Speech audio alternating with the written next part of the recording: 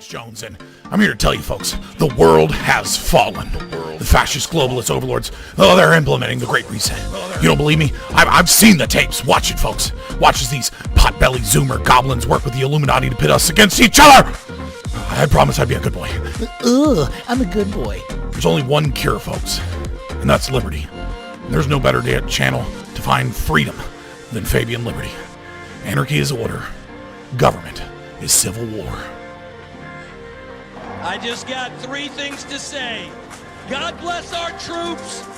God bless America. And gentlemen, start your engine! I got you, sir. I got you, sir. Let me get my shoes. Hold on, you're ready. So we gotta move to the front.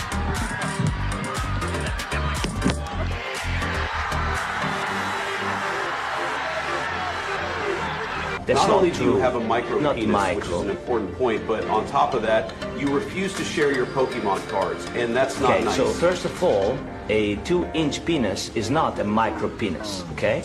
And for your second point, my Pokemon cards are all mine, and I don't have to share them if I don't want to. I work super hard to get them, and they're really special to me, so I'll keep them. No, you don't understand. You can't continue to play with us if you refuse to share your Not fair. I'm Ukrainian, and this is my bridge. I'm Ukrainian, and this is my gas station. I'm Ukrainian, and this is my school. 2 seconds earlier.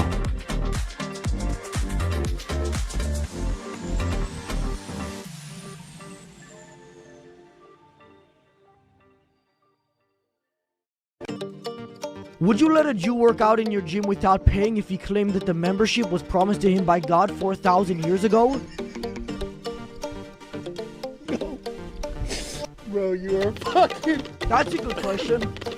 Yo, you're fucking funny. No, I mean, everyone pays. What if he tried bombing you for that?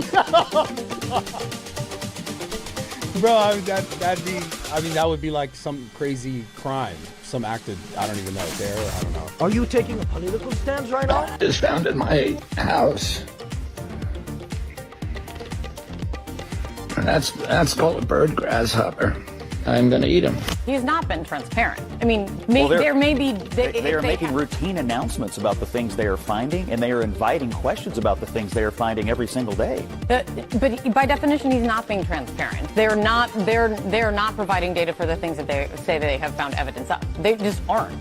The White House has provided... You can make announcements, and you also did admit that he actually... So you just don't believe it. I mean, they are providing information. You just choose not to believe that it's true. We're seeing about 13 months for these brain and spine MRIs. Cool. Canada, where healthcare is free, but only if you can afford to wait. Step 10, states must publish their own map and allow internal challenges to their own map. So the government has published a map. They have invited the states to challenge the map.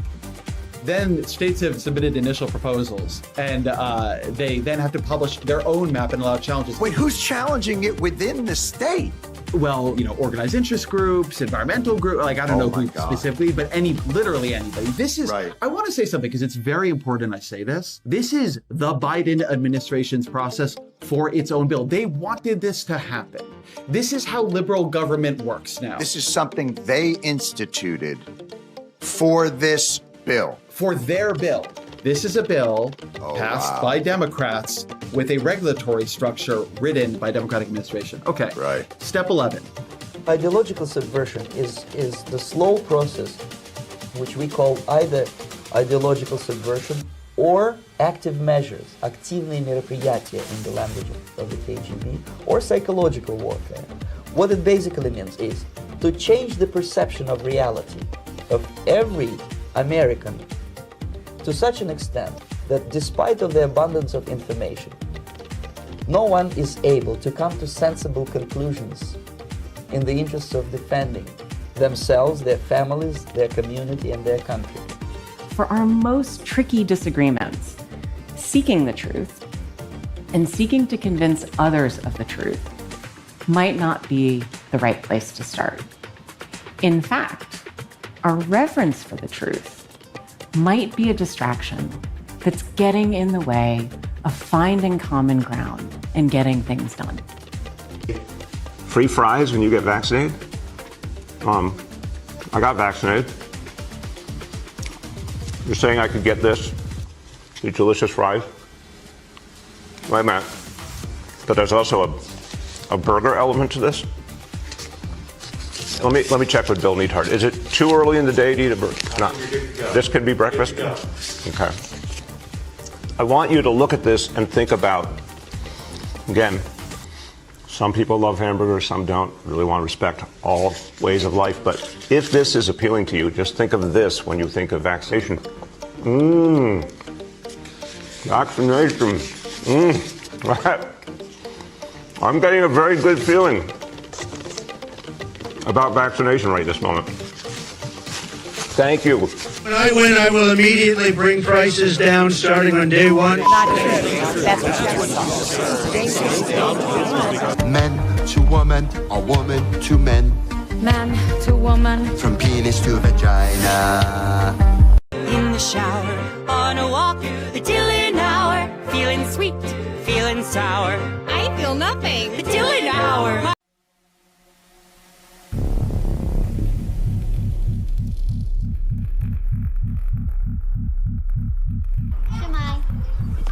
Hello and welcome to Wales. We understand being a refugee isn't easy. They go through so much. Fleeing your country is difficult, but Wales wants to help you feel welcome. The Welsh Refugee Council is here to help you. Tell me you love me. Say it like you mean it. Say it like you mean it. You message one other guy ever again, whether we're together or not. You understand me?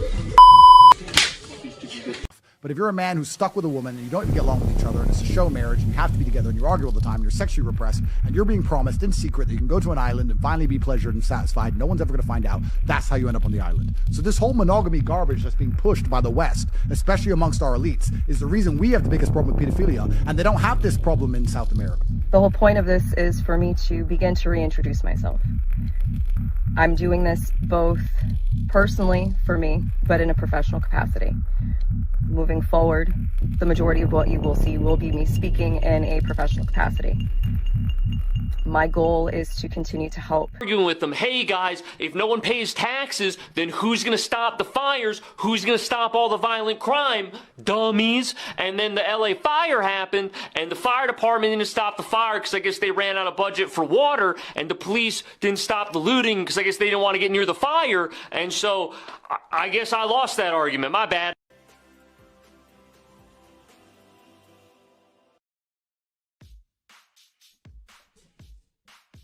What is this? No.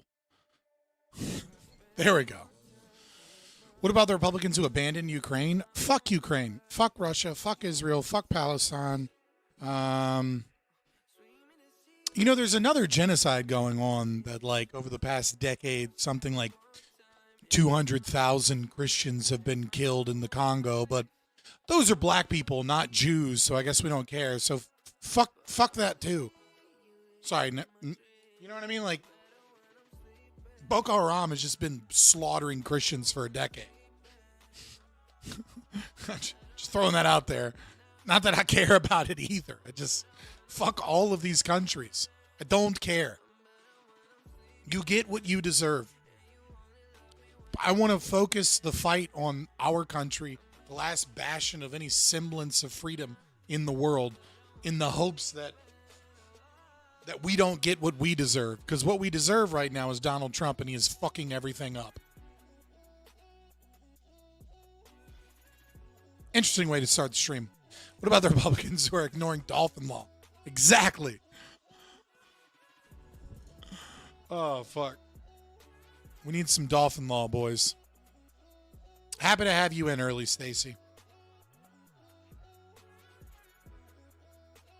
How's everybody doing these last couple days? I had to go to court.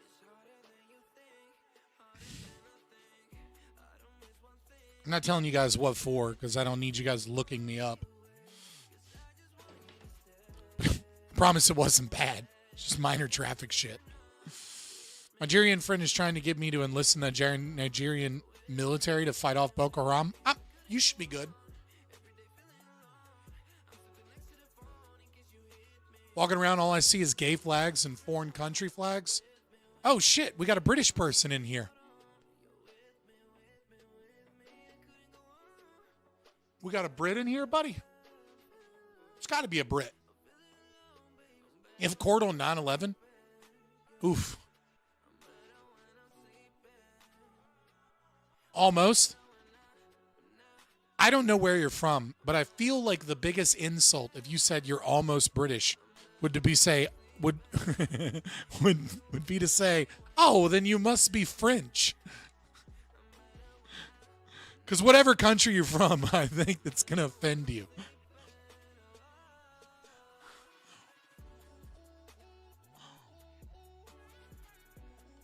What's up, everyone? Did you all know that the average black IQ is 85? That is misinformation. The average black IQ is not 85. Research shows that the average foundational black American or black person in the U.S.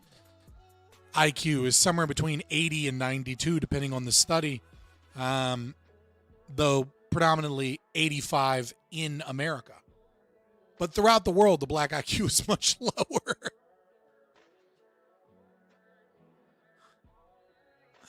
But yes, in America, the average black IQ is 85. Some of that most certainly comes from white admixture. Some of that definitely comes from just our culture and our laws and things of that nature being more conducive to proper development and stuff as opposed to places in Africa. Also, most of the blacks in America are West African, right? So you don't have a large portion of the population that's sub-Saharan African, which would lower the IQ.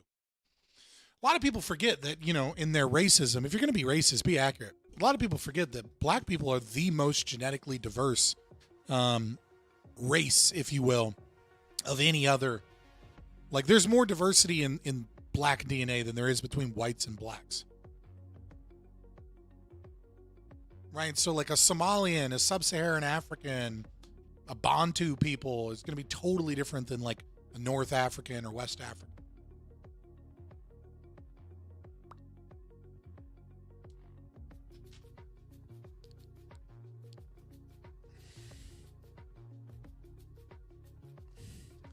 Part of West African American blacks are from is part of sub-Sahara. Yes and no. Like, you are correct that the West Africans that were part of the transatlantic slave trade are technically sub-Saharan Africans, but they're not fucking Bantu, man. They're not Zulu. They're not Somalian. They're not like middle African. Why are libertarians such cucks? Don't know who you're talking about. I'm certainly not a cuck.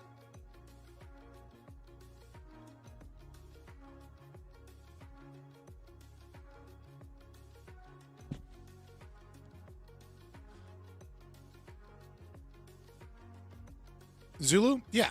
Well, I mean, like, Nation of Zulu is kind of what I mean. Right? Because, like, the Bantu people came into the southern part of Africa and invaded and just kind of, like, killed off a lot of those ethnic populations. So, for example, in South Africa, the country, right? Like, there's not...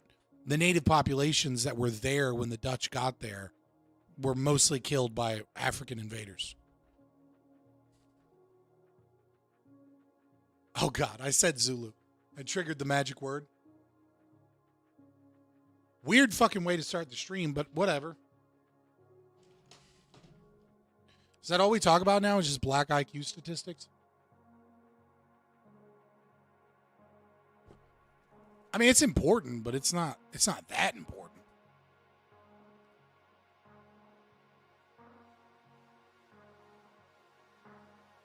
I'm getting a deja vu of Chris Cantwell here. You've been talking too much about IQ and race. Don't do meth. Cool. What the fuck? Sometimes we bring up Friday and Crusoe.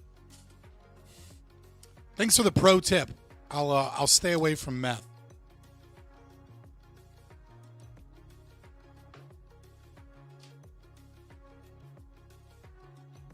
I was once looking through Kinetic Kel's YouTube channel. Is that the lady that was on Gibbs?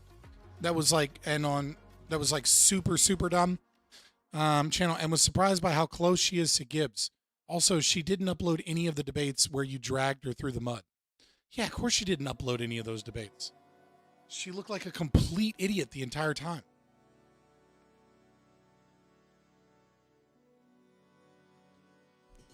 I put up everything. I leave up shit. I don't take anything down unless like I absolutely have to for like copyright reasons. Like if I take an L, whatever, I'll take an L.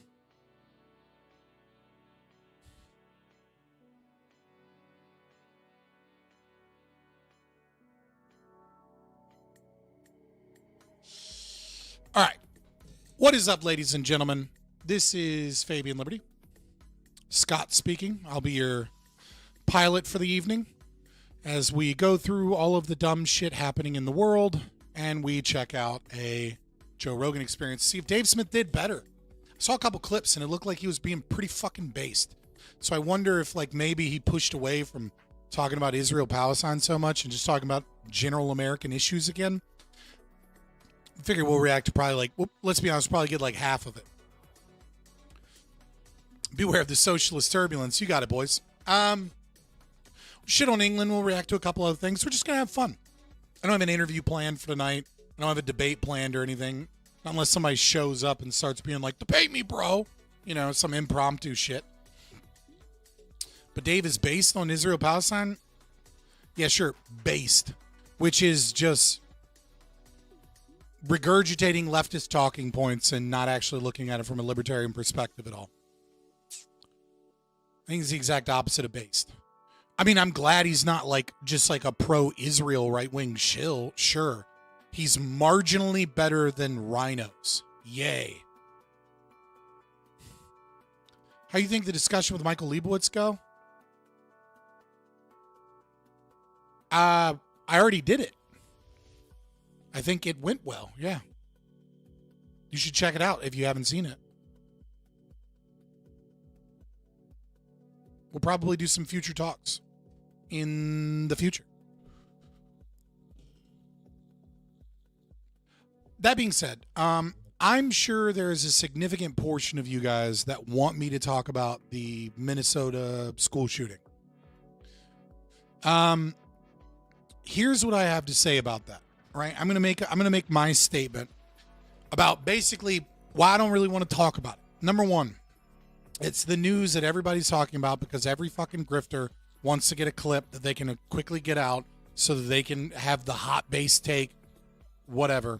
But I mean, that's the name of the game for so many people because most of the popular streamers and YouTubers are piece of shit grifters that get DC money, not real people with real opinions. It's like 95% of them at least. So, number one, yeah, I know they were trans and then detrans or whatever. Number two, they have all these conflicting ideologies. Actually, let me back up. First and foremost, I don't like to talk about school shooters. The reason I don't like to talk about school shooters is, number one, it's an astronomically small amount of our problems. Like if you do the math on mass shootings and you take out the gang shootings, right? Don't like trust leftist numbers where they're like 1,000 people a year die from mass shootings. No, they don't. It's like somewhere between 30 to 200 people depending upon the year. Okay? Now, about 23 people a year die from being struck by lightning. You are ever so slightly more likely to die from a mass shooting than from being struck by lightning. The reason it works is because it's usually schools, it's usually innocent people being gunned down. It's a very emotionally charged thing. And because it's very emotional, because it's very emotionally charged, all the grifters try and dogpile to get breaking news, and all of the people that want to use it for their own political gain try and use it for their own political gain. It's like the people come in, you know, how we got to take away the guns. You know, the anti-trans people come in and be like, oh, see, they were trans. This is why mental health issues, blah, blah, blah. They're all trying to get their next base take.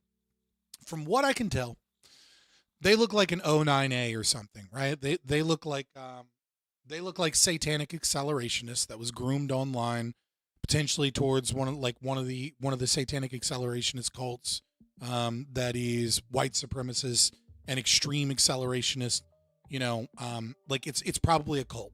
It's probably groomed by a cult, person at D-Trans. I don't know all the details, and I don't really like looking into that shit too deeply. I look into it a little bit, but it's not something I want to report on. So, what I'll tell you is that 99% of the people talking about this are completely full of shit. And if they're not, it's because they're stealing BX Bullet's work. So what you should do if you want to know more about what's going on is give her time to look into it. Go to @BX_on_X on Twitter and follow her for that shit. Because I'm not going to do the deep dive. I'm not going to understand where this crazy person came from. At the end of the day, I don't give a fuck what brand of psycho crazy they are. I'm worried about the birth rates. I'm worried about the collapse of our society. I'm worried about the ever-increasing debt that we can't pay for. I'm worried about the ever-increasing taxation and inflation. I'm worried about the fact that people can't buy homes. I'm worried about the fact that we live in a crime-ridden country because of the breakdown of family and socialism and other demographic issues. I'm worried about immigration. I'm not worried about something that is ever so slightly more likely to occur in my life than being struck by lightning when I go outside.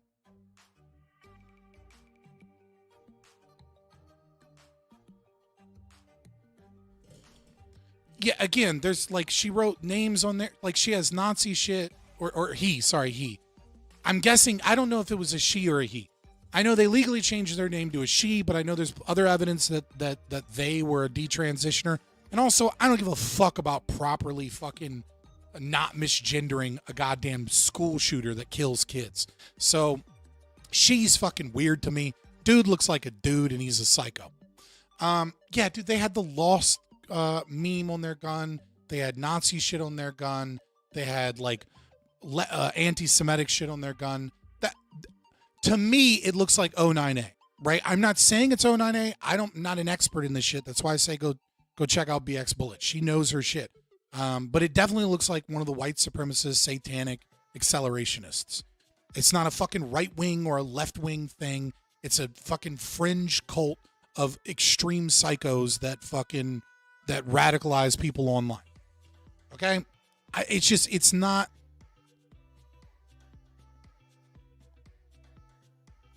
I'll let more details come out. I don't like doing breaking news stuff on it. But I know that if I don't say something about it, you guys are going to be like, why is this person in politics not talking about it all? I'm not talking about it all because I don't know what the fuck I'm talking about. I know more than what news journalists know, but that's because news journalists is like the lowest of the low level of retard. What the fuck? He obviously... Dude, my brain fucking gets wonky whenever we start talking about fucking trans people, right? Like, it just does.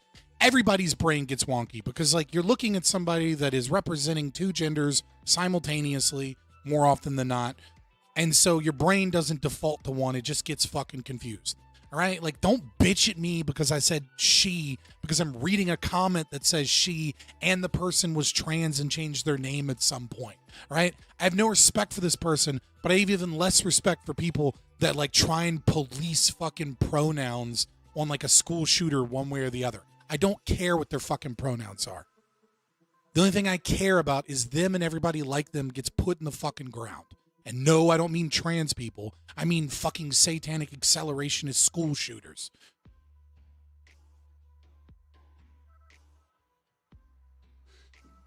Say individual? It's not natural to say individual. We use pronouns because it's easier. Your brain defaults to it. Call them the trainee.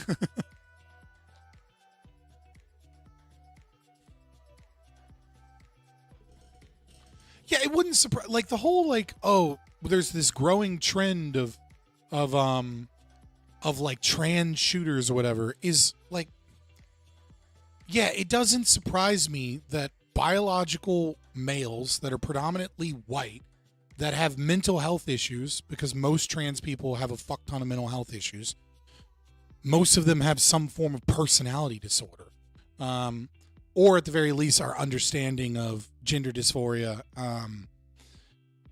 is like limited enough to the fact that it presents like a personality disorder in some way. Yeah, it doesn't surprise me that they're probably going to have a higher per capita of fucking psycho killers. But it's such an infinitesimally small problem compared to all the other shit that it's like it's literally just for internet points.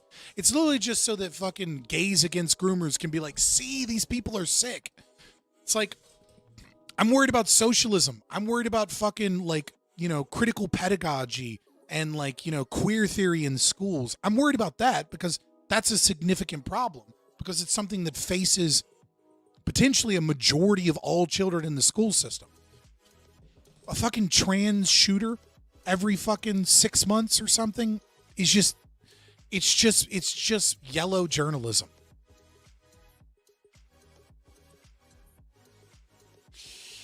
What are my thoughts on Trump sending in troops into DC? I don't like it. I mean, like, it probably will work to some degree. DC's a fucking shithole, right? It is technically like federal land, so it's kind of in his purview to do that. I really, really, really don't like National Guard being used by the president in any way, shape, or form like that. Like, National Guard should belong to the state that they're from and not just be used by the president for fucking policing. But it will probably have some level of positive outcomes. At least like direct measurable outcomes. Probably some bad outcomes. I'm not a big fan. I don't like ever expanding usage of state power. Like, there's so many other ways to fix the problems in DC. This is like way down the list of like of choices that should be used to try and fix crime and poverty in DC.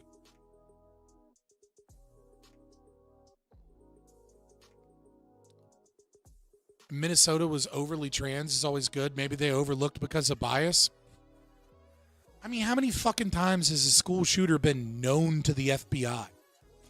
You know what I mean? Like, they overlook a lot. And I'll leave it at that because I don't want to get into conspiracy theory land. But I don't trust the states reporting on a goddamn thing.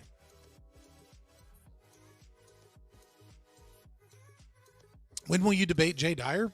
I did like a thing like over Twitter. It was a fucking shit show. Maybe like a couple months ago. I mean, I almost left several times because he just could not act like an adult. He's just such a fucking man-child. It was very difficult to have any type of conversation with. And I regret even attempting to have a conversation without like a moderator present. But I mean, we debated to a certain degree. And then at a certain point, I just kind of got tired of it all. I was like, okay, explain your worldview. And then he just constantly kept gish galloping nonsense from his worldview that was in direct contradiction with statements he had made in other debates, because he just searches for a win. He's not actually interested in truth or reason or logic. He's only interested in just trying to regurgitate like some level of knowledge about philosophy. He's always looking to subvert the other person's argument instead of taking the other person's argument wholly. It's just a very bad, I mean, like, he's such a bad faith. And I don't use that term bad faith like often. I use it for Jay Dyer. I use it for Destiny. I'd use it probably for Vosh. And those are the only kind of people that I would say, like, genuinely their entire debate standpoint is just bad faith. But you can go on his channel. I didn't know he was streaming. I thought we were just on Twitter. And he kept saying he was going to debate me, and I kept DMing him and being like, hey, let's set up a debate. Let's grab a moderator. And then he would just randomly send me a thing like, I'm on Twitter right now. I'm on a Twitter space.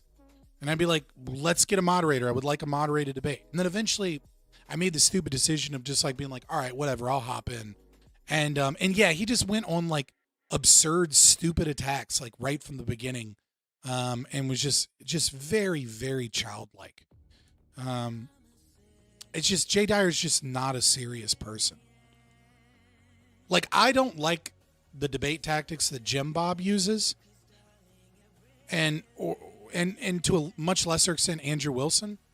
But like, I can have a conversation with them. I can have a debate with them. We can go back and forth. We can critique each other's points and kind of like, you know what I mean, and like get somewhere. Eventually, Andrew Wilson much more so, much slower than, let's say, Jim Bob, will kind of like, if he's losing, they'll both kind of like back up and then just start memeing and things like that. Jim Bob's really bad about memeing. He just like, whenever he's losing, he tries to be a comedian about it so that he doesn't, because he doesn't want to actually answer the arguments. But yeah, no, I've debated Jay Dyer. It's rough. It's just like, it's an exercise in futility. It's just like, you're not going to get anywhere. Downtown LA was safer in the 90s. I mean, subaquatics, the thing about crime statistics is overwhelmingly we're talking about inner cities, but even more so, we're talking about a couple of neighborhoods in a city. Like, the majority of all violent crime in America is in like a couple of cities and a couple of city blocks of those cities. And so, like, if you go by neighborhood and then compare neighborhoods from before and after, sometimes which suburb is the bad suburb switches, right? And so, like, like Miami's a great example of this, where there will be like a kind of a cheap area, and then artists that are in college or, you know, doing different things will move there. They'll gentrify it. They'll like make it a little bit nicer, and then like corporations move in, and then like, you know, and then it gets a little gentrified, and then it like rotates to a new neighborhood. Like a different neighborhood like starts getting worse, and like, so what neighborhood is what kind of switches? So like, well, yeah, for sure. But I'm just saying, like, it wouldn't surprise me that if the data was collected in a specific neighborhood, that like maybe it was better because it was like the most of the real crime was happening in like an adjacent neighborhood that isn't quote unquote downtown LA. Right. So it's just like, I would much prefer looking at citywide statistics, just because often it's not apples to oranges when you start looking at specific sections of the city.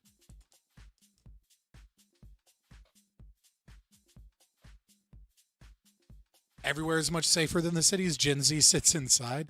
No, I mean, crime peaked in the 1990s when I was like a little kid, right? And it's probably, it's almost certainly due to lead content.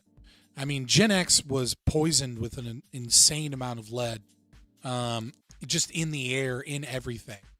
And it lowered their IQ, and it increased their criminality and tendencies towards aggressiveness, on top of all of the cultural decay that kind of began there. Yeah, boomers too, but boomers grew up with good parents in good neighborhoods with a fairly safe community. But yeah, I mean, there was an uptick in crime from like the 50s, and a large part of that was just lead everywhere. Leaded gasoline was a big thing, but I mean, there was lead paint everywhere. There was lead water pipes everywhere. Like, we just didn't understand the true dangers of lead. And there was a lot of people fighting out about it. Gen Z is just a generation poisoned by microplastics. So who knows?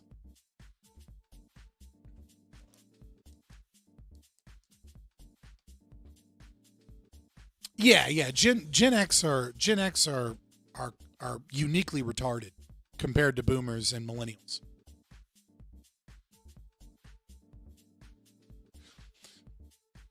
I mean, it's only like a couple of IQ point difference. So I mean, it's not a huge. But that has a big impact when you talk about like how many geniuses there are, or how many like high crime people they are, right? Because like once you get sub 80 IQ, is where like criminality is almost like predetermined. And so if you have a generation that's only a couple points lower, you get a lot more crime. Same thing is true of like black statistics, right? There's nothing inherently wrong with being black. But if your average IQ is 85, you know, a 6-year population is going to be sub 70 IQ.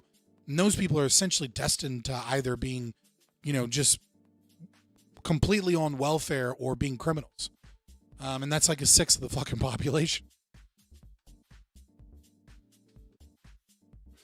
Gen Z is also being intentionally retarded by short form content. In many ways, yeah. Yeah, I mean, Gen Z has a lot of problems. Gen Z men have a lot of frustration. Like there's a lot of problems that Gen Z are going to have to face that are unique to them. And part of that is being raised on algorithms. You know, I mean, millennials were Millennials have our own problems, for goddamn sure. We've done a lot to fuck up this country. We are definitely not blameless. But I mean, mostly what millennials did is ushered in all the woke nonsense. Like, that's our big destructive force towards the American experiment. I grew up in a suburb, the best. Dude, suburbs suck for raising kids, in my opinion.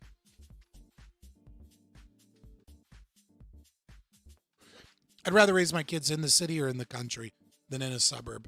Suburbs are where you have all these box of white wine zombie moms and parents that are completely disconnected from their children and a bunch of kids that are like looking for excitement because they live a boring life in a boring neighborhood with no parents around, and they end up doing a bunch of fucked up shit.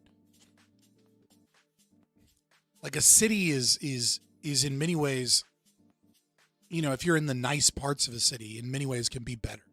And in the country where everybody knows each other and the community is a lot stronger, you have a brother's keeper kind of situation. You have people that will actually watch out if your kids are going astray, and you actually know who their friends are and know that there's like a problem there and things like that.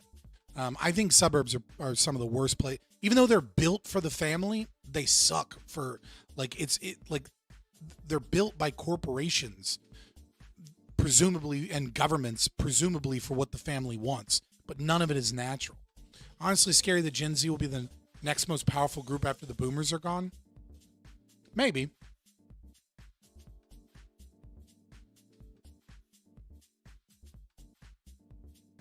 No, Raja Jackson is uniquely retarded. Like, he has a terrible fucking father, right? Randy Jackson is a fucking dude who gets his kicks off going to parties and trying to cuck people and like regularly assaults women, right? He just loves to like walk up to women and smack them on the ass and then go to their husband and be like, "You're gonna let me fuck your wife, aren't you?"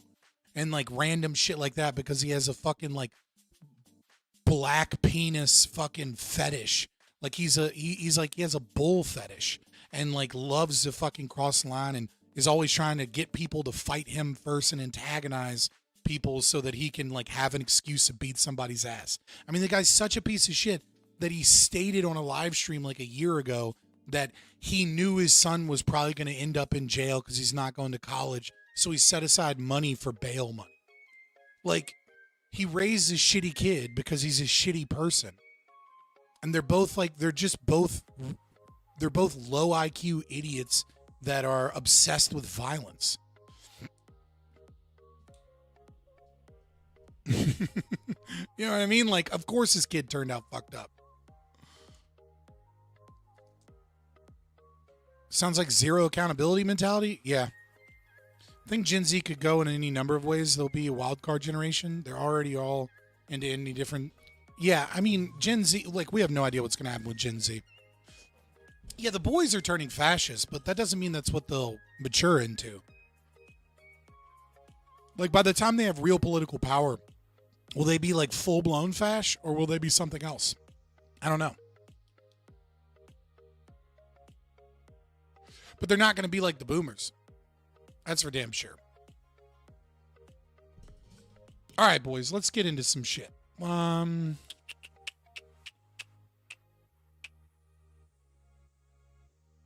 We're just going to have some fun. We're going to have some fun. I got sent some shit.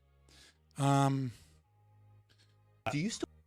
Mark sent me this, and I have not seen it. But I have a feeling it's like he sent it to me just to like rage bait me.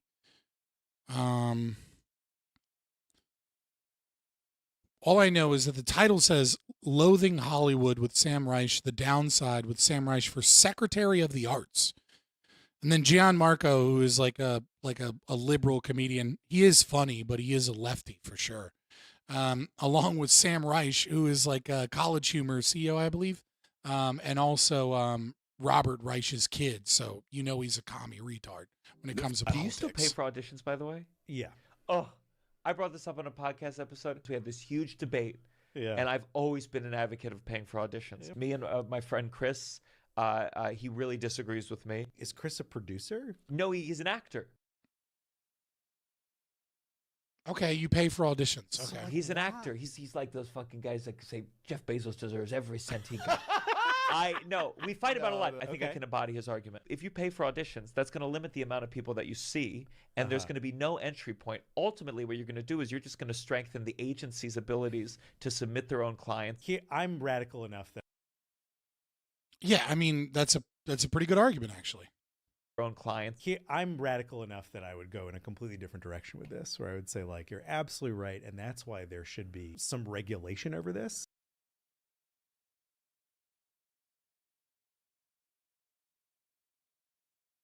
Mark, why did you send this to me?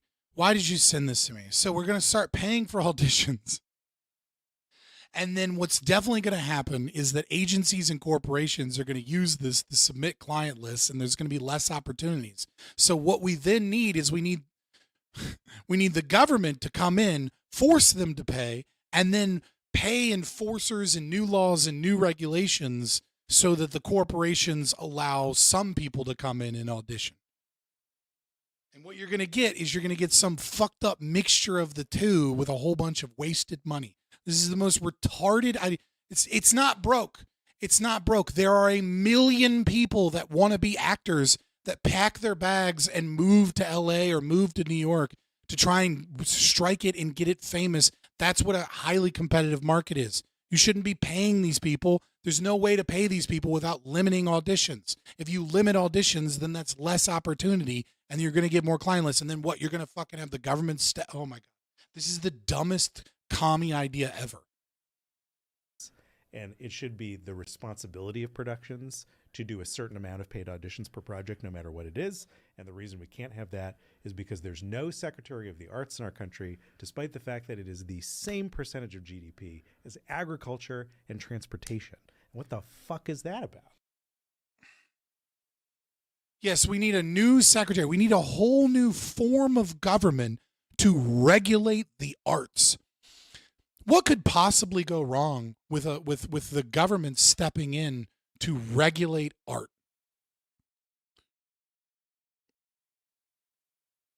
What do you like?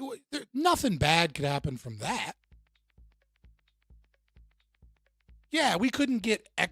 There's no way we might get fucking the bureaucracy and the levers might then change to an even higher degree.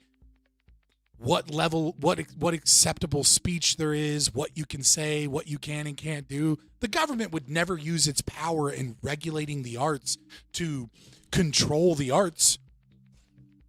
The thing that you're advocating for them to do.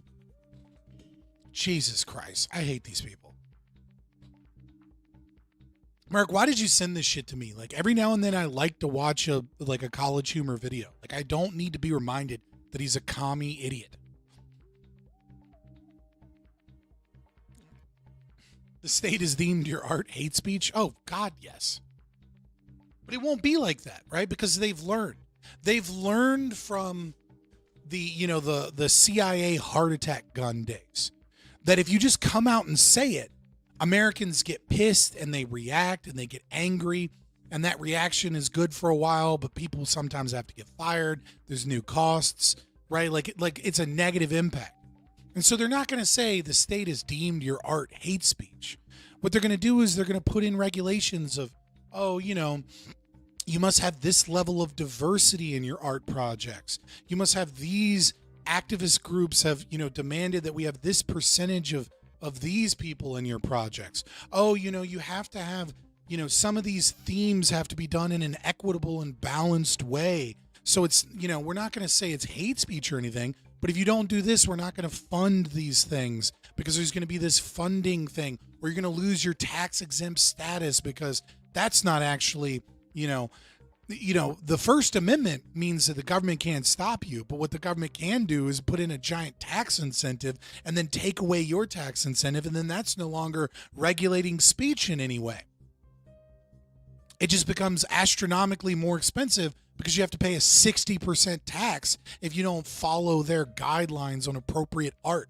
And then all of Hollywood that's making woke dumb shit will be paying like a 10% tax. And then their films will be the ones that continue to thrive despite being far less efficient because they're paying astronomically lower taxes than the people that are trying to put out good actual art.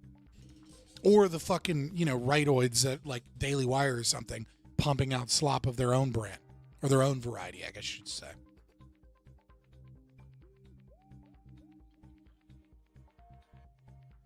Ugh, gross.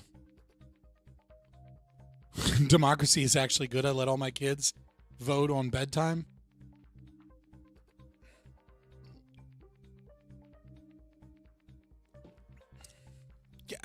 The idea that you have people in the entertainment industry begging for the government to come in and regulate tells you everything you need to know about those people in the entertainment industry. It's not hungry starting harvests, other than the few the commies that'll actually be doing this. What is a Woman was a great Daily Wire movie. What is a Woman was all right. I watched it. It was fun. The movie they did with like the school shooter one was pretty good as well. The fucking like drug addict lady with her ex-boyfriend showing up, that one was retarded. It was just like it reminded me of those like 90s VHS like Christian propaganda films that like if you grew up in a Baptist house, they like those are the films that you're allowed to watch kind of thing. It's very reminiscent of that.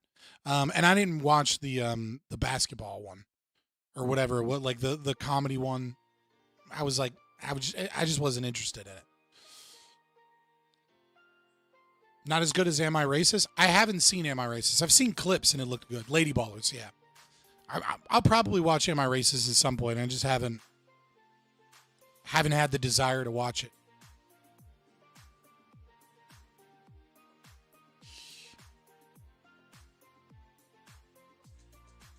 The tax incentive thing would happen in the USA. Here in the UK, we would just get arrested if the state didn't like our art. That's true. You guys want to get into England? Is it time to get into England? I think it might be time to get into England. All right, boys, let's go. Yeah, stupid ass bitch. This shit too easy, goddamn.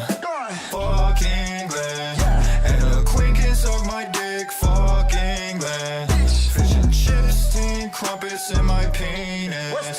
There's a list of what you eat if you from England. So fuck England. Oh no. Maybe you'll like this one better. How many people do you think that you did kill? Oh God, World War I veterans haunting truth. Oh, this could be bad. How many people do you think that you did kill? What are we watching? We're watching the fact that Americans over here I am deciding to champion the cause of being against England.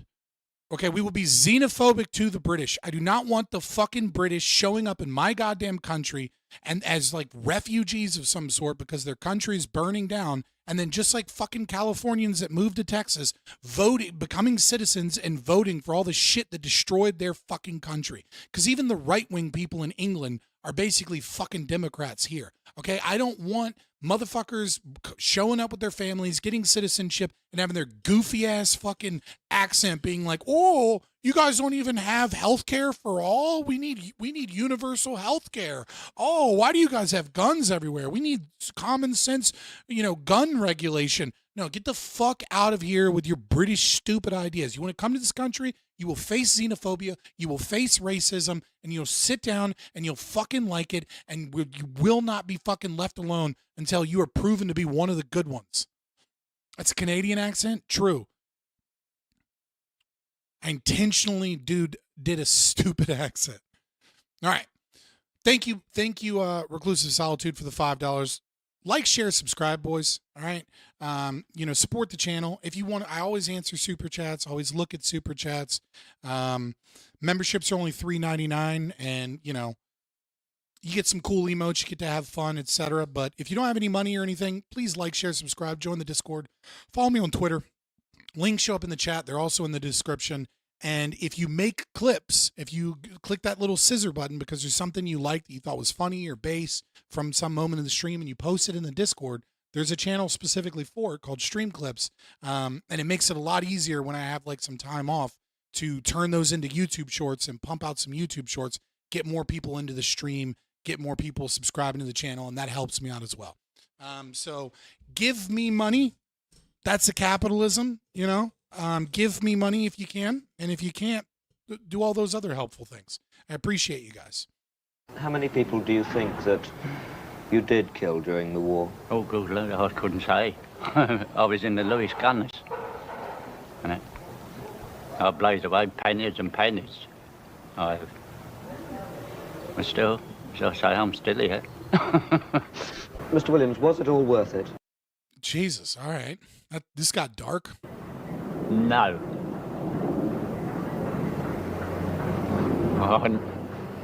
Why do you say that? Oh, because I've seen all this, what's name, and what I've been through, and I'll never volunteer for anything else. Okay, it got base there at the end. Like, yeah, fuck war, fuck World War I, fuck war. All right. This is a hate England stream, okay? Like, why would you send me something to make me feel empathy for fucking English people? Why would you do that? As a broke American with taxes? No. I mean, but you do have some of the lowest tax rates in this country. Make stream clips, Blaze Right. I believe in you. Also, check out Blaze Right's channel as well. You can click his name and go to his channel there. He does a lot more short form content. So if you're just looking to, like, listen to a 10-minute video and catch up on some dumbass news and gaming or sports or, stuff that's going viral or whatever, Blaze Right's a fun little thing to have on in the background, as opposed to like my long ass live streams. I don't know why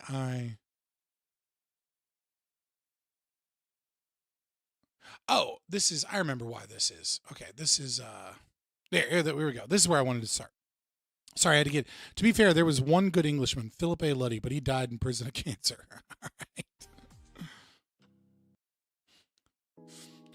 4chan is suing the UK government over their speech laws. And this is the beginning. Fucking let's go 4chan. Can we all get a round of applause for fucking 4chan? Put little clap emojis in the chat. Put fucking whoops and yays and woohoos or whatever the fuck you want. 4chan out here fucking being a bastion of badassery, of baseness.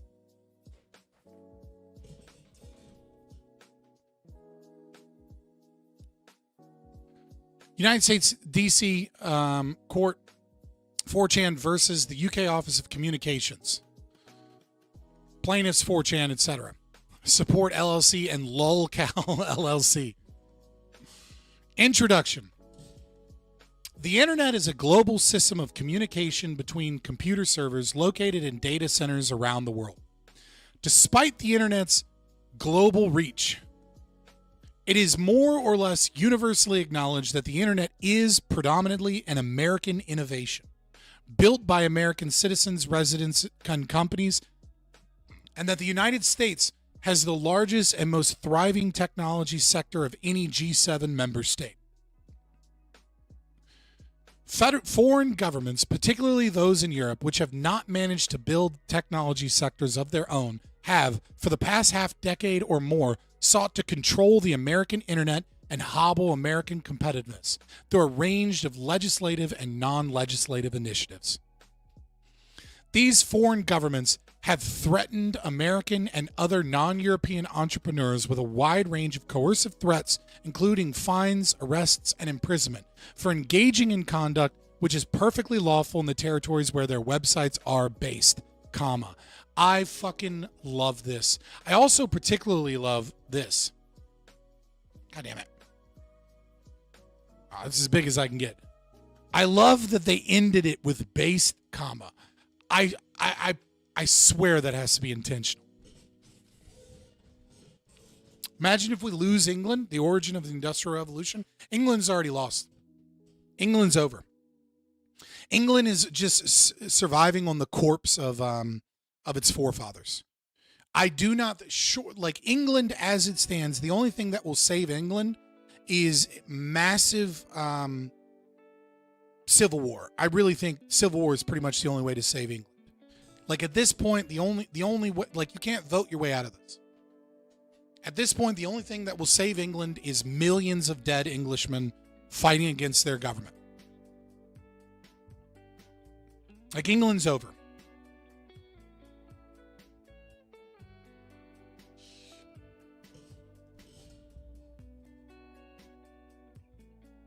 maybe there's like this slim chance that like a massive portion of the electorate, because what you really need is you need women.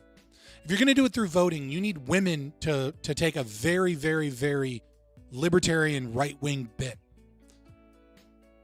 I find that to be an infinitesimally small thing, because it's with a parliamentary system, they need like a good 2/3 of England to be ready to, because like you got to understand, even if they win a majority in all elections, let's say, let's say a libertarian party that isn't run by Nigel Farage because he's already cucked out a bunch of times, right? Comes in and they win 51% of the vote. Well, like a good third of those people are going to be working with the left in some capacity anyways. You're always going to have a good chunk of politicians that are just, even in like a really base party, are going to be slimy, backstabbing corporatists that work, that are going to work with labor to continuously water down legislation. So unless you can have like 2/3 majority of like a right-wing libertarian, overthrow of the UK, politically speaking, then nothing's going to happen. And in order to get that, right, and that's like the bare minimum. And in order to get that, you need like half of women. Actually, what you need is like 90% of the Englishmen and like 70% of the English women, because labor and all of them are going to consistently and continuously get votes from the migrants that they've brought in and granted citizenship to. So all the Muslims are going to vote to continue the downfall of the UK.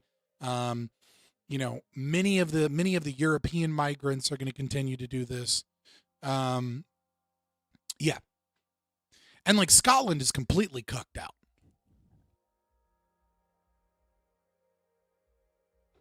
Sorry, Ireland. Like, no, I mean, the only way, like, you would have to get 90% of men and like 70% of English women voting for a libertarian right-wing party in order to get this to occur. And those numbers are probably like, that's basically an impossible ask. So genuinely, I think the only thing that could fix England is a civil war with millions of dead Englishmen. I'm not advocating that anyone in England start a civil war. I want to be very clear to YouTube and the YouTube censors. I'm not saying take up arms and start killing politicians.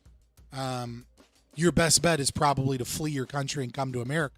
And our best bet is to treat you with extreme xenophobia so that when you get citizenship here, you are not you're not voting for the shit that destroyed your country. I don't know that a Javier Milei is a possibility in that country. And even if it is, he needs a coalition government that's willing to work with them in England. And the demographics is too, it's not like Argentina, right? Like that was a surging of the population within. Argentina didn't have a massive immigration issue where there's a massive portion of the population that is not Argentinian, that is there to steal from the government and destroy Argentina, that doesn't give a fuck about Argentina.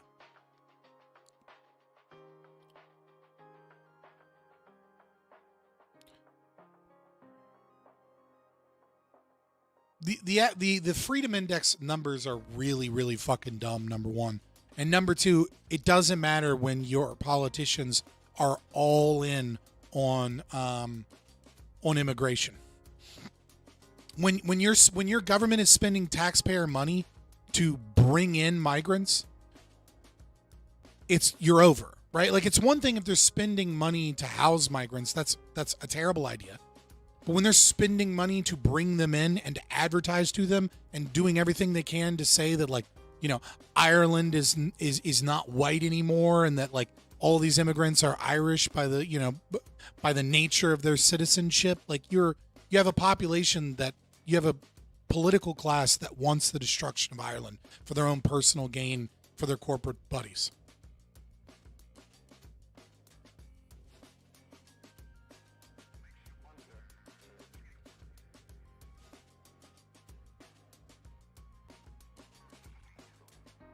Like, it doesn't matter. It's completely cucked out. So again, I promise in the future we will only do this when we start the segment, but. Yeah, stupid ass bitch. This shit too easy, goddamn.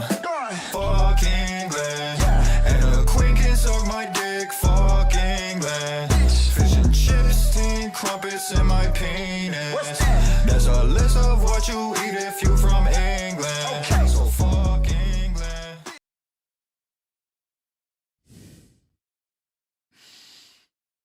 All right, obviously, if we're going to chat, we got to talk about this. We have to talk about this incident that is going super, super viral. Okay? Let me clean up my, clean this up just a second.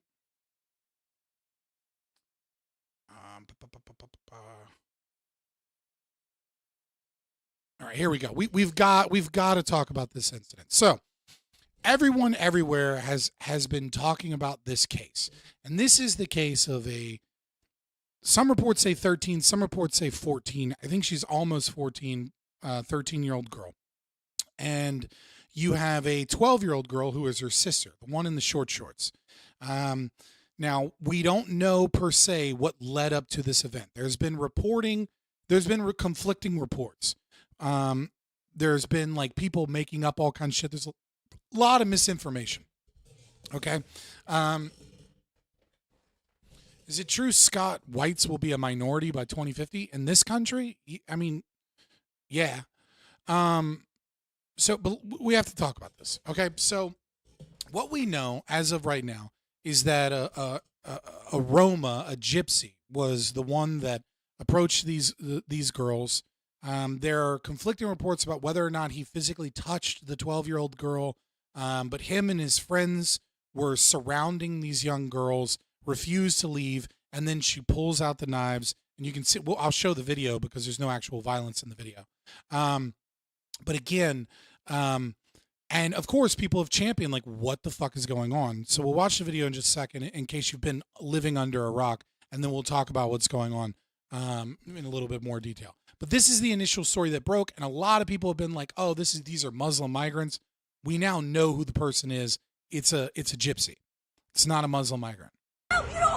It's a gypsy migrant, but nevertheless. Yes, you have a knife. Hey, I'm fucking 12 feet. You're fucking bad and Why are you fucking with us? You're fucking kid bashers. Show the knife. Show the knife. Show the knife. Away from us. So again, he's surrounding people. There's another woman present. Apparently the woman is related to him, either like a cousin or friend or whatever. But they're being encircled by people as he's approaching them and demanding that they show the knife. And she's going to here in a second, but you have to ask the question, why would he do that? If this is like some crazy girl, like why would he approach her and try and get it on camera? He's doing everything he can because he knows that he's not going to be in trouble for harassing a 12-year-old girl. He's going to be protected by the British government, and that they're going to go after this girl. Spoiler alert, nothing has happened to him. Nobody cares what happened to him. And the English government has decided to arrest and charge the 14-year-old girl with possession of these deadly weapons. Show the knife. Away from us. Show the knife. Show the knife. Don't touch her. That's it. That's it. Show the knife. Show the knife. That's it. Don't fucking touch my little sister. She ain't fucking 12. Where's her fucking touching me? She's fucking 12 and you just battered me, mate. Where's her fucking touching me? Yeah, show the knife. Maratha. Don't touch her, doing to me. Don't touch her. So again, this is a 12 and either 13 or 14-year-old girl. I'm getting conflicting reports, and it's hard to get data from minors, right? Because they're not just going to like show an official police report. I've heard it reported that she's 13 some places, heard it reported that she's 14 in other places. Regardless, you have a tween and an early teenager that are running around armed because of how often they are sexually harassed and nothing is done about it in order to protect themselves. And the English government has taken upon themselves to arrest the girls, the one girl, for brandishing and having these weapons, as opposed to the pedos that are out sexually harassing little white girls And of course, the fact that he has white skin has now been used as proof that this is all right-wing misinformation. So you can look at, see if they have the, and then of course you have all these things, all of these different, AI things going around. Bro needs to meet my friend Chippy. We're talking about, I know. What are the weapons? It's a knife and a small hatchet. Like a small hatchet that you might use for like you might buy to have like in your tool shed. This is where it's like half hammer, half cut up little wood stuff. Great for scaring away pedophiles though. So let me find. Oh, I don't feel like this. This one's. Let me just find it real quick. So just some reporting on it. I want to show the original because this is how fucking batshit insane the country has gotten. Okay? Oh, it's two of the same article. Okay. They changed the photo. But nevertheless, you can see here, they blurred her face, they blurred the weapons, and they blurred the handles of the weapons because they're that concerned with the fear and violence of a knife.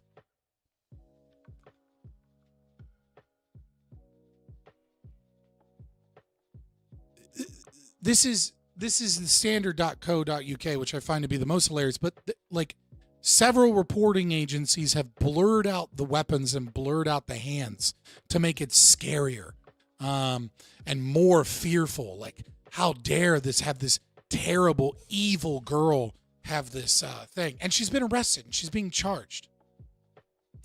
And now they're screaming misinformation.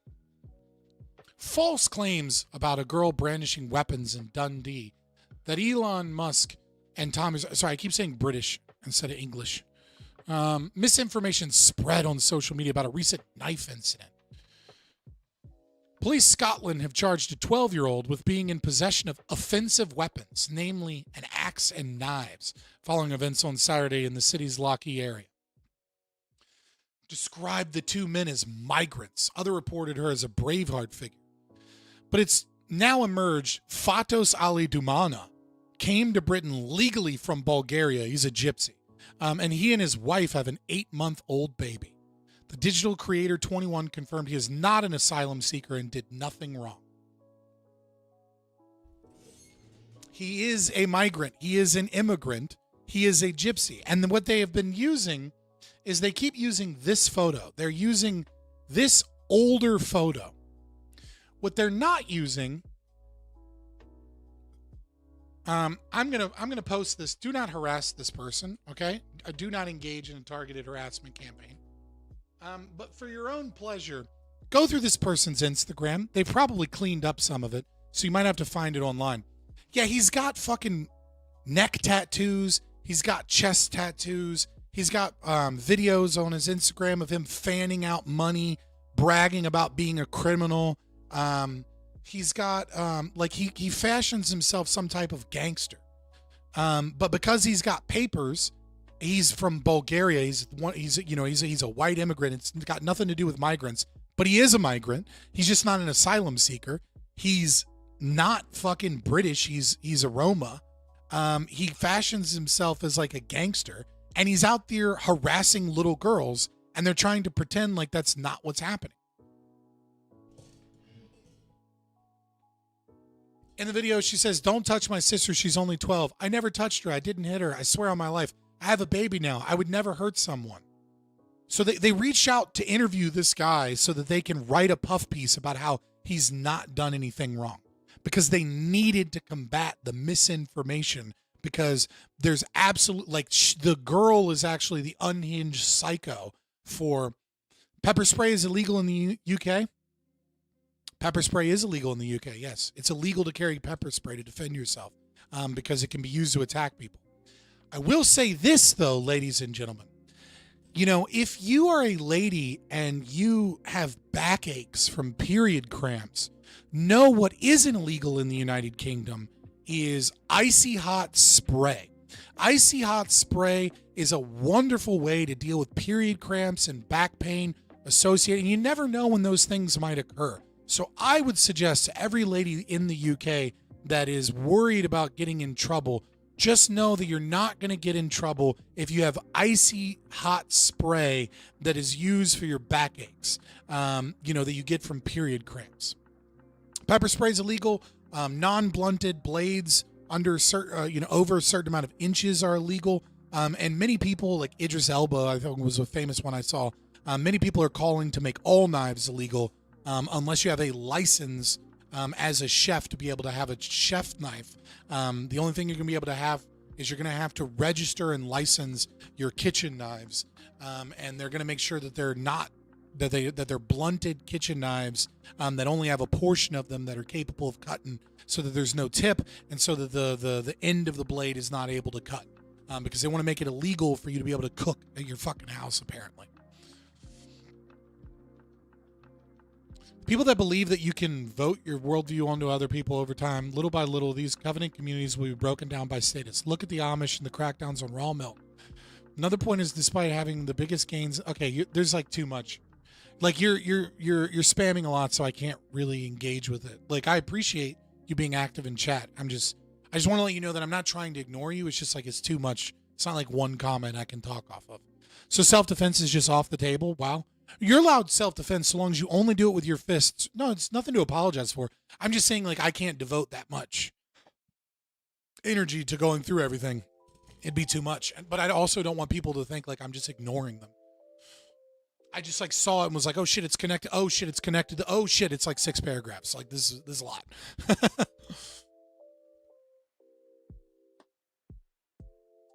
They're doing everything they can to vilify a girl for taking for defending herself and defending her sister. Vilify everyone that is talking about this issue as like misinformation because the guy wasn't Pakistani, he was a Roma migrant, and then just feed a bunch of the misinformation in context themselves. Pick out the nice little things. Did you get a haircut today, Fabian? Nope. A couple days ago, I cut my own hair because I always cut my own hair. I haven't had a haircut in a couple of years.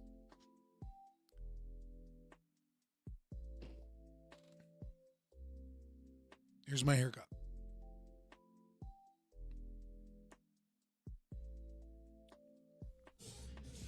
I'm broke. Look at my stream, guys. You've only given me $5. How am I supposed to get a haircut on $5? It's like fucking $50 just to go to the barber and get a good haircut. I ain't got it like that. I cut my own hair. Save money. Also, I have pretty bad dandruff, so I have to use like salicylic acid and then like a silicone scrubber, and then like use tea tree oil in my hair afterwards. And like, I don't want to do that to anybody that cuts hair. You know what I mean? Like, I guess I could do that before I go and then get them to wash my hair, and then dry it, and then it'd be fine. But yeah, like, I don't want to make anybody cut that shit. You're forgetting that he has the papers, mate. Christ has come down and decreed in stone he's British. Far right to say otherwise. He also decreed vote labor. There you go. As long as you vote labor, right?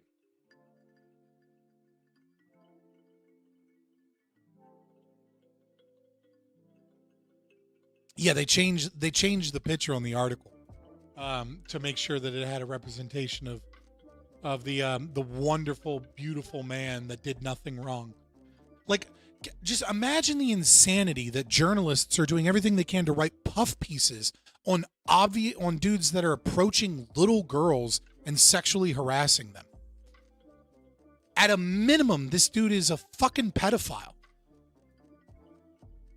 He's just not out raping people. That's the best you can say about this guy.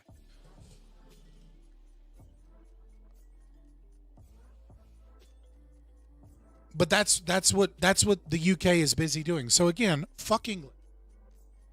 We have a new addition to the far right in England.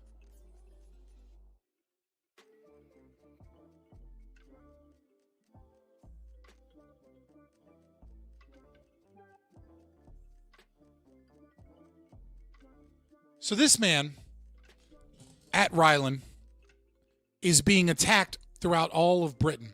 Okay, he's a D-list British celebrity.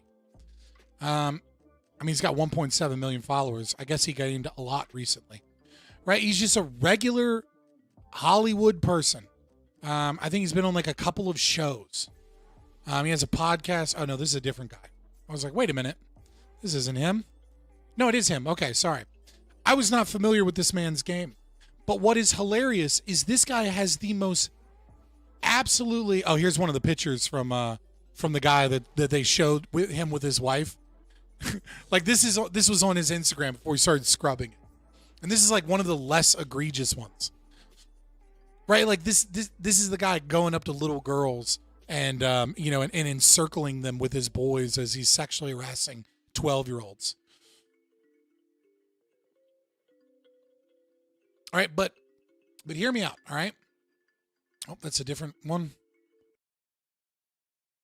This is now being lambasted throughout the media as irresponsible. And there are people writing articles and people writing tweets about how this is all misinformation and this is evil and that this is like right-wing psychosis.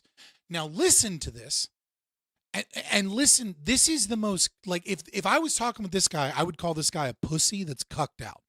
Like I would call this guy a liberal little pussy that won't do anything to solve anything. I've got to be honest, that is a major worry. The country is built. Also, watch how everyone here gets super nervous knowing that they're listening to someone that is off of the deep end right wing in their mind and in their show. So he's got to start off with this whole like fucking, this cult-like ritual of like diversity is our strength. Diversity is our strength. I love the immigrants. Immigrants do wonderful things for this country. Like this country's built on immigration.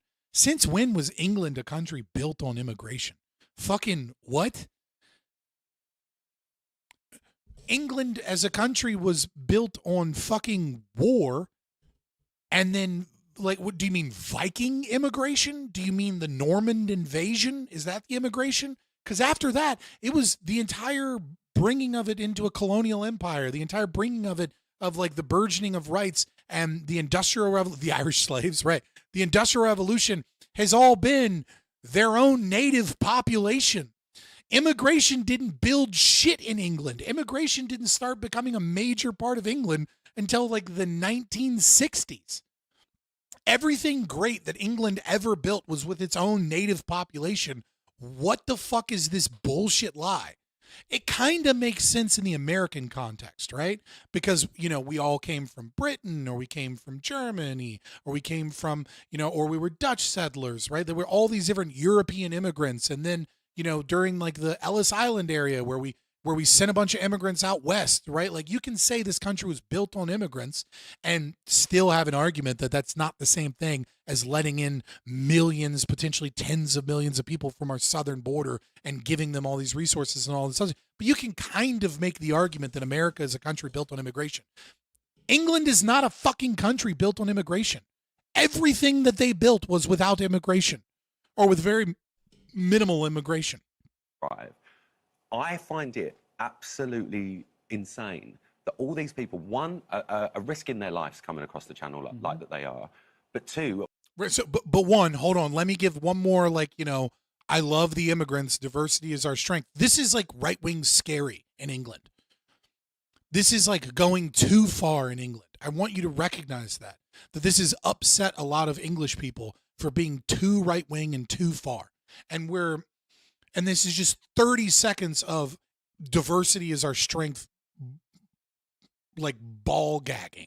Again, this is the narrative that we're being fed. This is what it seems like. It is the most tepid critique. Getting nervous because, like, even with all of that bullshit, all of that, like, I'm doing this in the nicest way possible. This is just a narrative. This is just what it seems like. You can already start to see them, okay, they're getting nervous because they know that they've got someone too right-wing to be socially acceptable and that this could potentially be a legal problem for them.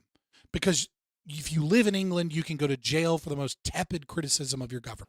It's not all, just some of them. It's just a small minority, right? But it's the narrative. Some are...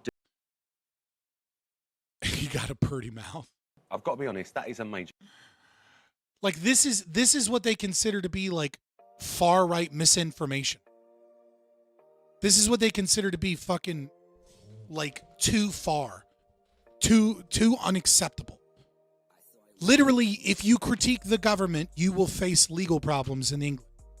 British people, for the love of God, get the fuck out of your shithole country. England is a shithole country. You've let women and socialists and soy boys vote and gain enough political power to bring in a new group of men that are here to rape your country to death. They are here so that they can destroy your country and so that they can fulfill the Islamic wish of establishing the caliphate worldwide. And unless you're prepared to fight a civil war, unless you're prepared to fight and die on the front lines of combat for your country, and you somehow have some crazy ability to establish militias and things that will immediately be broken apart by the state, just get out. It's a shithole. Get out. Your country's gone. The experiment has failed. The British Empire, okay? Queen Victoria came in and she had a giant empire and she left with a crumbling, rotten country. Okay? That's it. It happened all in one queen's rule. And your king is nothing but a cuck. A cuck with a bunch of pedo family members. Leave. It's not worth it. I know you don't want to leave your homeland. Leave. It's not really about where people are from. Also, I'm not against all immigration. It's about the person and the philosophy. Taking only people to respect Western culture. Western culture died with World War II.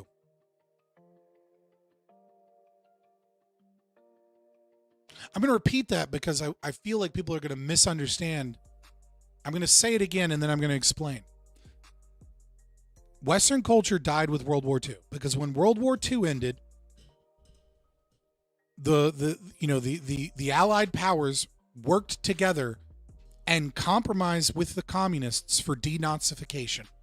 And a large part of denazification was socialism and like workers' rights and anti-race based propaganda that was designed to demoralize anyone that was proud of their Western heritage or proud of being a white or proud of their heritage as a European.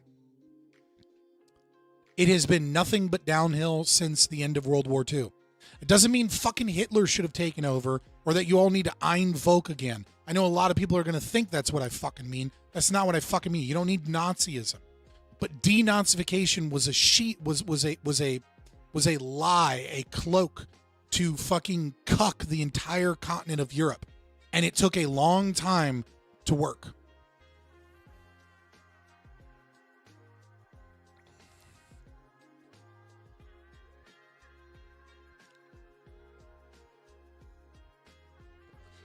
I get what you say, not wrong, but I mean willing to love capitalism and good behavior where you go. If you hate it, why come? You don't have capitalism in your fucking country. America doesn't have capitalism.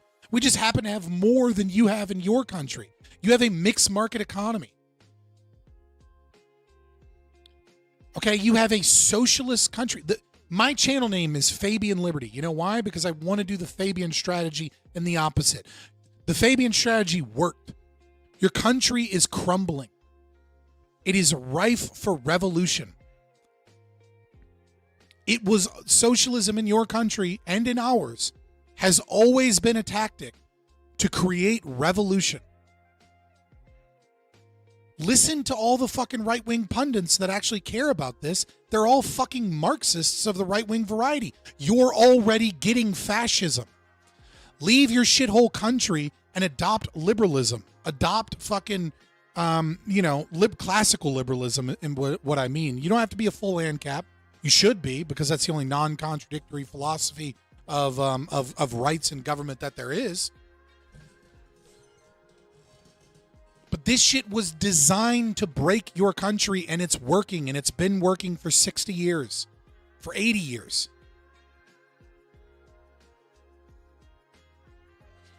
The new champions of Gen Z are all fascists. Leave. Because the only hope of saving England right now is a civil war that will likely be led by fascists. And let me tell you, it's only going to save you potentially in the long run. It's not going to be pretty. Fascism is fucking awful, and it's coming.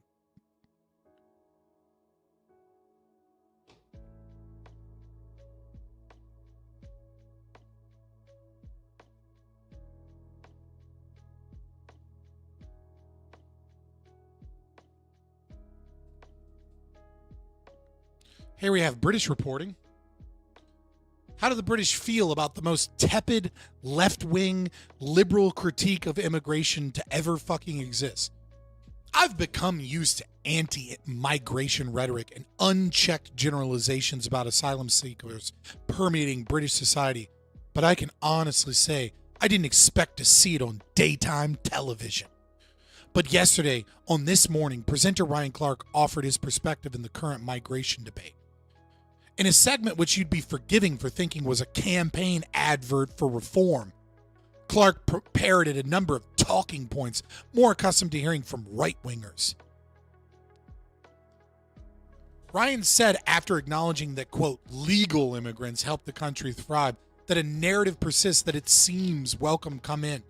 Yada, yada, yada, just quoting what we just read. Hit by backlash, mainly from his own fans, the former X Factor star seemed to double down on his arguments, writing on social media that you can still be pro-immigration and against illegal routes, and not acknowledging some of the factual inaccuracies in his statements, like the facts migrants aren't routinely given iPads. Yeah, they're not always given iPads. They're only sometimes given iPads. You piece of shit far-right reform. This is your fuck. Leave. You are fucking stupid if you have the money to leave England and you're still staying there. The only excuse I will accept is that if you're like, you don't have custody of your kids and your kids live in that country and you're staying there to be with your kids. But if you have custody of your children or you don't have children and you have the money to leave the UK, you're part of the fucking problem. Either go outside and start hanging politicians, or better yet, the thing you should actually do, not the thing I just totally didn't advocate for, is you should come to fucking America and you should accept my xenophobia and my racism against your silly British accent so that you never forget why you left that shithole country.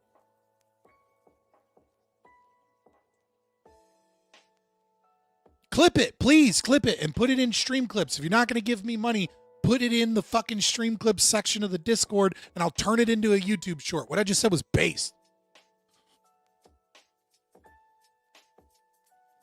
All right.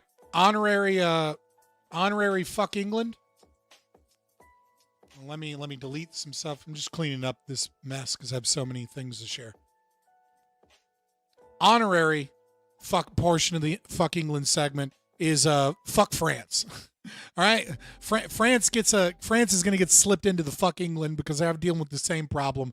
All right, I just thought this was funny, a little bit of a cool down, but also fuck France. Don't forget that we hate the French. The American in Paris who was electrocuting pickpocketers by letting them steal a decoy booby-trapped wallet has been stopped by police. While the police did admire his work of electrocuting pickpocketers with a battery-powered wallet, they did confiscate all of his 30 wallets that were on him because so many pickpocketers had been sent to the hospital with irregular This shit's so AI. heartbeats.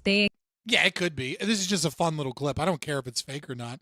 The pickpocketing is a fucking problem. I hope it's true. That's all I have to say. Heartbeats. They explained that France has a universal healthcare system and it was putting a burden on the hospital because this man was sending so many thieves straight there with his electrocution. It doesn't look like AI. I'm gonna be honest with you. But if it is, whatever. It's still a fucking problem and it's hilarious. When the police asked the man why he was doing it, he said that obviously you guys don't police this, so I thought I would. I mean, I was literally walking circles around the Eiffel Tower while I metaphorically walk circles around these pickpocketers. The American said that while the hospital might be a little overburdened, at least the pickpocketers aren't out on the street, and so these people like me who are visiting the Olympics can walk around with more peace of mind. God, I hope it's true. I hope he was just electrocuting pickpockets from French in Paris. Who knew that Kanye West was a fucking prophet when he wrote his song about Paris? Uberbase. When I say good morning from Chennai in a few months, it's not meme LMAO. I go there for work and it's modem mage. My bad. Fellas in Paris, Kanye was a fucking prophet because that's all that's in Paris now. That's all I'm saying. All right, we're done with the fuck England portion of the segment. Or portion of the stream. We got to talk about this. So I guess we go... I guess this portion of the stream should be fuck the ADL or fuck AIPAC, fuck Israel. I don't know. Whatever you want to say about this. Republicans in Congress open probe into Wikipedia for alleged bias. So the entire fucking time that we as a nation were having Wikipedia articles where there were college classes designed to rewrite history so that so that we could change the historical facts to fit a leftist narrative, Republicans were fucking silent. Absolutely fucking silent on all of the ways. Like the cultural Marxism thing. Cultural Marxism was a Wikipedia edit that existed for years and years and years. And it was about the Frankfurt School. It was about, critical theory and where it came from. And then one day they changed cultural Marxism. They kept the exact same page. They just changed the name. And then cultural Marxism became a tab to a Nazi right-wing conspiracy theory. And any mention of historical facts or narratives about Marxism and where neo-Marxism came from, the critical theory came in Frankfurt, all of that became a conspiracy theory. They rewrote all of history to be a conspiracy theory because it was showcasing too much how all of your children were being indoctrinated into leftist philosophy. Nothing to say. Republicans have nothing to say about all of the misinformation that was going on. But now that fascists and right-wing people go to Wikipedia, go to the early life section, and then go, a Jew, I knew it. Now all of a sudden, the ADL and all these Jewish organizations are coming in, and the government is going to fight Wikipedia. House Republicans announced on Wednesday, August 27th, that they have launched an investigation into Wikipedia, alleging that the Internet Encyclopedia has organized efforts to inject bias into its entries. That they had college classes designed to rewrite Wikipedia to conform to Marxist narratives. Nothing to say. In a letter obtained by USA Today, the Republican-led Oversight and Government Reform Committee, chaired by Representative James Comer of Kentucky, and the head of the Cybersecurity Subcommittee, Representative Nancy Mace, that fucking freak that is always on about fucking trans bathrooms of South Carolina, sent a request of information to Wikipedia CEO Miranda Exender. Specifically, the request was made for an investigation into, quote, foreign operations and individuals at academic institutions subsidized by U.S. taxpayer dollars to influence U.S. public opinion. Multiple studies and reports have highlighted efforts to manipulate information on Wikipedia platform for propaganda aimed at Western audiences, the letter said. In the letter, Comer and Mace reference a report from the Anti-Defamation League. All of a sudden, Republicans and right-wingers trust the ADL. That leftist organization that is designed to make anything ever so slightly center left or center right into hate speech and hate groups that label every single solitary form of thought that goes against leftism as hate speech and violent groups, the ones that constantly lie about hate crime statistics and constantly lie about groups over and over and over and over again. Like they're famous for just making shit up. Now, and as a means of attacking the right, now all of a sudden they're super trusted. And these are the people we need to work in tandem with the government to censor the internet, in which they allege that Wikipedia coordinated a campaign to manipulate entries related to the war in Gaza, which they allege advance anti-Semitic and anti-Israel information. Not even misinformation or malinformation at this point, just information that goes against what we fucking like. As our research showed earlier this year, anti-Semitism and anti-Israel bias on Wikipedia are a significant problem.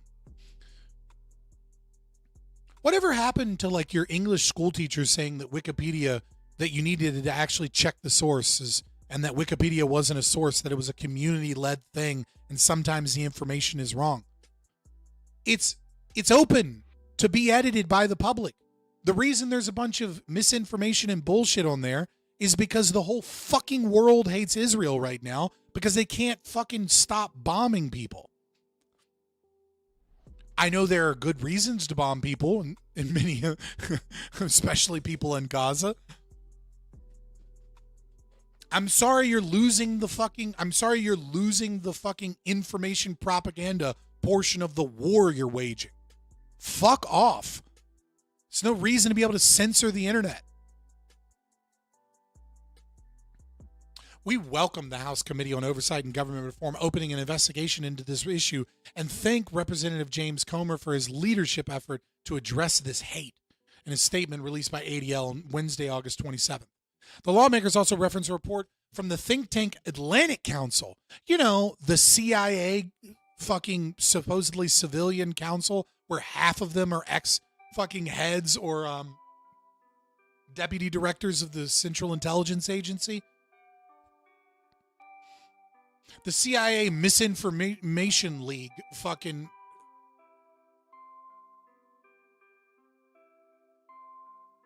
The idea that we ought to censor the internet because the ADL and the Atlantic Council think it's a good idea should have every single alarm bell in your brain ringing.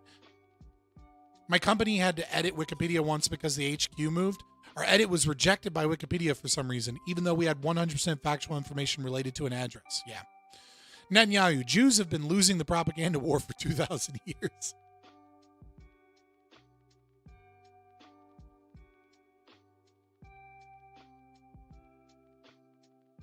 And then, of course, Wikimedia, cucking out. We welcome the opportunity to respond to the committee's questions and to discuss the importance of safeguarding the integrity of information on our platform. Yeah, because they cannot wait until the government steps in and regulates them so that they can have even more reason to slow down and make Wikipedia suck.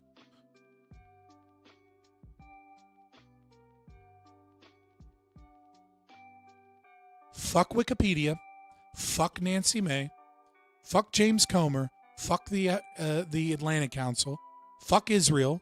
Fuck the ADL.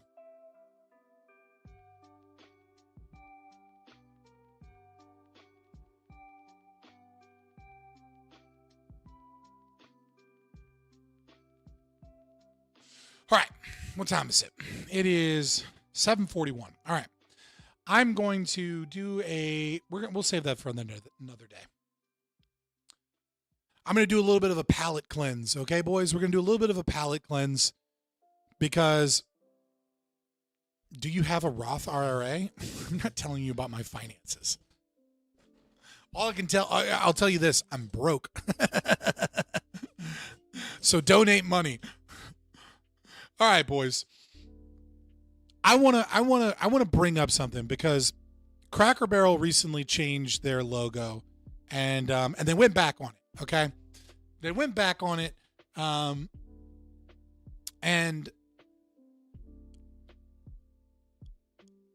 a lot of people were talking about wokeness and about how,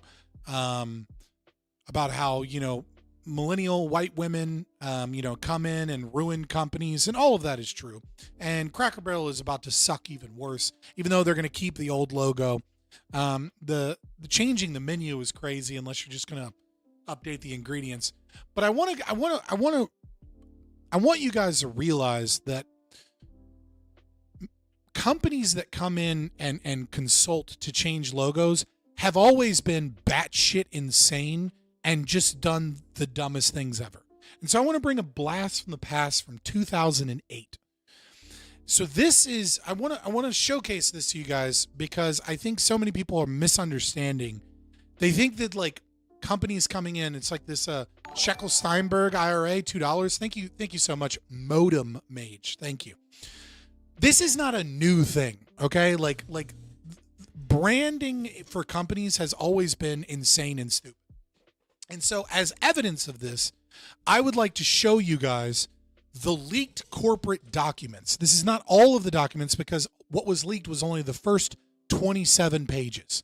Okay, so there are more documents, and these were the documents that were likely used as part of a presentation to change Pepsi's logo in 2008.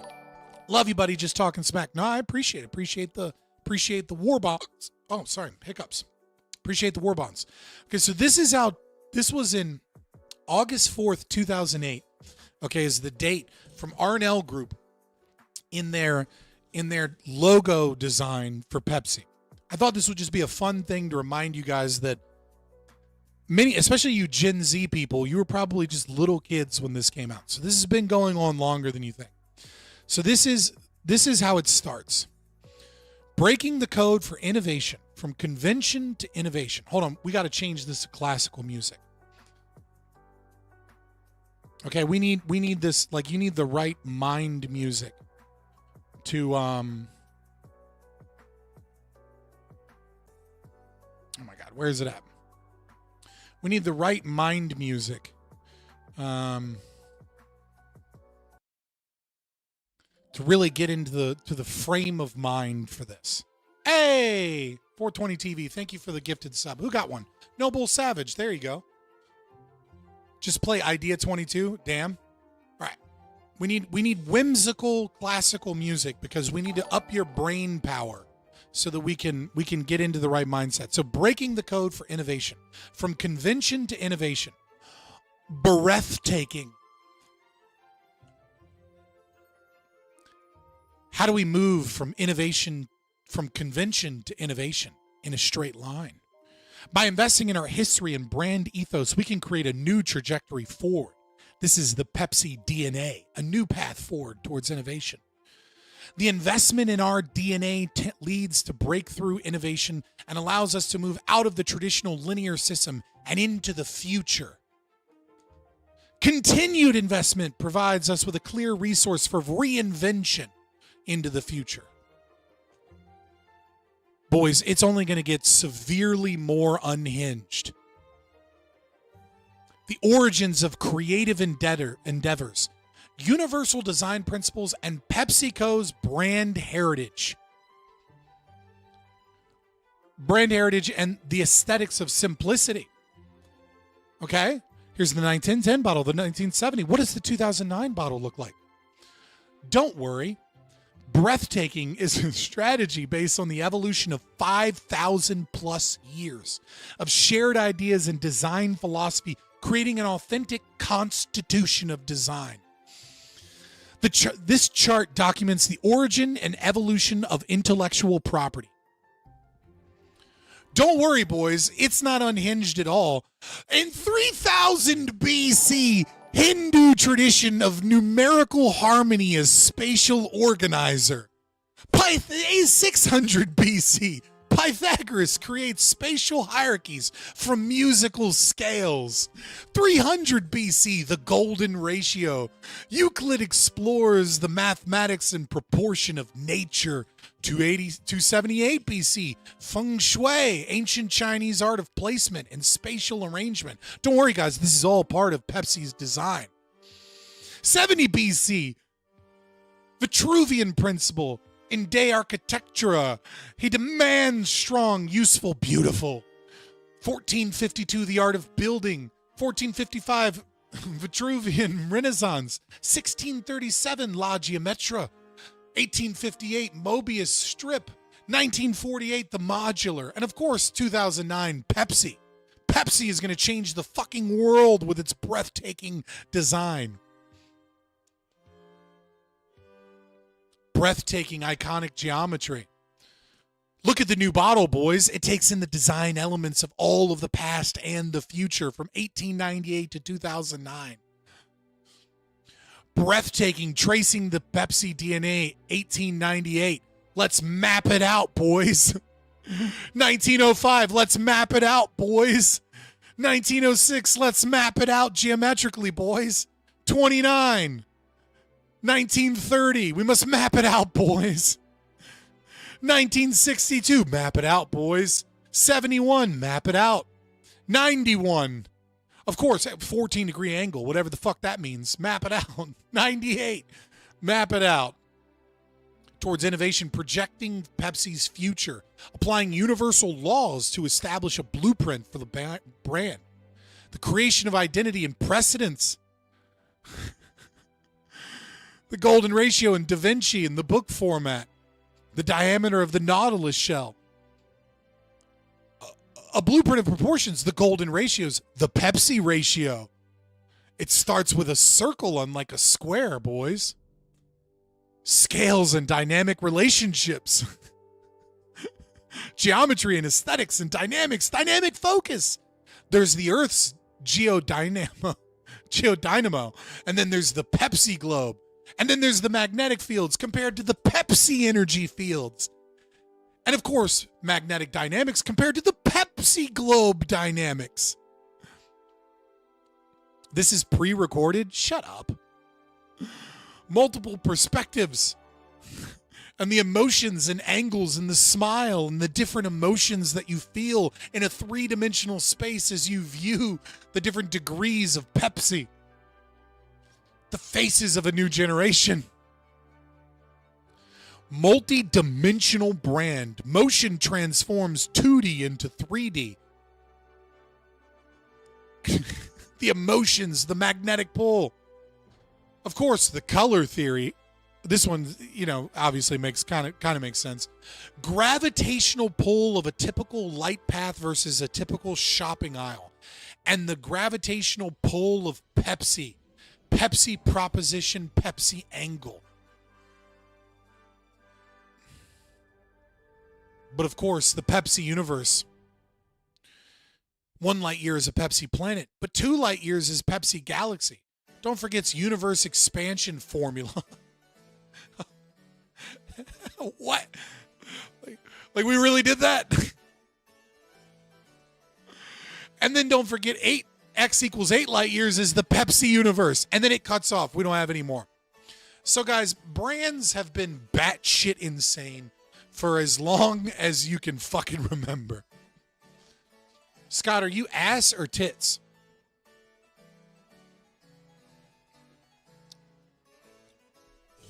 I'll say this. For the short term, I'm tits. For the long terms, I'm an ass man. For the short term, a beautiful pair of tits is amazing, right?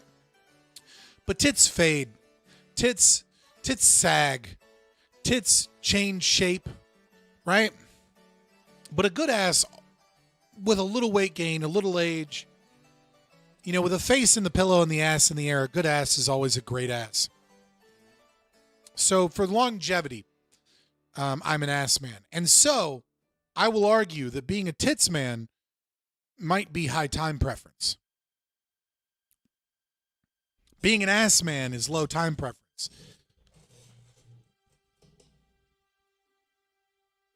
That being said, being a small tits man is low time preference. Being a big tits man is both peasant coded and high time preference. The beauty and simplicity of small tits, the aristocracy of small tits, the superiority of small tits, the learned philosophical man is a small tit enjoyer. It is the peasant coded ape that is the big tits enjoyer. But again, for the short term, big tits, big nice perky tits is where it's at. Well, what about thighs? They're merely an honorable mention amongst asses. You can repair thighs. You can't repair an ass, right? Like, you can work out and do leg lifts and things like that, and you can change any thighs into good thighs. You can't change any ass into a good ass. You can make it better, but you can't make it great.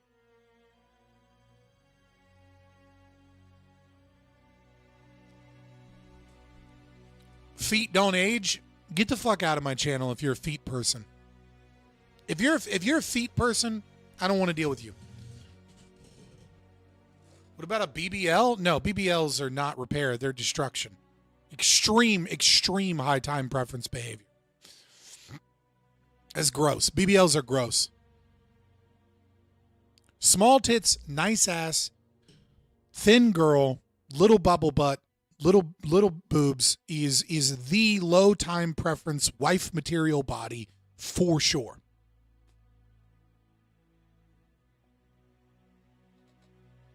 Ass is not a reproductive organ?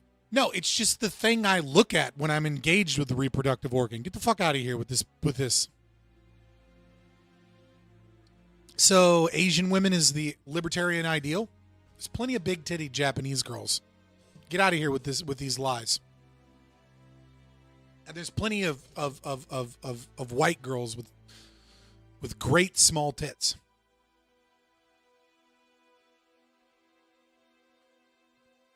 The only reason that when you look at breast statistics and you find that white people come out on top, white people and black people come out on top, is just because we're fatter.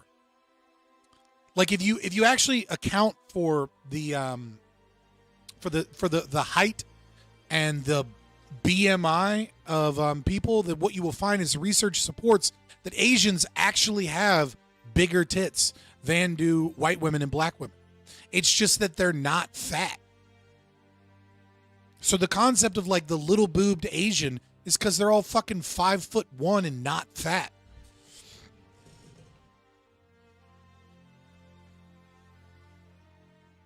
Holy cope. I'm the one arguing for the superiority of the white race. Slope is dope. I'm arguing against the desire to go and get you an Asian waifu. How dare you?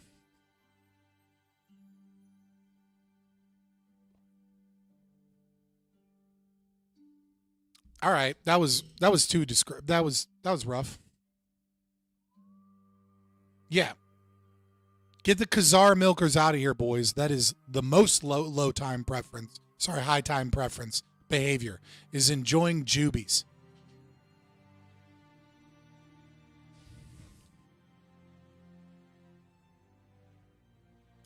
Can we not say slanted eyes in chat? That feels like that might be a banned slur.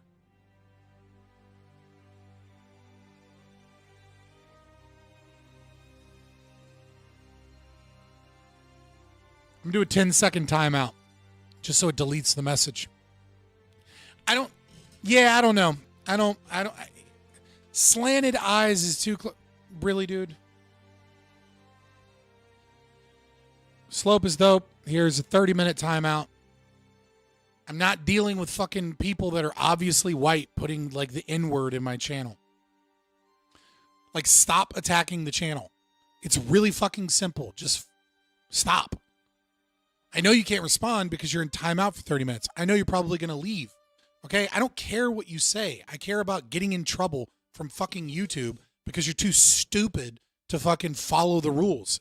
It's one of the reasons you're one of like 10 people that had to be kicked out of my Discord, because you won't stop trying to attack the content and trying in the hopes of getting it taken down just so that you can claim you were right in some weird way. You're a fucking problem. Get your glowy shit out of here, dude.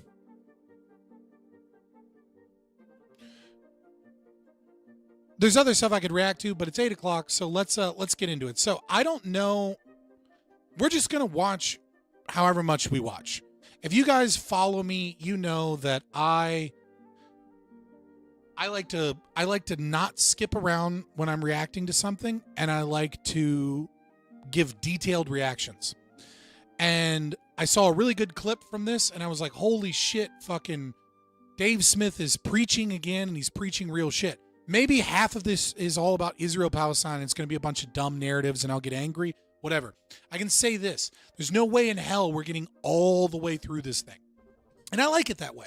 The reason I like it that way is because go watch the content yourself if you want to only see the content. This is usually for people to get my opinions and my thoughts and maybe watch some of the content, but we'll probably only get through like an hour of this. Maybe we'll get through more. Maybe we'll get through all of it. Who fucking knows?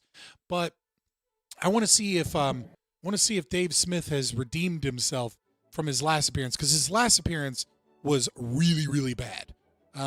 He got fucking trounced, and it was the only thing that's keeping him afloat is just how prolific the anti-Israel crowd is on the internet, because he was just saying all kinds of stupid shit over and over and over again.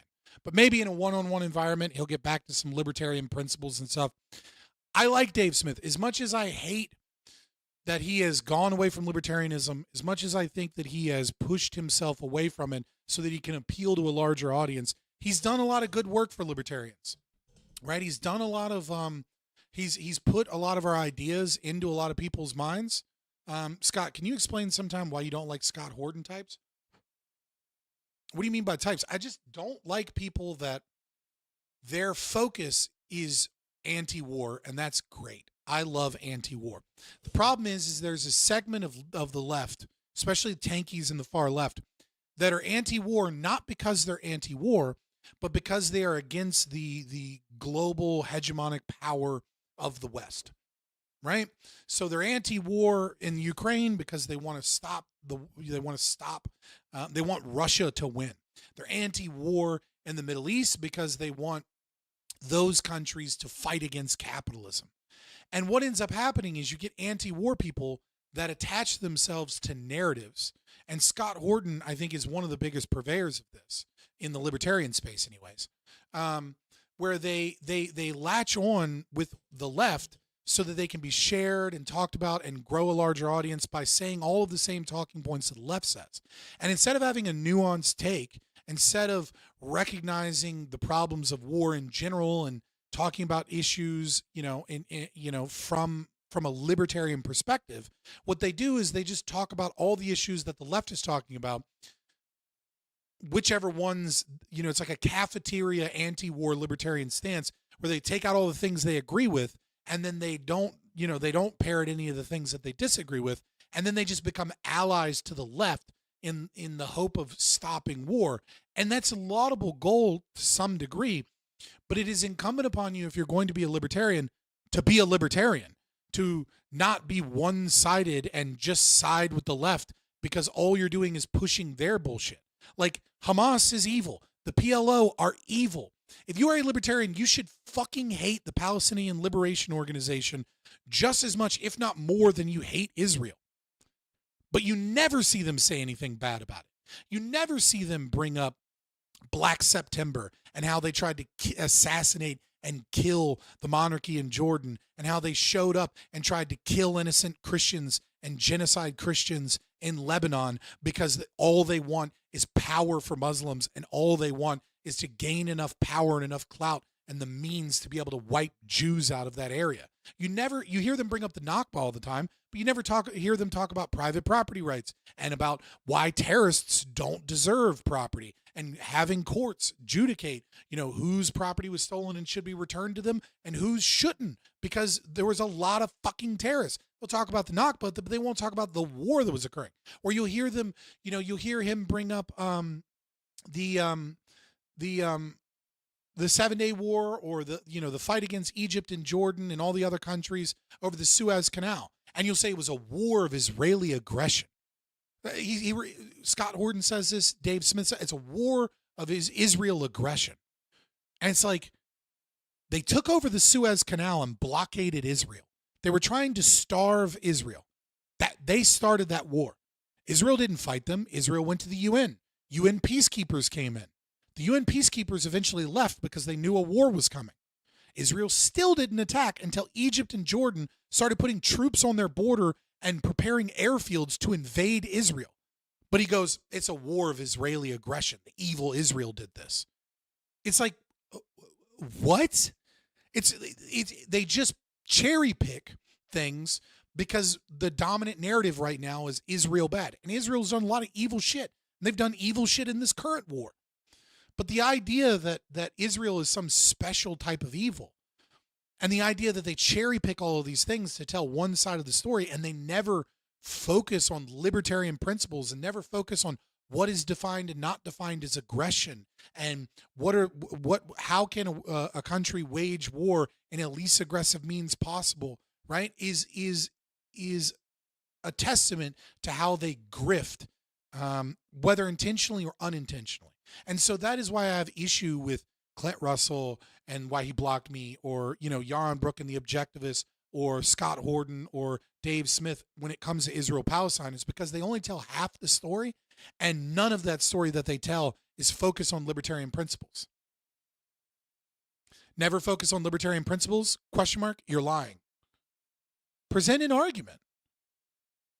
Don't just say I'm lying, right? I don't watch every single piece of content Dave Smith does, right? Maybe there's a clip out there where he's specifically talking about private property rights and the appropriate adjudication for private property rights, and, the return of property, and having international courts come in and determine whether or not the property belongs to one person or the other person, and, figure out who's the aggressor in that situation. Maybe that clip's out there. I've never seen it. I've asked for it from people tons of times. Like where is the libertarian analysis? Or is it just another person that just comes in and goes, you're a liar, and then you have no argument? So shut up if you admit you haven't, you have no argument, you're a scared little bitch, and you know that the clip doesn't exist.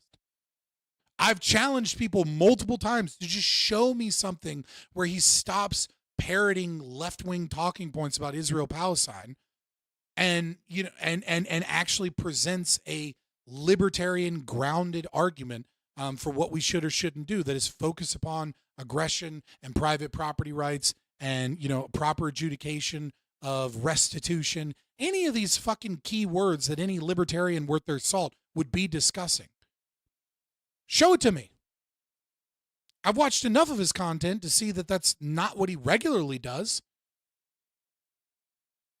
I'm supposed to watch every single solitary thing that Dave Smith has ever put out, or I'm a liar if I say he never talks about this shit, when I keep saying, show it to me, show it to me. Everywhere I go, I ask audiences, show it, show it, show it. It's never there. Nevertheless, I saw this and it had a lot of bass clips coming out. And so I'm ready to check it out and see if maybe he redeemed himself. Maybe he's getting better. I'm not here to spoon feed your ass. Okay, so you got nothing, you crybaby little bitch. Run away, run away. You got nothing. You know that you don't have a clip. You can't even describe this one time he was on Piers Morgan with this other guest so we can try and look it up. You got nothing because you know I'm right. I'm not here to be Google for you. You got nothing. All right, so we're going to get this started. We'll see how far we get. Let me turn this on to 1.25 and just see where it goes. I saw some clips. Maybe it's all just like comedy shit and we'll have fun just riffing about comedians or something. I don't know, but I figured it'd be fun. Joe Rogan Podcast, check it out. The Joe Rogan Experience. Train my day, Joe Rogan Podcast by night, all day. Dave Smith. It's a little bit weird. It's weirder to be Joe Rogan. Israel motto is never again, and they will do it what it takes to make sure they are not exterminated again. There's a lot better ways that they could go about it than the way they're doing it. You think? Yeah, it's got to be. It's weird. It's weird to be any person in the public eye, but in this time, it's particularly weird. If you're like one of the only people, I mean, the media is... Dude, it's weird. I know it's weird because there's weird shit about me, and I'm a nobody.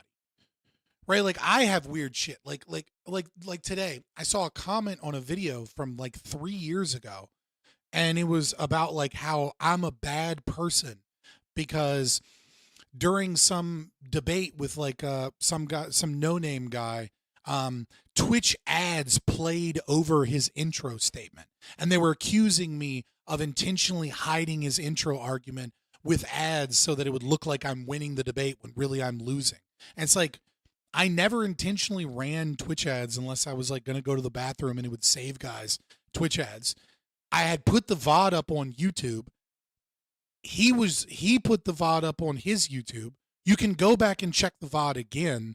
It's just it just happened to be that ads played during that time. Oh, and by the way, it was on Twitch, so you could literally just, if you were a sub, you would have seen it anyways. It's like, and it was like, people bring up old shit from 3 years ago, and I'm guessing it was probably somebody that was mad that I was shitting on Connor and showcasing that he's a DC bought and paid for grifter that, you know, takes money from activist organizations to fight against the right. Like, is Dave Smith only really only 5'7"? I don't know how tall he is. He looks taller here. He looks taller, a little bit taller than Joe Rogan, who's super short. But also, he looks like he has a tall guy's posture. Like, notice how like Joe Rogan has like really good posture here, and notice how like Dave Smith's hunched over a bunch. He's got tall guy posture. I think, and also his chair might be. I can't tell if his chair is lower or not. It's so bizarrely He looks like he compromised. slouches. It's so weird when you watch these narratives spin both on the left and on the right. And you're like, is anybody fucking rational? Is anybody looking at in this so few? Yeah, I've heard and seen things that made me think he's like 6'1", 6'2".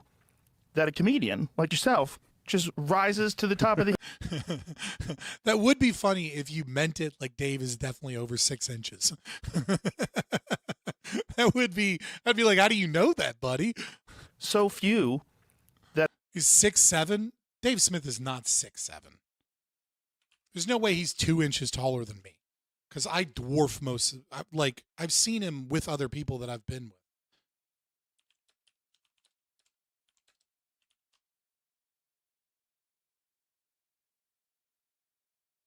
No, not the baseball player. Who's this? No, not this person. Is he not the most famous Dave Smith? 1940. Whatever, I don't care that much. He looks tall. That a comedian like yourself just rises to the top of the heap.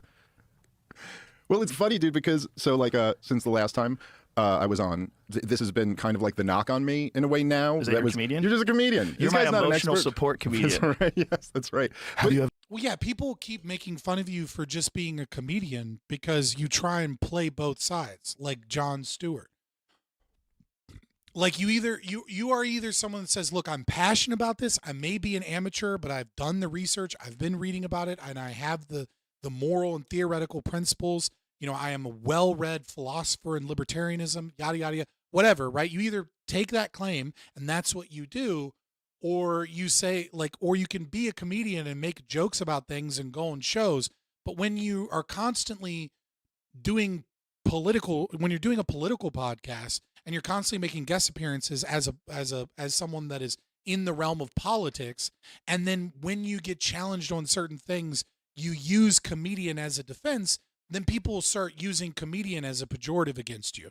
And like, I do think it's a bit of an unfair pejorative, but the problem is that you can't have your cake and eat it too, right? Like, you don't ever get to say like, well, look, I'm just a comedian, whatever, right? You have to be like, look, I know what the fuck I'm talking about, or I'm a dumb comedian, I don't know. Here's what I kind of think, right? But you can't have strong opinions on things, and then when you get challenged on that because you're wrong or because you're mistaken or just because, you know, they're wrong, but they want to challenge you, you don't then get, you can't, like, it's the Jon Stewart defense, right? Where Jon Stewart was, you know, on Comedy Central doing the Daily Show with Jon Stewart, and he would make all of these arguments and he'd throw in some jokes, and then people would critique him and say, hey, look, you took this out of context, you didn't have this information, like you're spinning a narrative. And he was like, oh, it's a comedy show, I'm a comedian, whatever, right? Like, that's why people have used it against you. I don't know how you can be both a comedian and a political pundit and not have this issue come up. Like, it's kind of inevitable, right? So I don't fully blame Dave Smith here, but at the end of the day, like, you have to make your stances clear, and you can't like use it as a defense and then also be shocked when it's used as a pejorative. It feels Emotional weird. support comedian? It feels weird doing this without Doug, to be honest. It seems kind of wrong. But that's been like essentially that's like the knock is like, yeah, but you're acting like you're an expert, but you're just some comedian. And it's like, no, that's the point. That's always been the point. Like, yes, I'm just a comedian. I'm not an expert. And still, being not an expert, hand me your favorite Warhawk, and I will tear them to shreds because it's actually not that hard. And like these people aren't really. Well, yeah, it's not hard to tear to shreds Warhawks. Like that's, you know what I mean? Like fucking, yeah. If you're already cherry picking a specific type of opponent, which is a ridiculous opponent that believes in a ridiculous ideology, yeah, then sure, they're easy to shred. Experts either. Well, also the problem with that is these people that are talking about these things are talking about people not. You know what I mean? Like Casimir would fucking would utterly fucking stomp Dave Smith. He'd lose the public opinion because like Dave Smith has so many followers and Casimir is kind of a nobody, right? But if Casimir prepped and kept himself on a tight leash so that he didn't get too out of control, right? If he could manage to just keep himself from going too out of control, he would fuck up Dave Smith. And it wouldn't even be close. Like the only way that Casimir would lose is if he like let himself get too out of control and then they clipped him on like a rant where he was angry and it looked like he lost control. And then people would use that against him. But yeah. Casimir is one of the resident Jews that comes on. Being experts while they're not experts. Yeah. There's, what does Doug have a degree in English? Yeah. Right. Okay.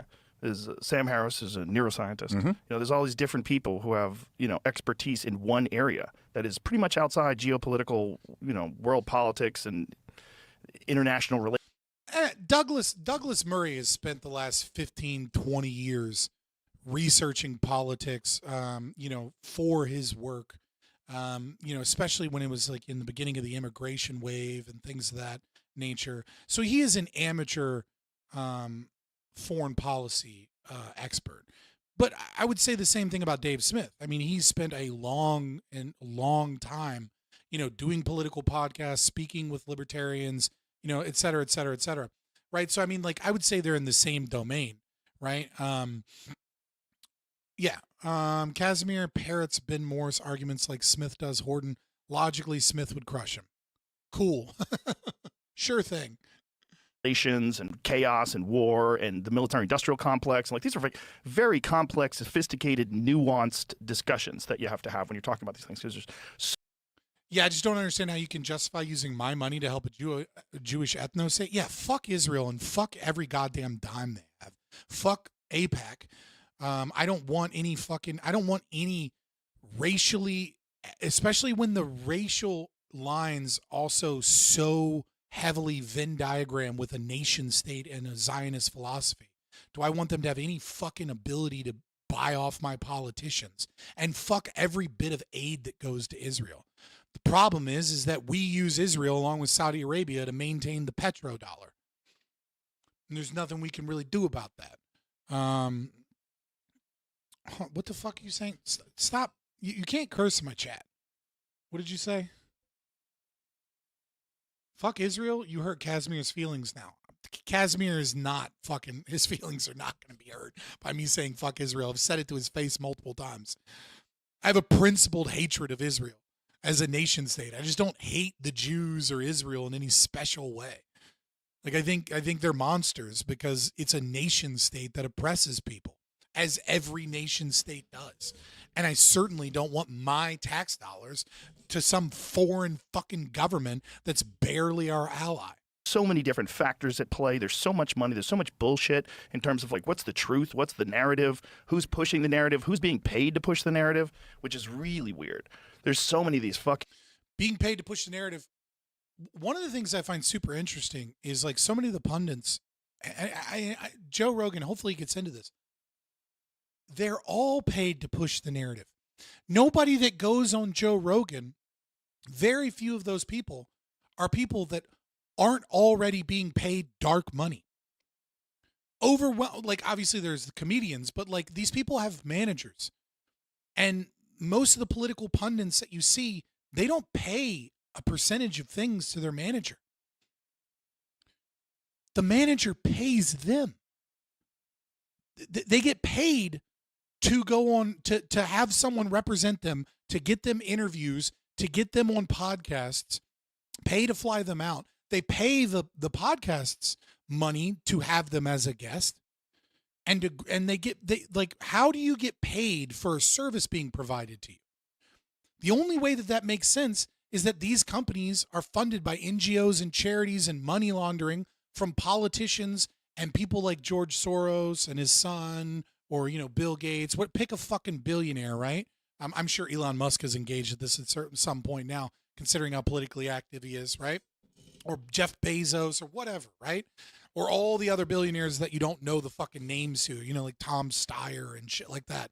These people pay money to charitable organizations so that they can get a tax write-off. Those charitable organizations then launder that money to NGOs or political activist organizations, and then those political activist organizations donate it to another political activist organization that donates to another political activist organization, and then the next thing you know, Midas Touch gets a big old fat check, and some of that money trickles down to fucking Counterpoints so that he can go to DC meetings and meet Bill Kristol and fucking talk about how the right wing needs to be more like the progressive era and Abraham Lincoln, and try and convince fucking young men to turn into fucking Democrats while calling himself a fucking conservative. And then they get paid to do that. They don't have to pay to have someone represent them. They don't have to pay for someone to bot their account. They don't have to pay for them to do all of this. There's all of these people are like through forms of money laundering are paid dark money, some of which is taxpayer money, by the way. You pay taxes. Okay, there's a fuck ton of money that goes out in grants. Okay, where do those grants go? They go to charitable organizations. And then those charitable organizations make massive donations because they're doing this to build wells in Africa, and they got $7 million, but they only spent $3 million. So what do we do with the $4 million? Well, the $4 million goes to political activist organizations. And then all of a sudden, your taxes aren't paying for this. Your taxes are going to build wells in Africa. Which is why they got so fucking pissed when USAID got struck down, because that's one of the big ways that the CIA and the deep state and political organizations funnel money to try and influence elections and campaigns. All of these people are fucking bought. Like 95% of them. Online influencers that I don't even think are really human beings that have like prominent accounts. Yep. But then there's also, it's a convenient kind of way to dismiss somebody. Of course, instead of addressing the facts. Well, I thought was really funny to me was that, so like a few days after the last time, after me and Douglas Murray debated on the show, he went on Bill Maher's show. And so it's like after having this whole thing, the whole 45 minutes opening the show about how you comedians don't know what you're talking about, says don't know what you're talking, while he's smearing two people who he's never heard of and doesn't even know what they do or whatever, but not the best way to make an appeal to expertise. But no, he doesn't have a problem with Bill Maher doing it because he agrees with him. So the issue isn't really being an expert versus being a comedian. Konstantin Kassin. Okay, yeah, that's disingenuous. Right? Like, that is disingenuous. And hey, what's up, Sociologic? That's disingenuous, okay? Because Constantine is a comedian that turned in his show, The Trigonometry, right? Bill Maher is a comedian that has been doing Real Time with Bill Maher for what? It's been on air for like 20 years.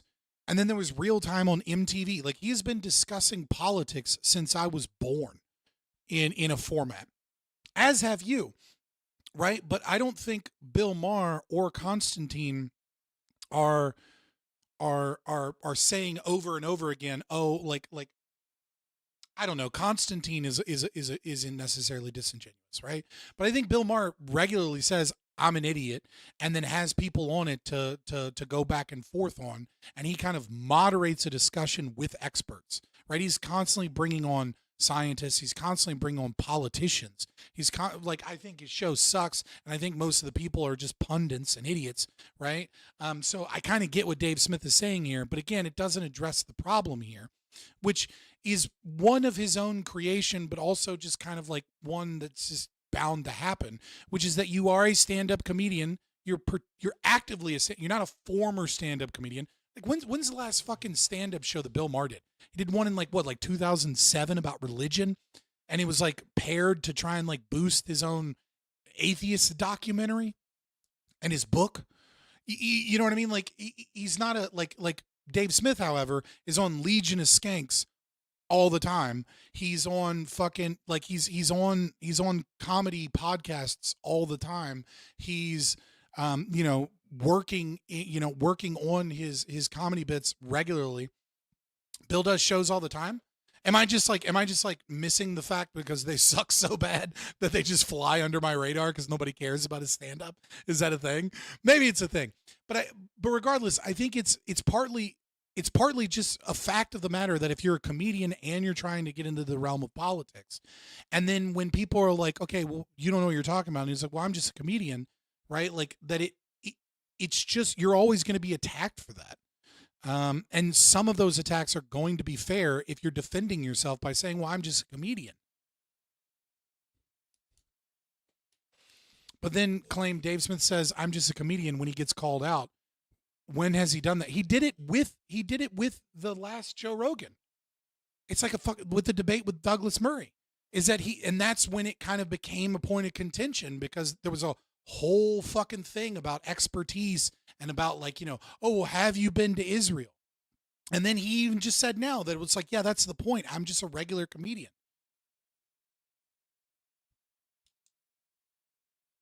Yeah, I don't expect him to be an expert. I don't expect him to, like, he doesn't claim that he's an expert, but he does claim that he understands situations. And then so people are going to naturally, default to wanting to hear expert opinions as opposed to his opinions. And again, like, I say it's like partly his fault, but mostly it's just a happenstance of circumstance, which is that he is a comedian and he's a political pundit. And, like if you're wrong about something, or if somebody has a critique of you, that's going to be a line of attack no matter what. Have you ever been there, Dave? Yeah, it was such a dumb argument. It's like, I don't need to be in Israel. Like, is my argument correct or is it incorrect? Is this occurring or is this not occurring? Right? It doesn't matter that he's like not been to Israel in any particular amount of time. I'm sorry, my bad. Let's go back to hate engaging Smith. I'm not sure what you mean. I must have missed your last comment or something. I kind of get what Smith is saying, but since I hate him, I'm going to disagree with him. Sure. I have a lot of issues with Dave Smith, but we're like 95% aligned. Welcome to a libertarian stream. This is what we do. We gatekeep and we hate each other. We demand perfection. And went on this whole thing about expertise and all of this, and it's like, he also started as a comedian. Why all of a sudden does this standard only apply to me and only when I'm talking about Israel? It never applied to me when I was talking about COVID. It never applied to me when they agreed with me on stuff. Right. They would just go, look, Dave, breaking it down. But now there's this one topic that one guy is not allowed to not be an expert on, and it happens to be this one topic that the entire population is turning. Well, I mean, he's not an expert, but that's fine. Yeah, he's pretty right on this. Right, he's pretty right that the outrage is selective, and the retort of like, you don't know what you're talking about, you're not an expert, but you're like doing all these talks is a critique that what is the right fallacy? It's not a red herring, whatever the fallacy is. Where it's subversive, it's fallacious. I just can't think of the fallacy off the top of my head, but it's a fallacious argument to say, oh, well, you're not an expert, you're just a comedian. But again, you are just a comedian. No, a gish gallop is when you make several arguments, and then you try and like move on to the next argument, move on to the next argument, move on to the next argument, so that it becomes overwhelming to try and deal with each of your arguments, and then you end up losing. You end up not addressing two or three of their arguments, and so even though they're poor arguments, they go unaddressed, and so you can kind of claim victory, or the audience is like, yeah, and he never said, like, so he must be right about that. That's what a gish gallop is.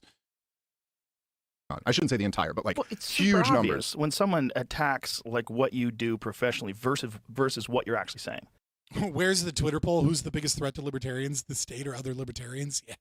Yeah. Why not just dispute what he's saying? Well, the problem is that it's important to gatekeep libertarianism as a philosophy. Conservatism was never gatekept. Republicanism was never gatekept. Right? Liberalism was not gatekept. And what do we see? All of them have just shifted towards leftism. And so it is important to gatekeep libertarianism as as a non-contradictory philosophy. Dave Smith has argued against libertarianism several times, and has failed to uphold his own definitions and standards. Instead of like this appeal to authority, like you're not an expert. But also, to ask that question is to answer that question. Bro, you can only ask me a few things in life that I can give you like definitive answers on, and even then, I might have to refer to expert. Like, you want to ask me about judo? Okay, I've been doing jujitsu since '90. I think I started in '90. So true. Trump is nationalizing our industries. I can't believe how socialist Trump is. Yeah, I mean, he's super socialist. He's bringing back the IRS is bringing back people. He's talking about bringing in 600,000 fucking Chinese, exchange students into college, et cetera, et cetera. Like, reacting to Joe Rogan, bro fell off. Yeah, reaction content. The sign of falling off. 97, somewhere around then, 96 maybe. I don't know shit about judo. Right. I know how to do a few hip tosses, but when someone is doing something, I don't even know what it's called. If I go haragoshi, I might get it wrong, because haragoshi might be legs on the outside versus leg on the inside. Wrestling, I got to defer to DC. You know? So even in martial arts, I'm not totally. Dude, what the fuck? I just had to verify that my account was me in the middle of streaming. What? I'm currently streaming, and then I tried to like pull up this window, and it was like, verify that it's you. Like, all right. An expert. Yeah, and then there might be somebody who is like totally an expert, like say a wrestler who went to the Olympics, right, and was like a total expert, or a coach or something like that, total expert in wrestling, and they could still get something about MMA completely off, or jiu-jitsu. Right, it because happened it's like, in the last fight, in the last UFC card. Daniel Cormier didn't know about the dead orchard. So he thought this person was fine because they had two arms in while they're caught in a triangle. I go, no, this is a real submission.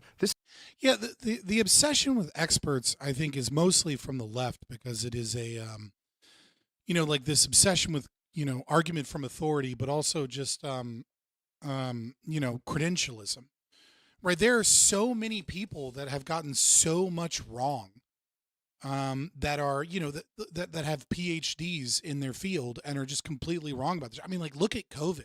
The amount of doctors, medical doctors, and even, cancer oncology researchers and even, epidemiologists that just said nonsense shit that proved to be completely not true during COVID, because of, where their money was coming from, or what their job wanted, or just ideological bias. This obsession that like we need it from an expert. I do think that expertise is important, in trying to establish facts. I do think experts are important, but I mean, it doesn't change the facts and the argumentation.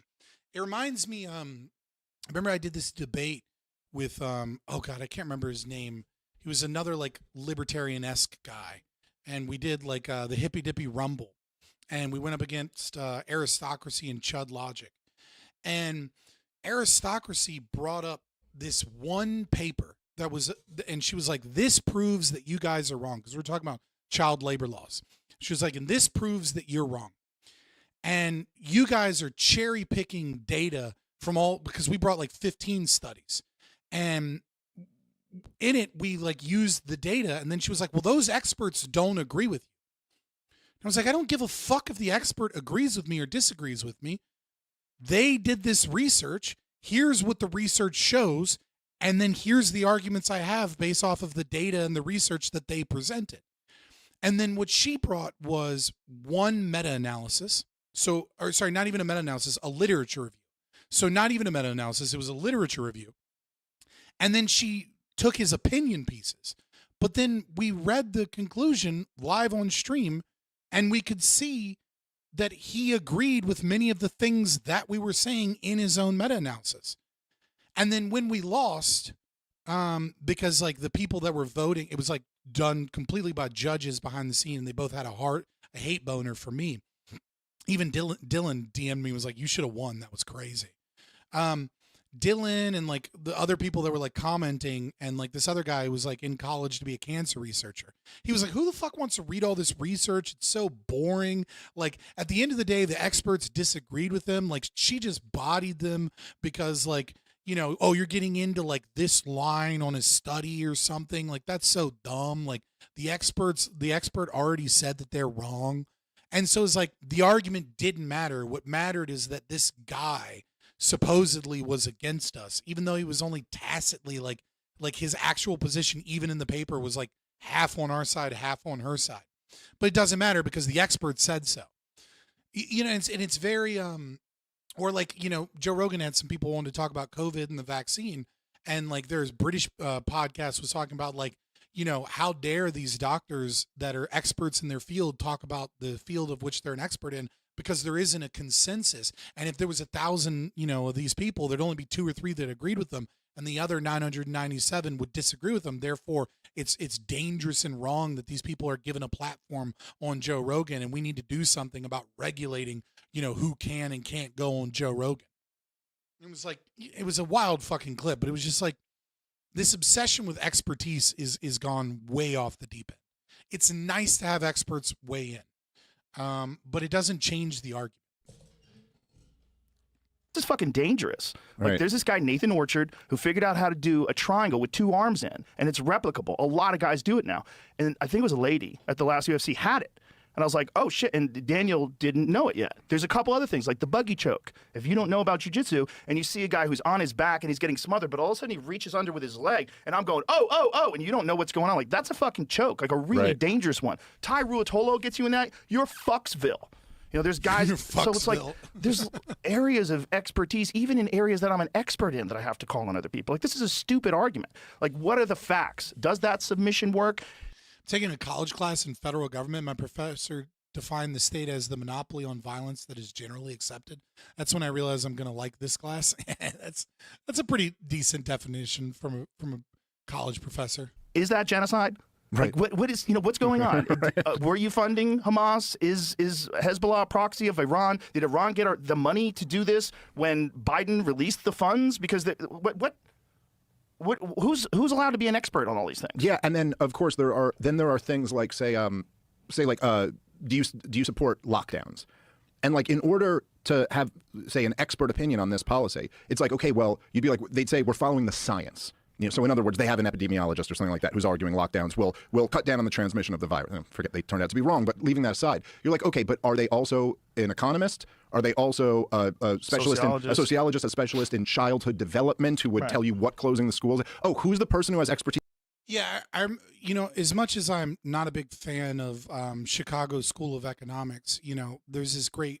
I'm gonna have to paraphrase because I don't remember word for word, but Thomas Sowell used to say this all the time, which is like, there are no like everything is just a trade-off, right? It's always just a trade-off, right? Like we could spend $10 trillion a year in making sure there's no lead in the water, and we would have less lead in the water, and we might even have a rise in IQ and less lead poisoning, and we might even see a decrease in criminality.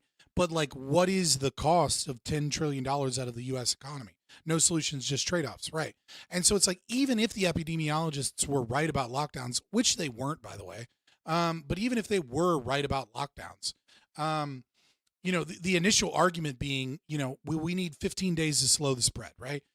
Hospitals need to prepare. We need people to be in lockdown, et cetera, et cetera. But that was just supposed to be a temporary solution.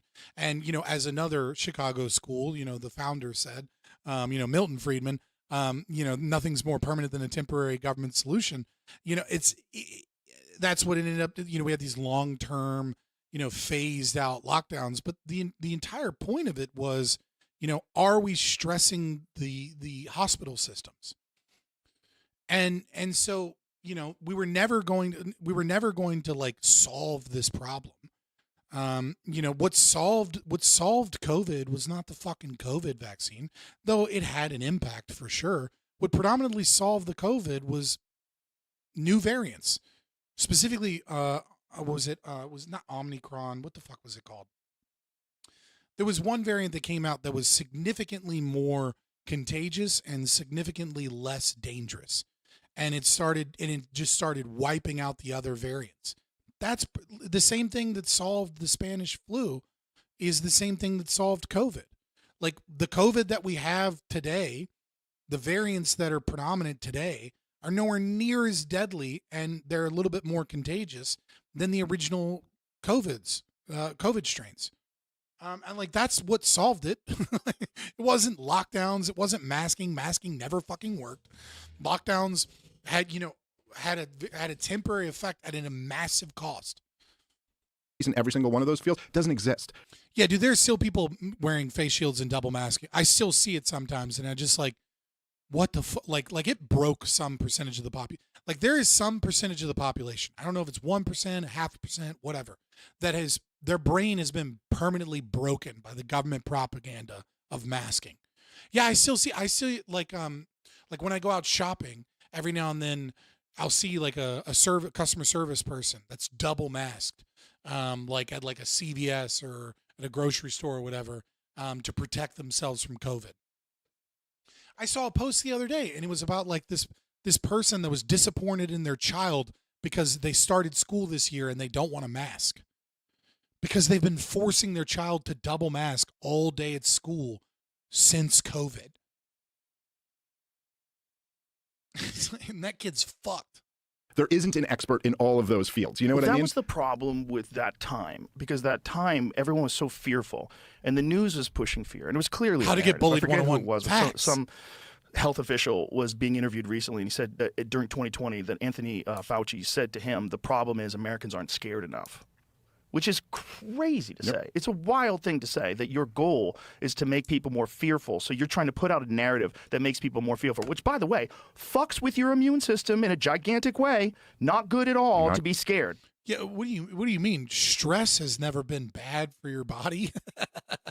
I don't know how many people got really, really, really sick from COVID because when they got it, they freaked the fuck out and they couldn't sleep and they thought they were going to die and they were riddled with anxiety, and that makes you attack people around you, and then you look for a solution. And when these trusted institutions, which up until 5 fucking years ago, I was 100%. Out in the wild, I try to be kind and assume the maskers are just sick and don't want to spread it. I know not all are, for sure. Yeah, I mean, I am absolutely okay with people that are sick that need to go out and they mask. But like, if you're working behind the counter somewhere, double masked, I have a problem with that for a few reasons. Number one, if you are sick, go home. I don't care that you're wearing a mask, go home. I don't want you touching money, bagging my groceries. You know, like I don't want you around me if you're sick. Go home and get better. If you're not sick and you're double masked, well, you're in a customer service role. I can't fucking speak to you. Like you're mumbling through these fucking masks. Like I have like auditory issues sometimes, right? And like I can't understand what the fuck you're saying. Like what is wrong with you? So it's like, you know, if you're on the subway or on the train, or, you know, like you have to go out for some reason and you're wearing a mask, like, yeah, man. Like if you're sick, wear a mask. That's great. That's actually considerate. That's a good thing. Some socialists still wear them out of solidarity with the immunocompromised. I saw this fucking TikTok. Oh, man, maybe it was like a week or two ago. And it was, oh God, it was like this viral video was going around of this woman or this person just like you know, like just trouncing Trump or some shit like that. I can't remember what the original TikTok was. Oh no, it was about Sydney Sweeney. It was like somebody was talking about like the Sydney Sweeney like Nazi propaganda thing or whatever, right? And then they were like, I stand with you for talking about that, but you're in public not wearing a mask and you're trying to kill the immunocompromised, and this is evil and you need to do better. And it's like, holy shit. They weren't woke enough because they were freaking the fuck out about Sydney Sweeney's, you know, Nazi ad and eugenics, because they were doing so in public without a mask on. And by the way, the video was them in their car, and she was upset that the person filming in their car didn't have a mask on to prevent themselves from having from spreading the sickness in their fucking car. And it's like, yeah, some people's brains have permanently broken from COVID. Like a certain segment of the population, mostly women, right, that are susceptible to propaganda have just broken. On board with everything, with vaccines, with every medical innovation other than psychiatric medication. Think Before You Sleep made a video about it. Pink-haired woman. Yeah, fair enough. % on board with everything, with vaccines, with every medical. You're right. I'm a psycho killer. It's just, you just fucking. I got to go return some videotapes. Other than psychiatric medications, which I think are pretty much overprescribed, all of a sudden, everyone's like hoping these people have the answer. So anybody who's like, but there's this guy Jay Bhattacharya, he's also an expert. No, fuck you, fuck you. It's like an anti-science, trust the science, COVID denier, vaccine denier. It just became this fearful response because everybody just responded to the fucking media because everybody's too tuned in to. Dude, during COVID, man, Vijay Prasad was fucking amazing. Like he is one of the unsung heroes of fucking COVID that like nobody talks about. But that guy was fighting misinformation on both sides to such a good degree and actually basing it off of the science, off of the research. And 99% of what he was doing was fighting against, the NIH and CDC and corporations, et cetera, because they were the ones putting out the most misinformation. But he started getting a following, and then people started getting mad at him when he was like, yeah, dude, ivermectin doesn't fucking work. Like, it just doesn't. And people were like, he got bought off, blah, blah, blah. And it was just like, but Vijay Prasad deserves so much fucking respect for that. Vijay Prasad is, he's an Indian oncology researcher and, of Vijay Prasad, sorry. No, it's not Vijay Prasad. What the fuck? I thought it was Vijay, but then it auto-corrected. Did he get deleted? Oh, Vijay Prasad. That's what it is. Sorry, my bad. This guy right here. This is his YouTube channel. Almost just shy of 200,000 subscribers. But yeah, I mean, he fucking... he is a professor of epidemiology and a oncology researcher that had last I checked had 10,000 fucking citations. And he was during the whole time during COVID, he was just destroying every bad piece of research. And it was amazing.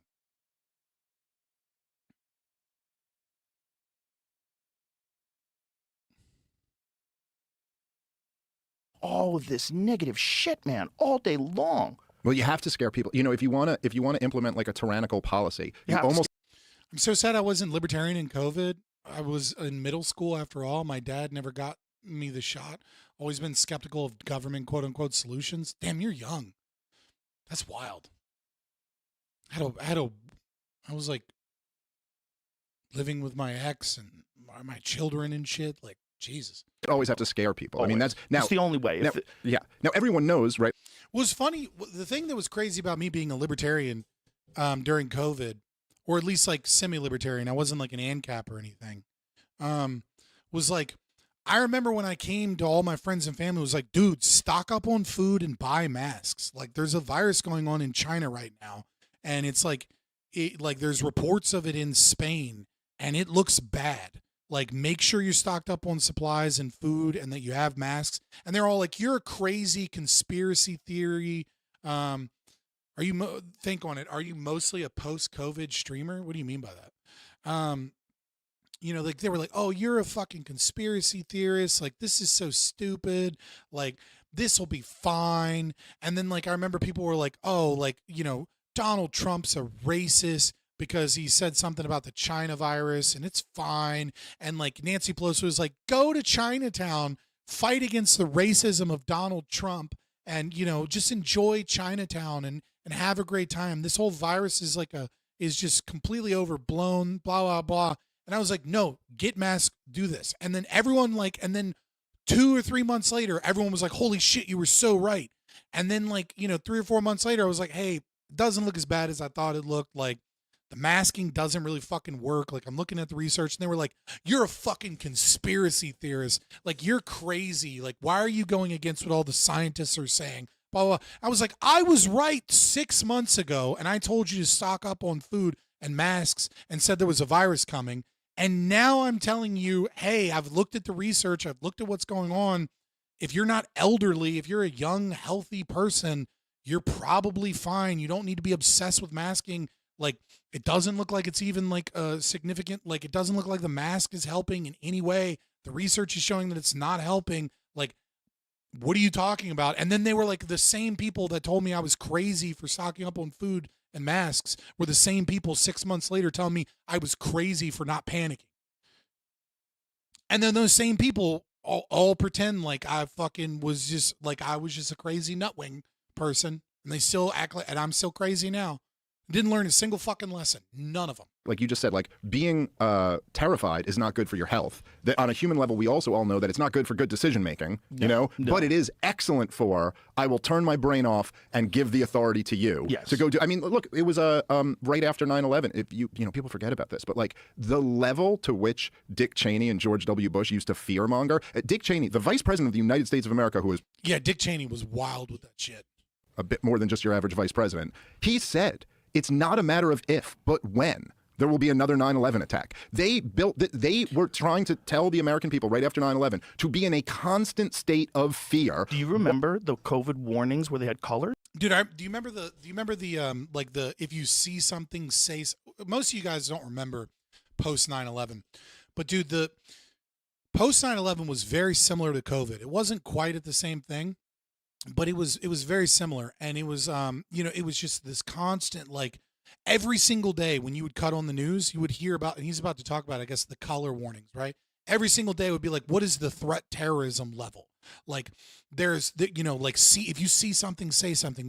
They would tell us all the time that the FBI knows that there's at least 2,000 sleeper cells in America. It could be your neighbor that is going to blow up your work or blow up a government building. Like, you have to be on constant lookout. And like they were freaking out about airplanes and all this shit.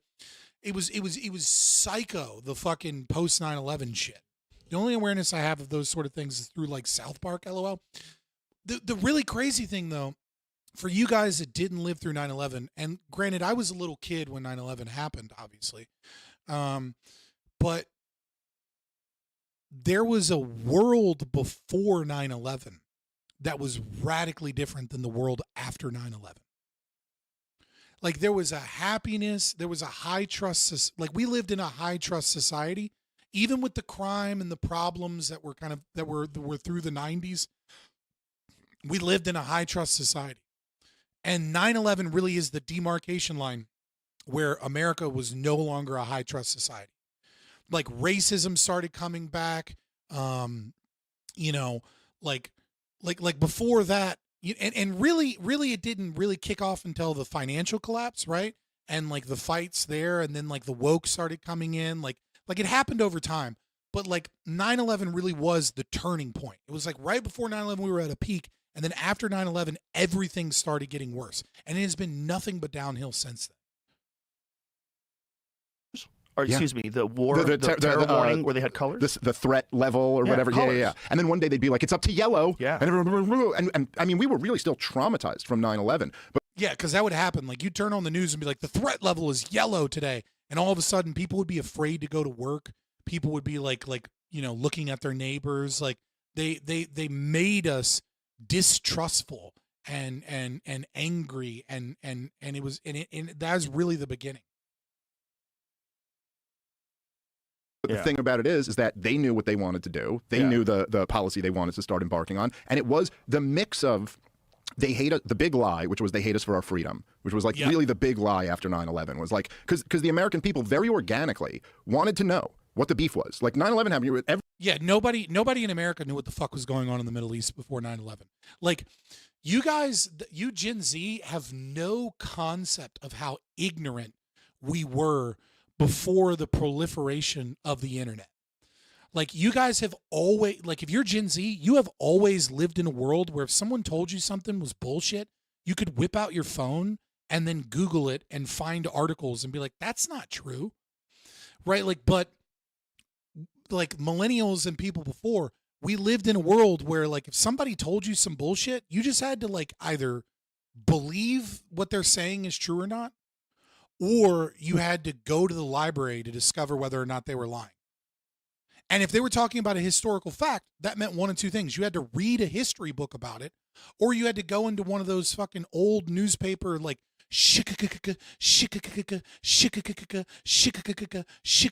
and like look through old New York Times articles from those years to like read what the news said about that time.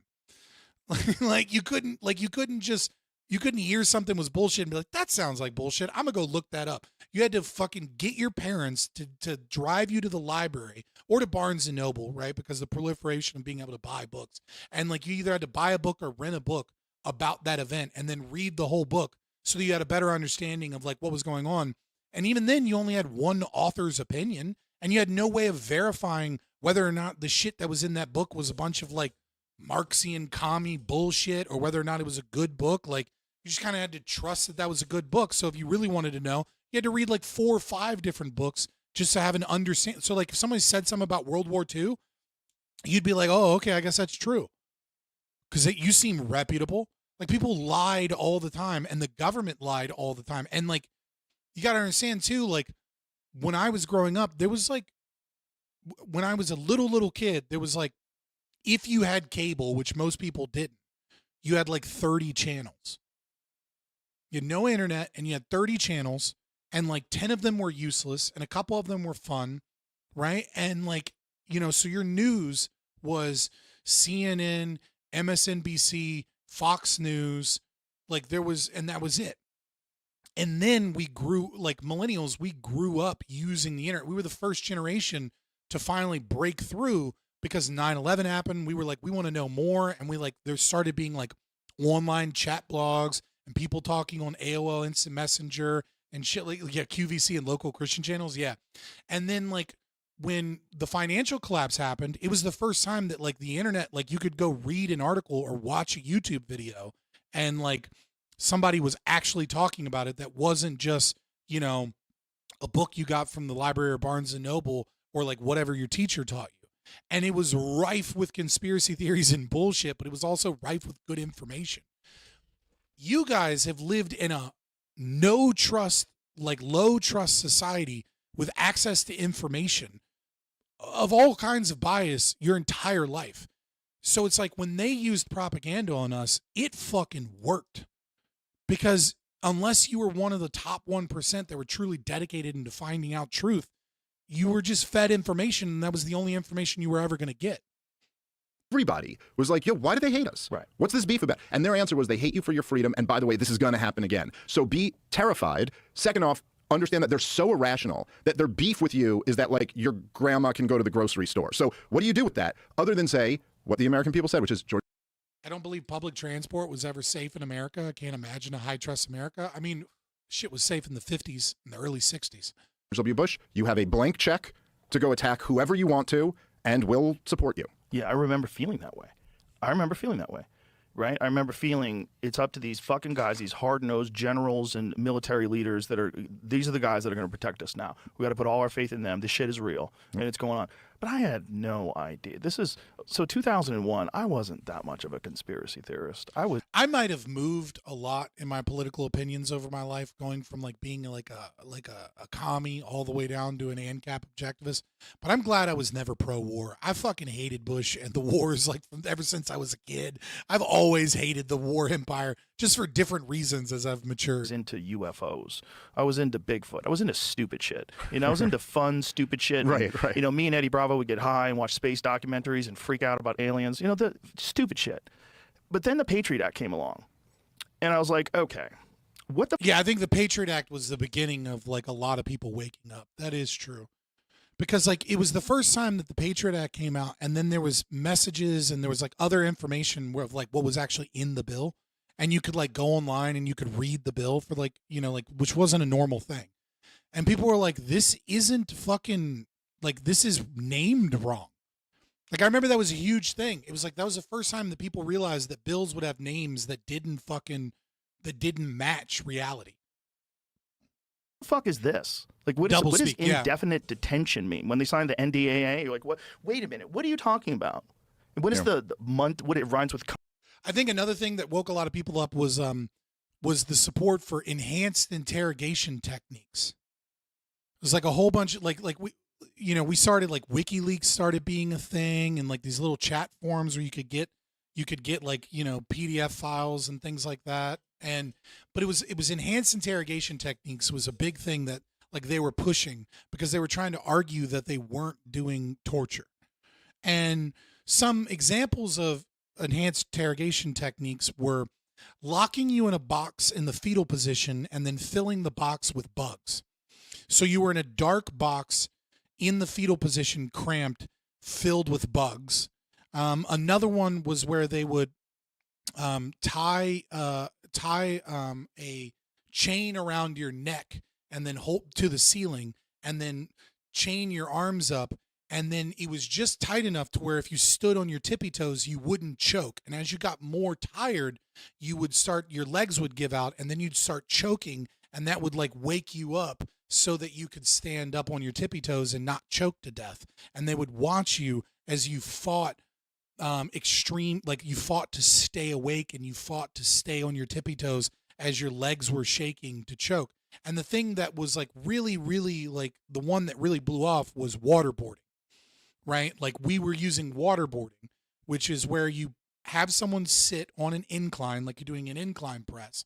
And then what they would do is they'd cover your face in a rag and then they'd pour a bottle of water over your face.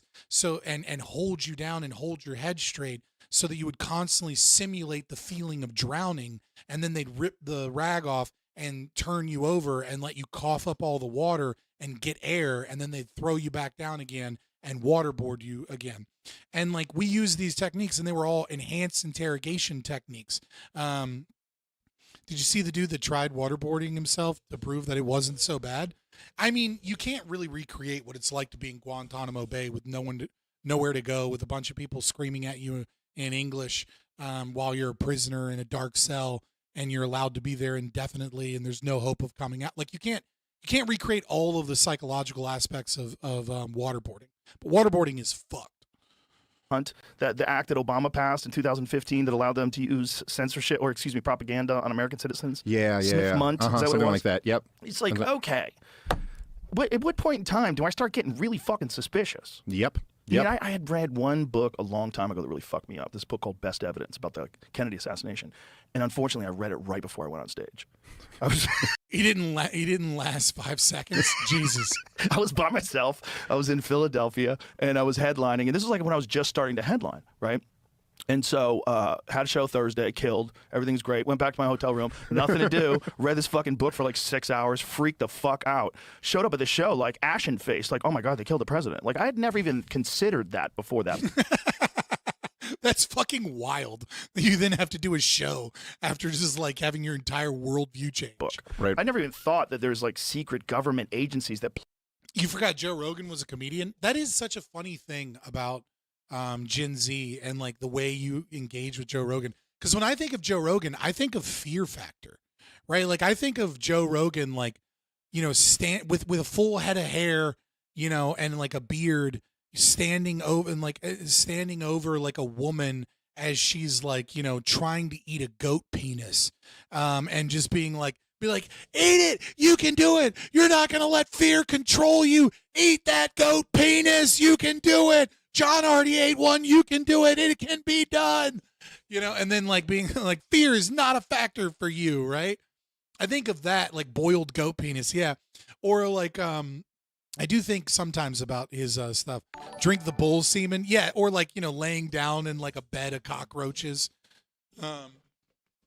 Thank you, Modem Mage. I appreciate the sub. One of you guys, I think it's Silver Ogre. No, not Silver Ogre. Who is it? Somebody, I don't think they're in the stream right now, but somebody is getting close to getting a Dogecoin. Like, because I looked it up. Dogecoin is the one after the gold coin. And like somebody is about to have a little Dogecoin next to their name, because that's what you get at 2 years. And he's been at like 18 months or something for a while.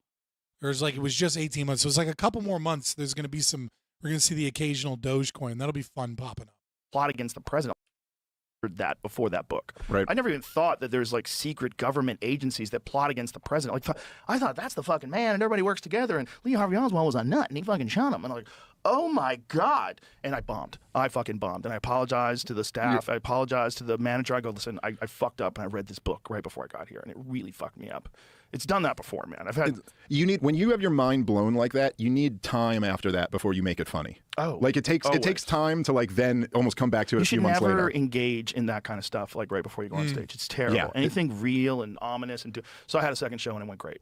But I was like, okay, I can't ever do that again. But that started me. But that was just peripheral. It was just the JFK thing. I was only interested in that. I didn't get into Nixon. I didn't get into Vietnam. I didn't get into any of that stuff.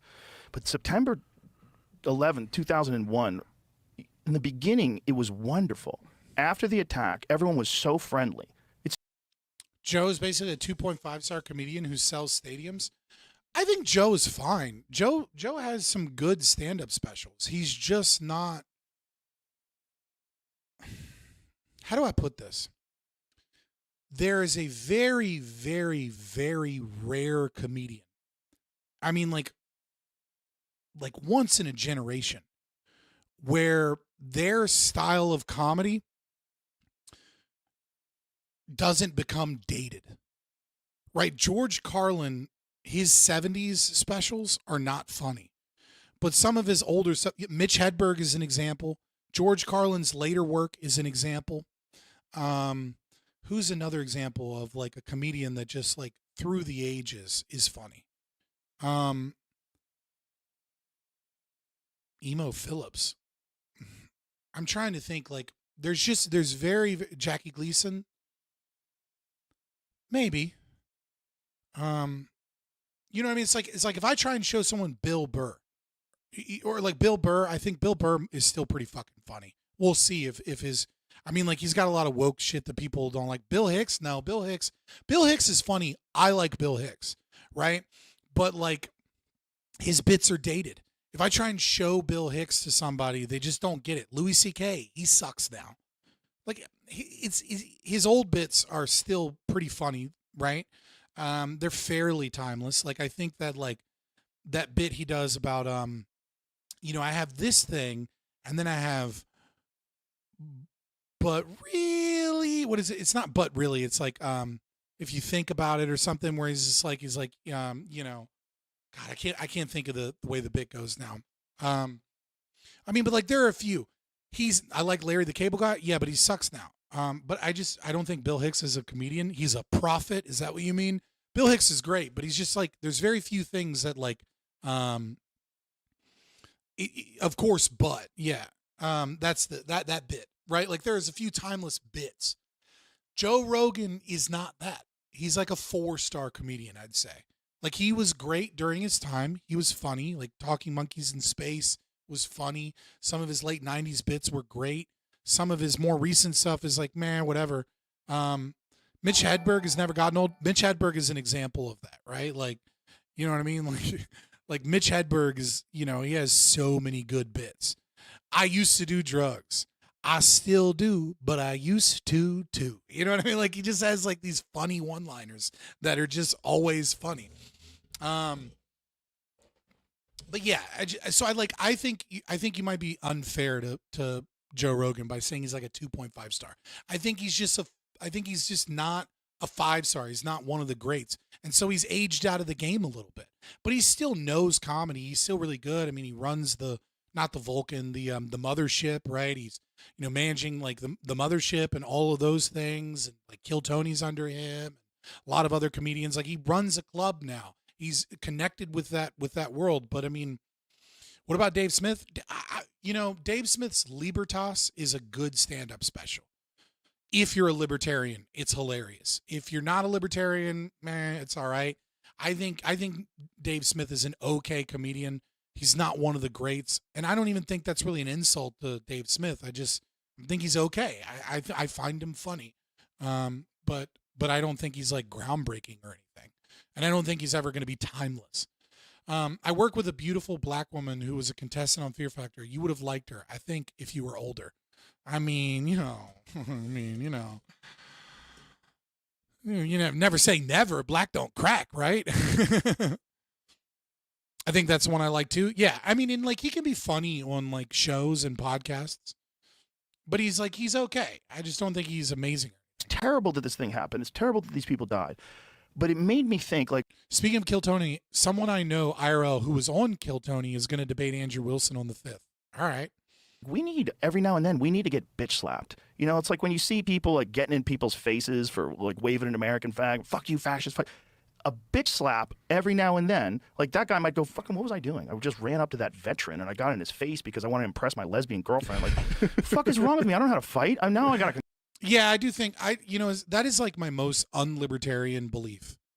Is like I do think it is healthy, that like when you that you be put down when you go off the rails. Like when you go so far out of the domain of like what is acceptable, I think you are intersubjectively communicating, to everyone around you that you're a problem that needs to be put back in your place.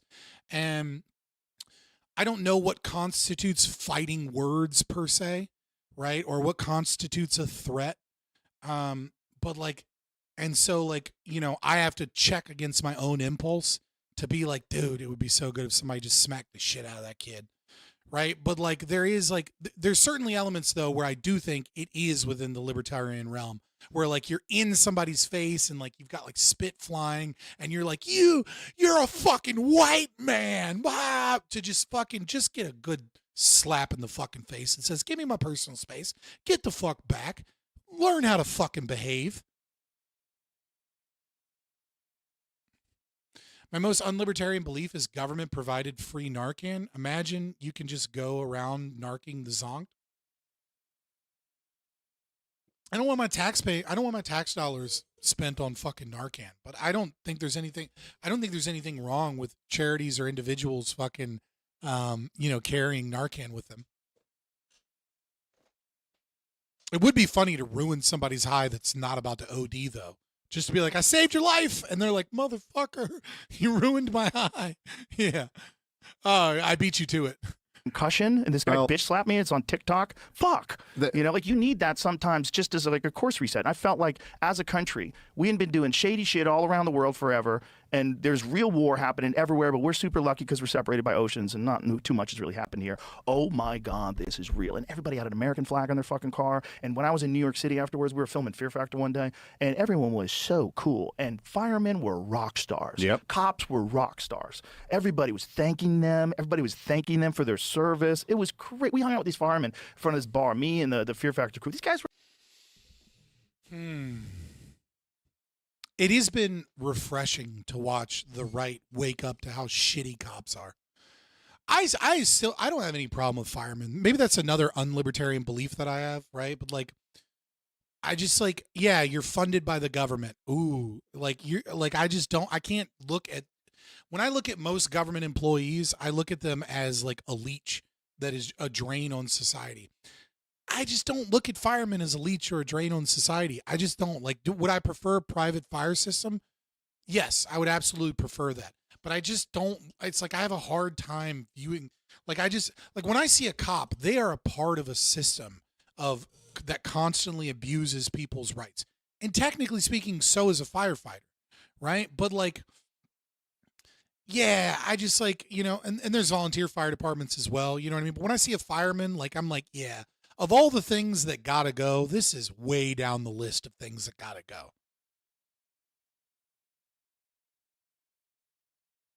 It's like I was hanging out with Brad Pitt. It was nuts. Everybody was so thankful. Where'd that go?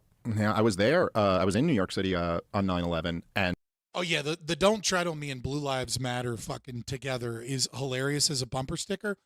But may I offer a counter argument? A Blue Lives Matter flag or thin blue line flag, or a sticker that you get for donating to a police department with that license plate is a really, really, really good way to not get pulled over or to get just a warning. I'm not telling you to do it. I'm not saying that like it's morally right or anything. I'm just saying if you put a thin blue line sticker on the back of your windshield and you have a fucking, don't tread on me bumpers, don't tread on me fucking license plate, it is a good way if you're going like 7 or 8 over the speed limit and the cop is just pulling over random people, for him to knock on your window and be like, license and registration. You give it to him and be like, hey man, you were going 8 over. Like, just keep it down. Like, I'm gonna let you off with a warning, buddy. Like, keep the speed down. And then they're like, okay, officer, you have a great day. And then drive away. The inverse is true as well. Put a fucking ACAB sticker on your car like a dummy. That's a great way to get a ticket for nothing.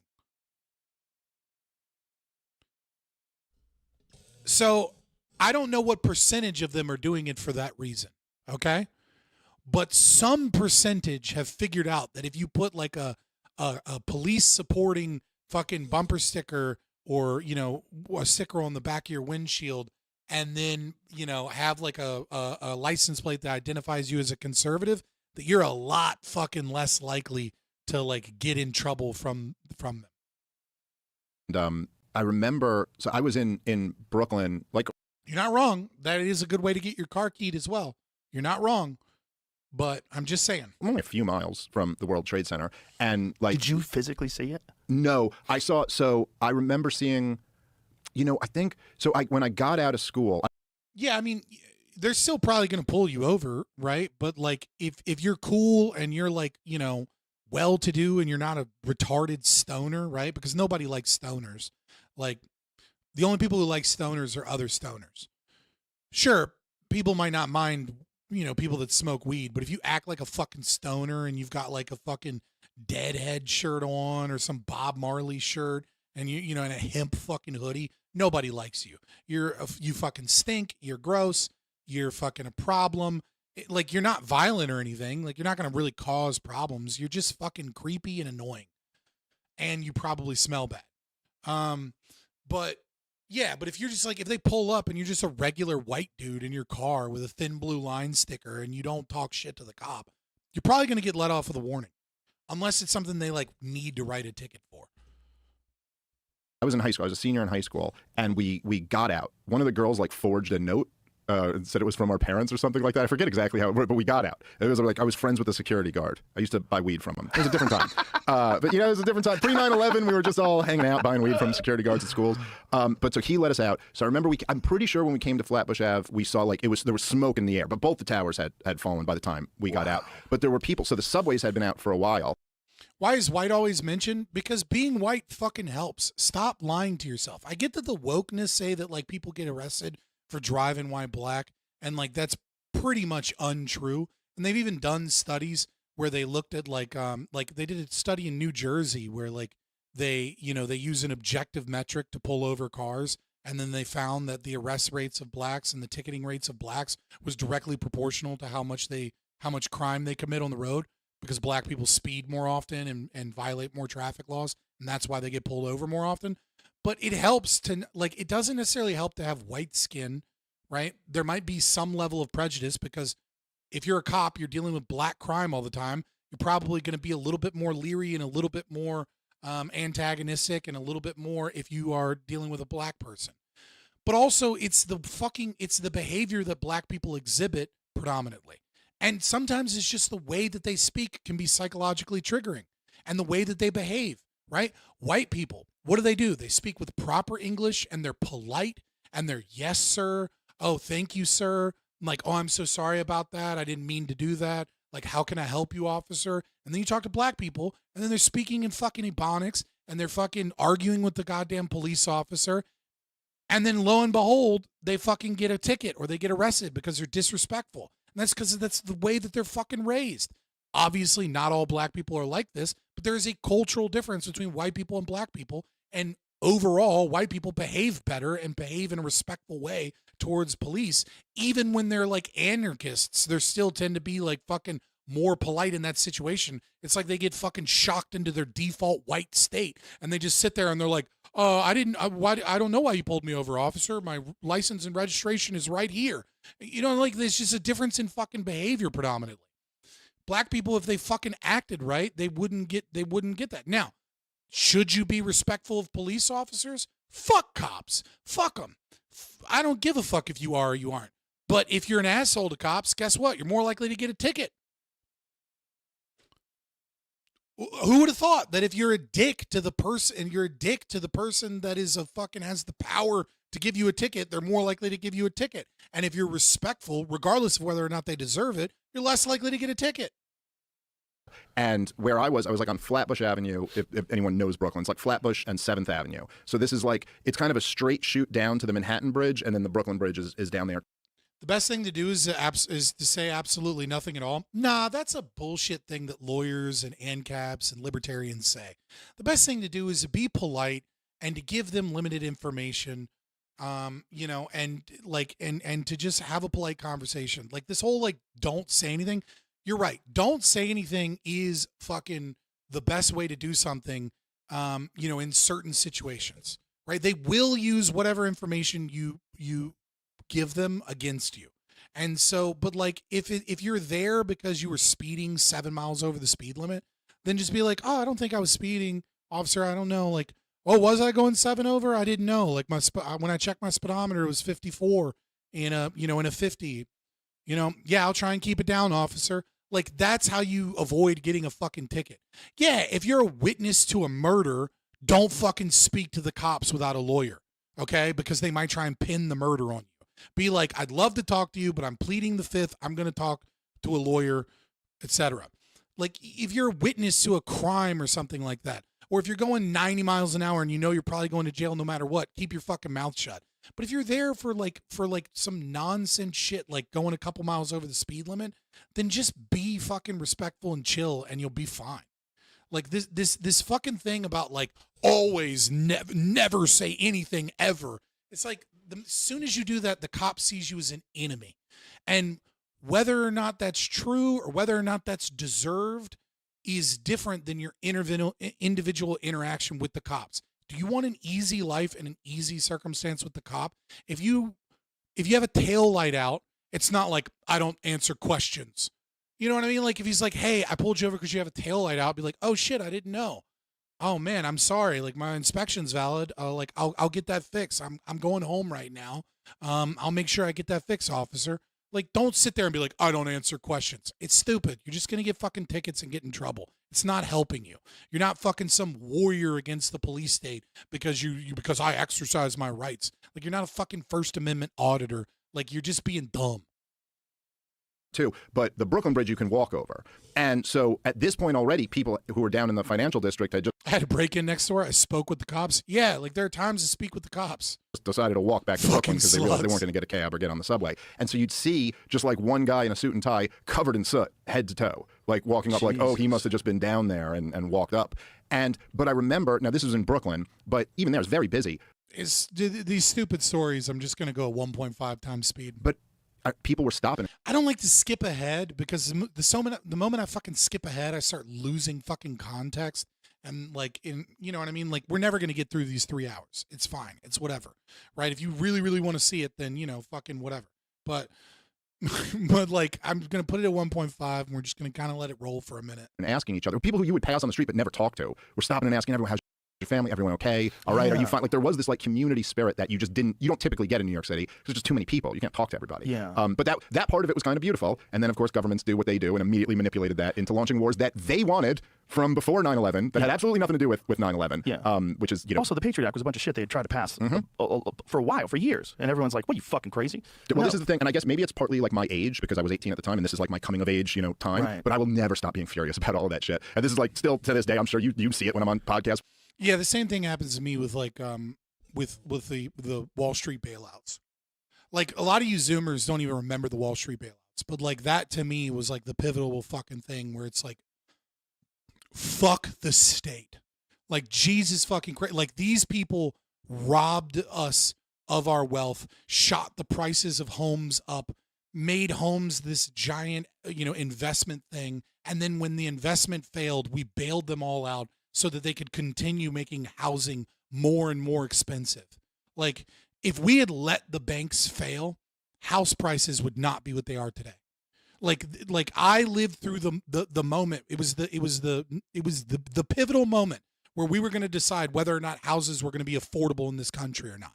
And they chose to side with the banks and their corporate friends and the fucking wealthy elite and all the people that committed fraud and all the people in the government that were covering everything up so that they could steal our fucking money and give it to banks to make sure that the bank's terrible investment panned out, and then housing prices reset right back to where they were and the fucking market didn't balance. And now we live in a place where fucking houses that fucking, 15 years ago were 200,000 are now $1 million homes. And none of the millennials, except for the people that, got in and made a bunch of money, right? And absolutely none of the Gen Z can afford a fucking house. With you and doing debates and stuff. But I'm so angry over the war in Iraq and the subsequent wars in, Libya and Syria and Somalia and Yemen and all of them. But specifically because, all these guys, the neoconservatives. Weirdly enough, I normally would say Hollywood does a terrible job, but the what is that movie about the bailout with Brad Pitt and oh my God, and what is that movie called? The Big Short. The Big Short is actually a really good film, and it pretty accurately describes the entire situation. Right? Here's what I'll do, guys. Remind me on Discord. Okay, join the Discord. Remind me on Discord.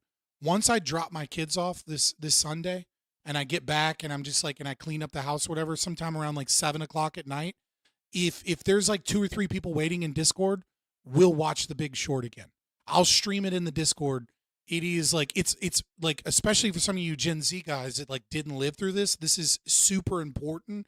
And it's not a boring documentary. It's a Hollywood film, and it does a great job of accurately describing mostly accurately describing the film. It's really, really good. It'll make you cry. It's that fucking good.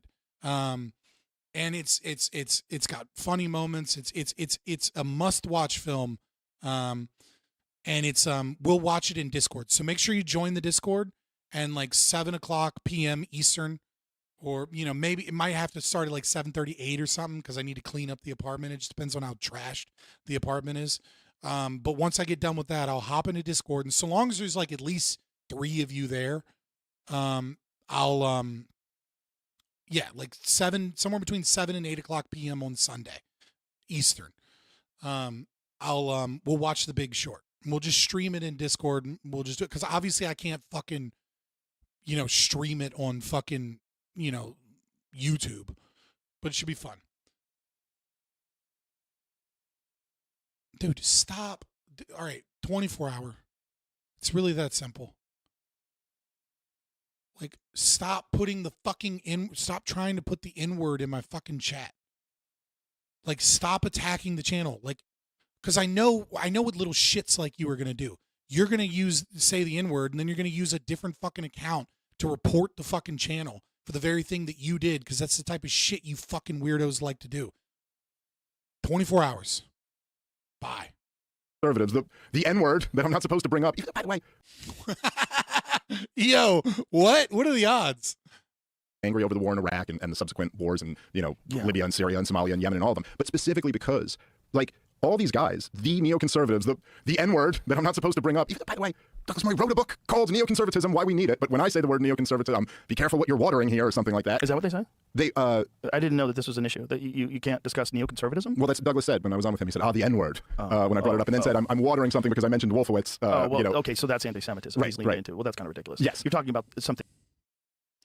I must have missed that. How is neoconservatism like a bad word? Incredibly important. Well, neoconservatism, why would that be a thing that you can't discuss? That sounds crazy. The rivalries, the marching bands, the upsets. Saturdays just got way more fun. College football is back. Think you know the game? Put your college football knowledge to the test with DraftKings Sportsbook and turn your picks into big pay. Also, hold on. I don't skip ads. I'm skipping this ad. I'm skipping this ad because this is a fucking ad for online gambling, which is a serious problem in our country. There are a lot of young men engaged in sports betting, and because they fucking don't have any hopes of owning a home or fucking any hopes of getting a girlfriend or whatever. And so they just use their depression and what little fucking money they have to put it into betting. It's evil shit. I don't fucking like it. I don't want to be a part of it. It's the reason why I'm not streaming on Kick, because I don't want to be fucking associated with sports betting and online gambling. It's a very, very high time preference, unhealthy behavior. Go fuck yourself, Joe Rogan. Stop being you have enough money, dude. You have enough money. Like, you don't need to take money for this shit. This is not healthy. This is not good. How many young men fucking listen to your podcast? That's why you were offered so much fucking money, and you're going to fucking help promulgate fucking gambling addiction in our country right now? Like, it's a serious problem that nobody talks about. Like, fuck off. /audio. Well, I mean, I'd say the answer is that those. Jesus Christ. Like, what the fuck is wrong with you? You know what I mean? Like, do some Shiwi underwear or some fucking My Patriot Supply or whatever. There's plenty of fucking money out there for you. You're a fucking multimillionaire. You own a fucking club.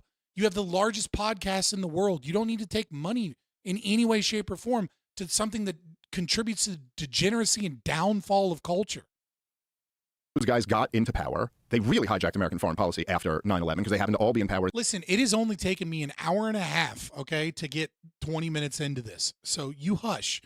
Another hour and a half and we'll be at the 40-minute mark. In the Bush administration, then 9/11 happened on their watch. But if you go back and read the shit they read, and I will never stop talking about this because it's just too goddamn crazy. But if you read all of these guys, the guys who were in the George W. Bush administration, I mean, like the signatories on the Project for a New American Century, which was their think tank, the PNAC as it's called. Yeah, he brings this up a lot, but I think this is a good point. We're like Dick Cheney and Donald Rumsfeld and Paul Wolfowitz and What's up, Casimir? Dave Smith cannot be redeemed without becoming a completely new person. He is too lazy for redemption. I just wish that fucking Dave Smith would say he's a paleolib. Like, if Dave Smith was just like, yeah, I'm not really a libertarian anymore. I'm a post-libertarian. I'm a paleolib. You know, I just don't agree with some of those things. I would have a lot more respect for Dave Smith. Because then he's just a fellow liberty-minded traveler in politics. And he's not watering down the name of what it is that we represent.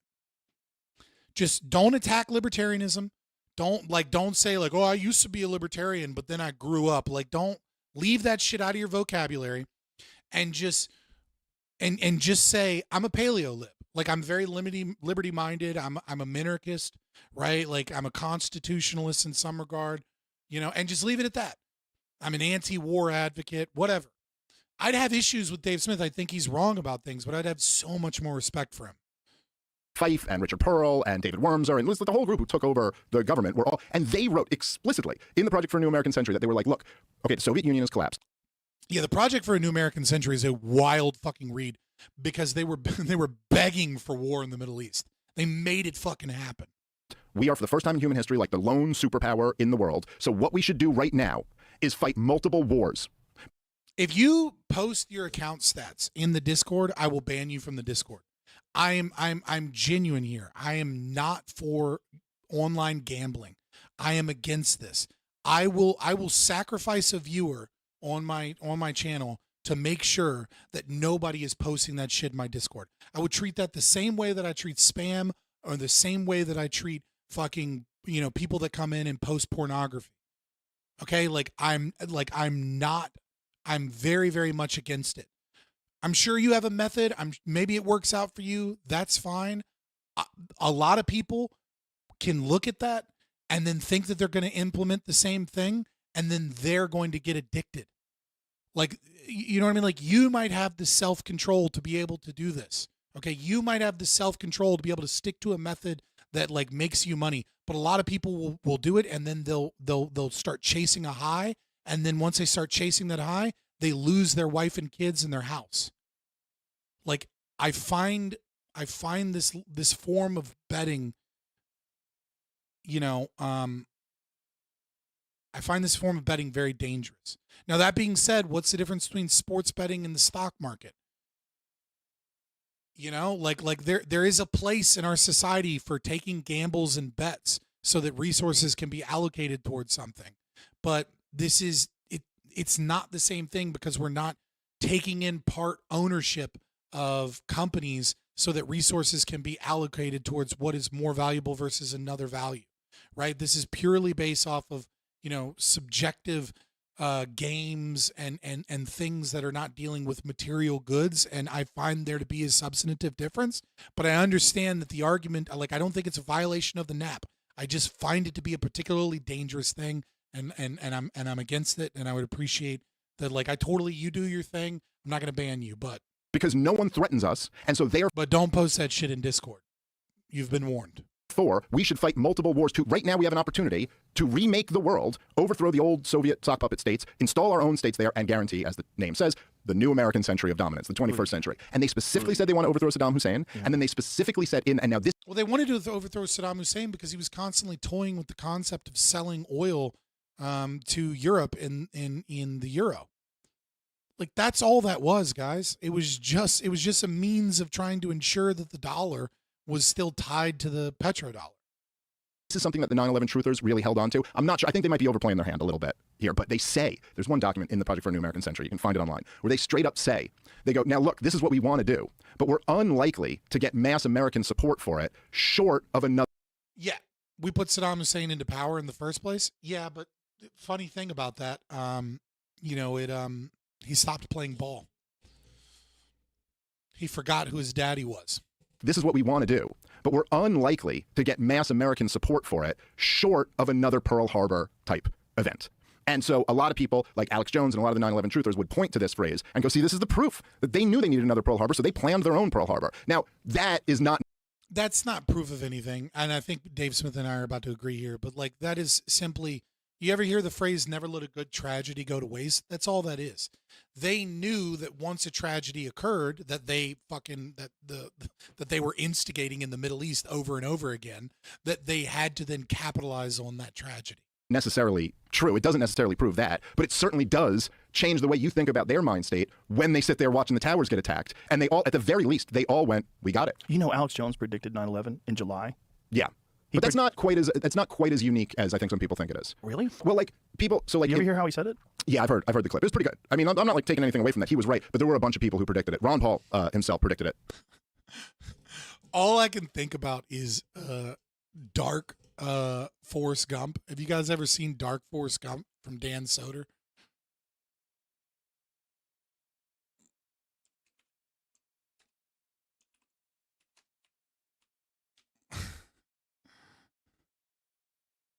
I just looked up films that were impacted by 9/11 happening. Tom Hanks on the week of 9/11 decided to officially... Yeah. What? Wait, how do you know that? You can read the synopsis of Forrest Gump Part 2 on the internet. I was friends with a couple hijackers, and they didn't tell me what they was gonna do. Yeah, there's like this, like when you read it, it's fucking... That's all I can think of now. Is a dog shit movie. Oh. We all got swept away in the moment. Let's get into Except for this. one man. One man was not swept away. His simple, name was DeRosa. Your simple brain magic won't work on Joe DeRosa. I saw through it. Can't hypnotize me. Your mom. Dude, I hope this clip has all of it, but I think it's a YouTube short that has the... Get you into school. Maybe. It's gross. It looks like Kirk, the guy that did the thumbs. It looks like yes. I think in the sequel, it was Forrest that gave. You know how like when Forrest gives all the ideas to like shit happens or whatever. Do you think there was a part where there was just like an Al Qaeda member and he's like, but the United States is so strong. He's like, I would just take out a couple of their buildings. Dude, you know the World Trade Center is also a financial capital. Dude, Dan, when you read the synopsis, I which wanna is read readily it. available, it's not that far off from that. Really? Like, He really does treat Lieutenant Dan. He just comes in and wrecks this guy's life. This guy's a military man through and through. Yeah. Generationally. Awesome yeah. indeed. He's the guy that. Yeah. He's the guy that works in the. Oh no, he's a cop. He's gonna find it out. Where Talking about the food they like. No, there's another clip from this. Let me see if I can find it. But that is part of it. But did you know in the sequel to Forrest Gump, there was a scene where you... Yeah. I was friends with a couple hijackers, and they didn't tell me what they was gonna do. Yeah, there's Forrest Gump is a dog shit movie. Oh. We all got swept. DeRosa. But the United States is. You know the world. Yeah, Dark Forrest. Benet. There's another part of it. That's Forrest Gump, but evil shit.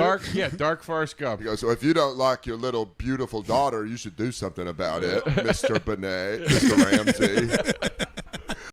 There's another one where he's like, where he's talking about the Columbine shooters, and he's like, I think trench coats make you look like an angel of death. That's all I can think of when they're talking about Bush did 9/11. It's just Forrest Gump's just being like, the world, did you know the World Trade Center is also the financial capital of the world? That's all I can think of. Perfectly. Did they predict planes into the towers?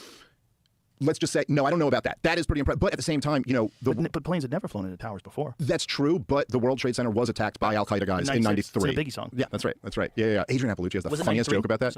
I believe so. Do you ever hear Adrian's joke about that? No. I don't want to butcher it on your show, but Adrian Appalucci is a She's so hilarious funny. comedian. She had a joke about how, in that song where Biggie goes, time to get paid, blow up like the World Trade, but they bleep World Trade now. And then her bit is how they didn't bleep, like he was talking about the first one, but they bleep it because of the second, because the towers came down. But then her bit is just like, that wasn't enough of a tragedy to make it bleeped. It's like it's like only a few people died. Like it was cool. But then a lot of people died there. She's a phenomenal joke writer. Well, it's a different. Forrest Gump over Bush's shoulder. Think a real tragedy could bring America together. Time. Back then, they would have never bleeped anything. Does anyone really believe the official story from the 9/11 Commission? No, of course not. The 9/11 Commission's bullshit. The best evidence that I've seen as to what actually happened was reports on a rogue CIA group that was operating in Saudi Arabia, that was working in tandem with the FBI but not properly communicating, was trying to take out a terrorist organization, and they knew that they were coming into America, and for whatever reason they didn't communicate because they didn't want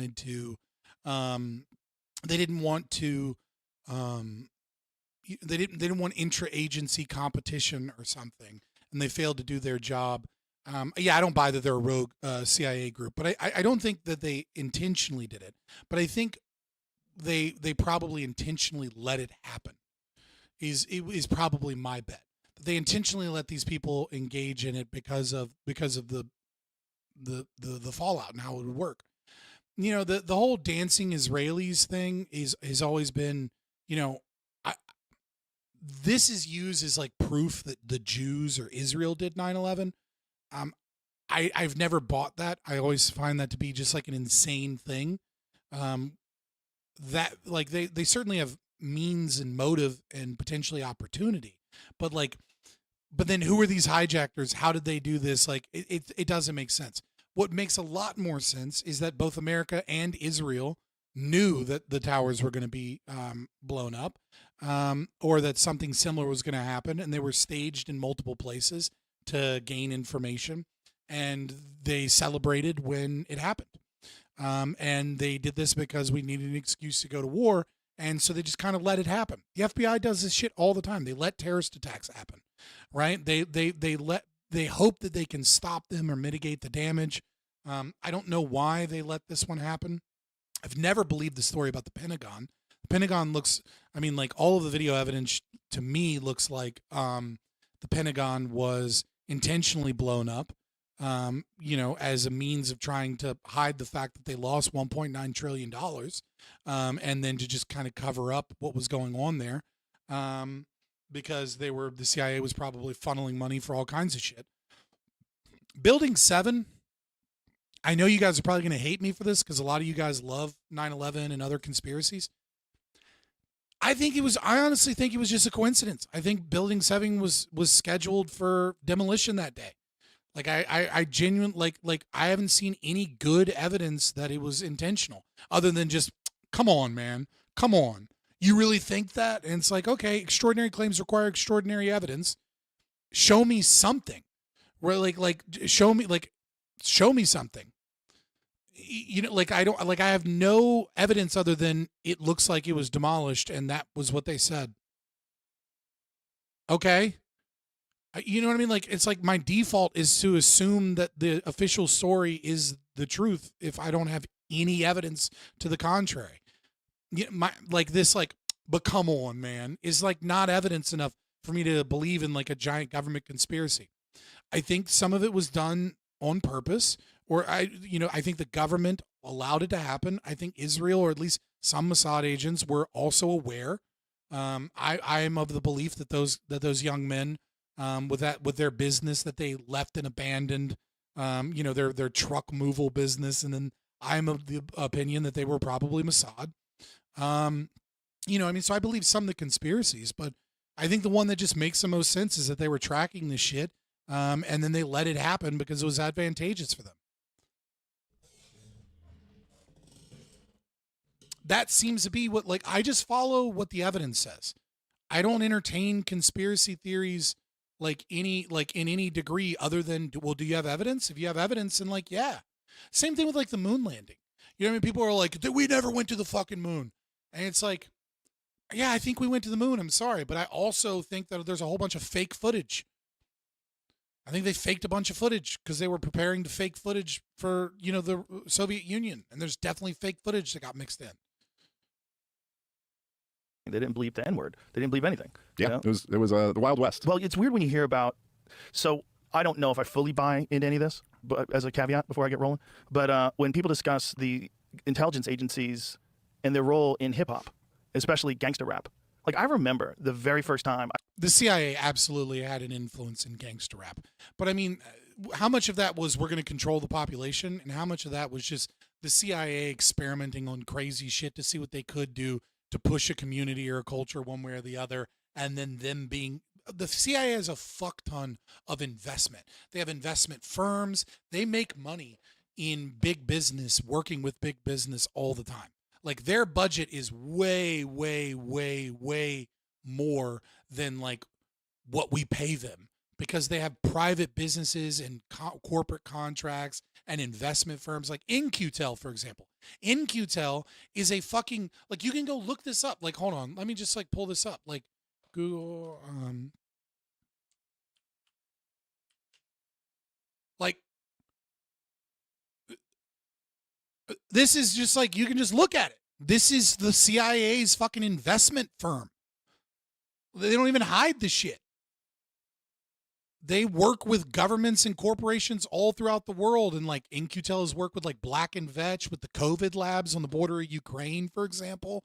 Like In-Q-Tel is involved in a bunch of dirty, fucked up shit. And they use their investment firms and power to buy stocks and trade and support certain things to try and overthrow nations and get all kinds of things done. Like, I don't think that like the CIA was deeply involved in hip hop to try and make the Black community bad. I think maybe that was part of it, and they were experimenting on what they could do in terms of psychological operations. But mostly I think they were just investing in shit that they knew would make money, because they want that money to go do other dirty shit in the world. I listened to NWA. And I think I told Ice Cube when he was here, I was on a fucking Stairmaster in Revere, Massachusetts. Imagine thinking the earth is round. And I was listening to Fuck the Police. All right, B.O.B. I was like, fuck the police, coming straight from the underground. I was like, what is this? It was a cassette Walkman, or maybe it was a CD, but it was probably a cassette Walkman. And I was like getting my cardio. They were better for working out. They didn't skip. They got good with the CD after a while. It didn't skip, but you had to set it on. Yeah, the first CD players were rough, man. Like you could use them, but you had to set, yeah, exactly. You had to set the CD player down somewhere. How many millennials remember having like their hoodie with like a CD player in it and like just scratching the fuck out of all of their CDs and eventually having to throw CDs out because it was constantly like sideways in your pocket? You had to set it on the treadmill. And you had to hit that like shock mode thing, and then that would eat your battery so quickly that like you get 3 songs in and be like, all right, you have to go to the gym with like spare battery. Your CDs never got scratched? You weren't doing much with them then. You weren't like, you like, if they're in your pocket, man, they're getting scratched. Still, to me, it was so insane that I could carry music with me to the gym. Like, that's incredible, because you go to the gym and it'd be like the worst Poison song playing, no disrespect to Poison, or something. Like, God, I can't get into this. I'm trying to get pumped here, man. This is fucking bullshit music. Like, someone's in charge of the station that they pick on the radio, just to be able to carry it. But that moment of hearing that music, I was like, this is celebrating crime and murder. Like, this is nuts. And murdering prostitutes, and like, this is crazy that this is like a major record label put this out. And I was only 21, and I was just sitting there going, I can't even believe this is real. And then I got really into it. Like, I got really into Ice Cube, really into Ice-T. I'd listen to that when I was delivering newspapers. It was like gangster rap was like a completely different thing. So then cut to when people start digging into it. Like, dude, you guys remember getting a VHS from Blockbuster, and then fucking like the movie was the movie was like just completely fucked, and you just like, cool. This VHS tape is destroyed and it doesn't fucking work now. Thanks, Blockbuster employee that totally didn't check to make sure the movie was in good shape. Like, intelligence agencies have had, there's a weird book on intelligence agencies and their role in rock and roll music in the 1960s. The book about Laurel Canyon. What is it? Strange Things? Please Be Kind. Rewind. It's very interesting. I don't know if I buy it. Eddie Bravo's all in on it. I don't know if I buy it, but there's a lot of like weird connections to the intelligence community and music, particularly hip hop and particularly gangster rap. And if you want to get really dark, you would say if you want to fill your private prisons up, what better way than have very popular music encouraging prisons? Or, excuse me. Dude, this whole like private prison thing that the left loves to talk about is so fucking stupid. Like 10% of prisons are private and it's a monopsony. Like the fucking they're bidding for government contracts, and then they make up this lie and shit about like that are like, oh, they intentionally do research and put them in places based off of like third graders test scores, and that like never happened. It's just bullshit that CRT people made up. Like the private, don't you know that it wasn't actually the military industrial complex? But Eisenhower actually said the military prison industrial complex, the private prison industry is destroying this country. Hey, numbnuts, you know what public prisons have? Workers. Did you know that those workers are unionized? Did you know that the same thing that fucking private prisons lobby for, the unions in public prisons also lobby for? Like the private prison industry controlling our law and lobbying for bad shit is true, but the public prisons do it too because the unions fucking lobby for the same exact shit. Like there's this weird thing where it's like private's a dirty word, and so they've psyoped everybody into being like private prisons are this great evil. The exact same problems that exist in private prisons exists in public prisons. You know why? Because the government is the only person that is allowed to house criminals. There is no market. There's one buyer of the service of housing criminals, and it's the government. So it doesn't fucking matter whether or not it's a private company, whether or not it's a public company. They both lobby the government for laws that make them money, whether it be the unions in public prisons or whether it be the private prison industry that's designed to make money. Neither thing changes. It's not a market. It's a pseudo-private prison. And again, it's like fucking less than 10% of them. It's so fucking stupid. Encouraging crime. Yeah, go ahead and like, share, subscribe, boys. Consider donating. That's capitalism is the meme for the day. Usually they're war bonds. That's just what we're doing. Join the Discord. We're gonna watch Sunday night if there's enough of you in there. And by enough, I only need like 2 or 3 people, right? I'm not gonna waste my time watching a movie with one other person.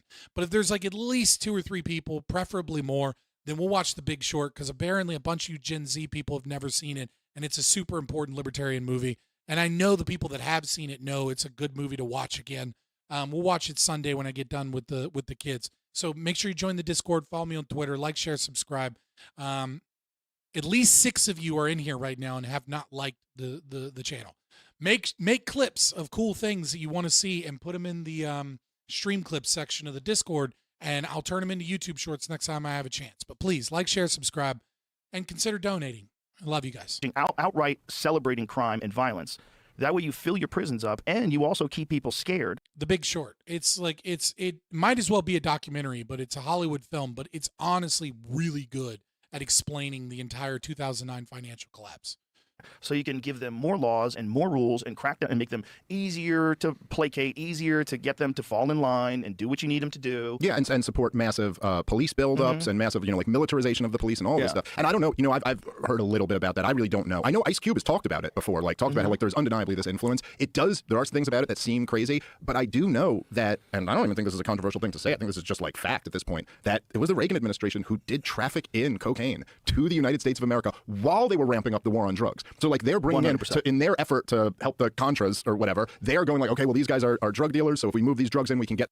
I hate shorts. They've been manipulating my trades. Yeah, I mean, it goes into ISDA agreements and how shorts work. It goes into, how tranches work, how these packages work, what subprime mortgages are. It explains all of that in the film. It's a film, but it's more of a half film, half documentary. In cocaine to the United States of America while they were ramping up the war on drugs. So they're bringing 100%. In their effort to help the Contras or whatever, they're going okay, well, these guys are drug dealers, so if we move these drugs in, we can get these money shipments to them. And then you're sitting in they're creating the conditions for the crack epidemic to explode, and then they catch one guy. Some of that crack epidemic shit is fake, and it's just based off of like accounts of like people that are like, trust me, bro. But like they were involved in the crack epidemic to a certain degree, but it is overblown, especially by like CRT people. With a few rocks on him, and they're throwing him in jail for decades. It's like just that alone, just that one piece of information. You'd almost, if you're like in a sane world, you'd go like, oh, so the people had a revolution and overthrew that government and publicly hung all the politicians involved, and then we started over from new. And you're like, Just say no. No, they lionize that guy. Still, for decades afterwards, the Republicans at the RNC, you bring up Reagan, and they go, our hero, Ronald Reagan. Like the fact. Yeah, Ronald Reagan is like a horrible fucking conservative. The fact that isn't enough to go, well, this guy should be remembered like as a monster. Do you think they tell Reagan that they're selling crack in the hood? I don't think know. they do. I do not think. I do not think the intelligence agencies let that information that far up the chain to a guy who's only in there for 4 years before he gets reelected. Fair enough. Not a chance. But George H.W. Bush definitely knew. Fuck yeah, that guy he knew knew. for That guy sure. knew. He fucking signed the docket. That guy was all over that. He was all over. He was the head of the CIA. He was their guy. Yeah, he was the head of the their CIA. guy. Moved in. Right. So, but again, also you get to a certain point when you're president. I think this applies to Donald Trump in a lot of ways too. Reagan had the right heart, but I think he got psyoped. He was a fucking Hollywood actor, man. Where it's like, it's your responsibility. Like, if you didn't know, then that's your responsibility for not knowing. I don't think you have an access. I do not. I do not think in cases like that you have access. I think if they're doing something like selling crack in the hood and using the money. Well, here's the thing, though. It's like if the president doesn't have access to these things, then isn't that in and of itself a serious fucking problem? Like, it's like, okay, so actually I don't know that the president is to blame. It's the deep state. And so I guess, whatever. Okay, well then like it's the deep state. That's a fucking problem, or the swamp, or whatever you want to, or the cathedral, whatever you want to call it. Like it's a problem that the government is able to hide shit from the president and do all of these secret operations without the president's knowledge. I mean, we saw this blatantly with Donald Trump in his first term, right? We saw him order troop withdrawals in Syria. He said, I want to there's 2,000 troops in Syria. I want to get rid of all of them. And what they did is they kept like 800 troops in Syria and they just didn't tell the president. And then they went on CNN and bragged about it when he was no longer president and said, we just lied to the commander in chief and disobeyed direct orders. But I mean, that guy was crazy. He didn't know what the fuck he was talking about. Obviously, troops needed to be in Syria. And then we all just went like, oh, okay. We were all just like, oh well, I guess, the military just kind of does whatever the fuck it wants to do now. Whatever. It's really good. And then a whole bunch of other people were like, hell yeah, that's good. Donald Trump's such an idiot that like, it's a good thing that the government just disobeyed the commander in chief to keep us in a war for oil. Fucking what? And then we just kind of brushed it off. It happens all the time. Like the deputy director of the National Security Agency went before Congress and lied about whether or not the NSA was spying on Americans. Edward Snowden proved them wrong, proved that they were lying to Congress. And many of the Congress members knew that they couldn't say what they knew. They knew for a fact that they were spying on the American public, 20 years ago, that they were tracking all of our emails and that they were collecting metadata and in direct violation of the Constitution.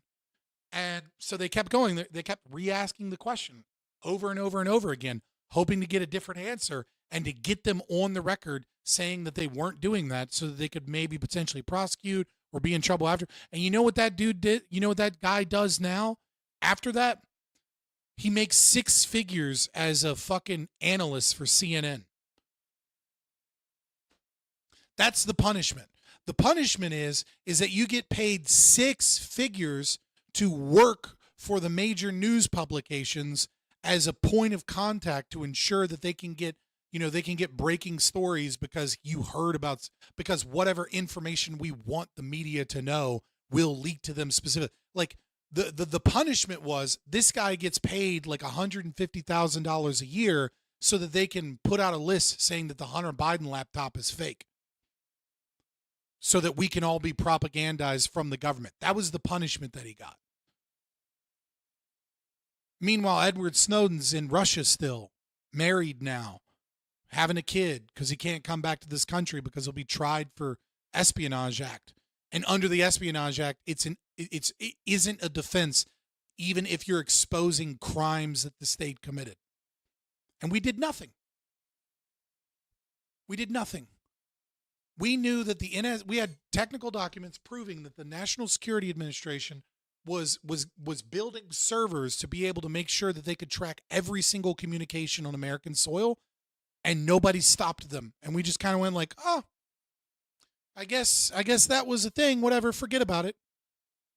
There's no doubt in my mind that the National Security Agency and the other intelligence agencies have a database where they have saved every single email you've ever sent, every single text message you've ever sent, everything you've ever Googled, every website you've ever gone on, and connected it to your purchase history, your location with your cell phone data, and are utilizing the same reason when you say some shit a bunch of times and then your phone hears it and then all of a sudden you magically start getting ads for it.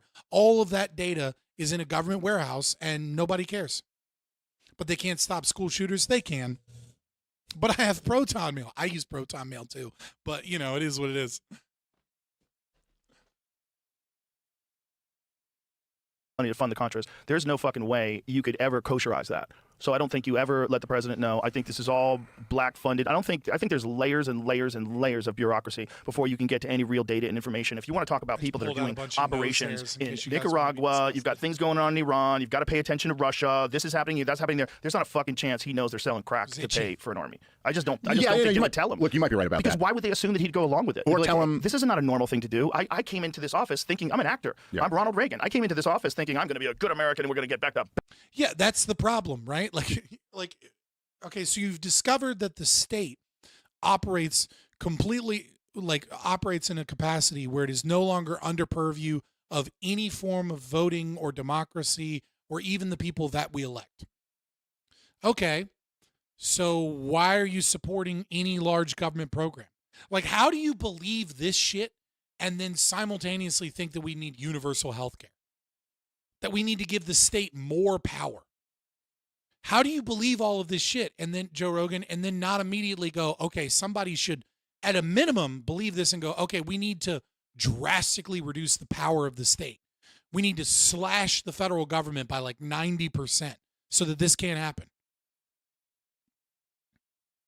Unless you support this.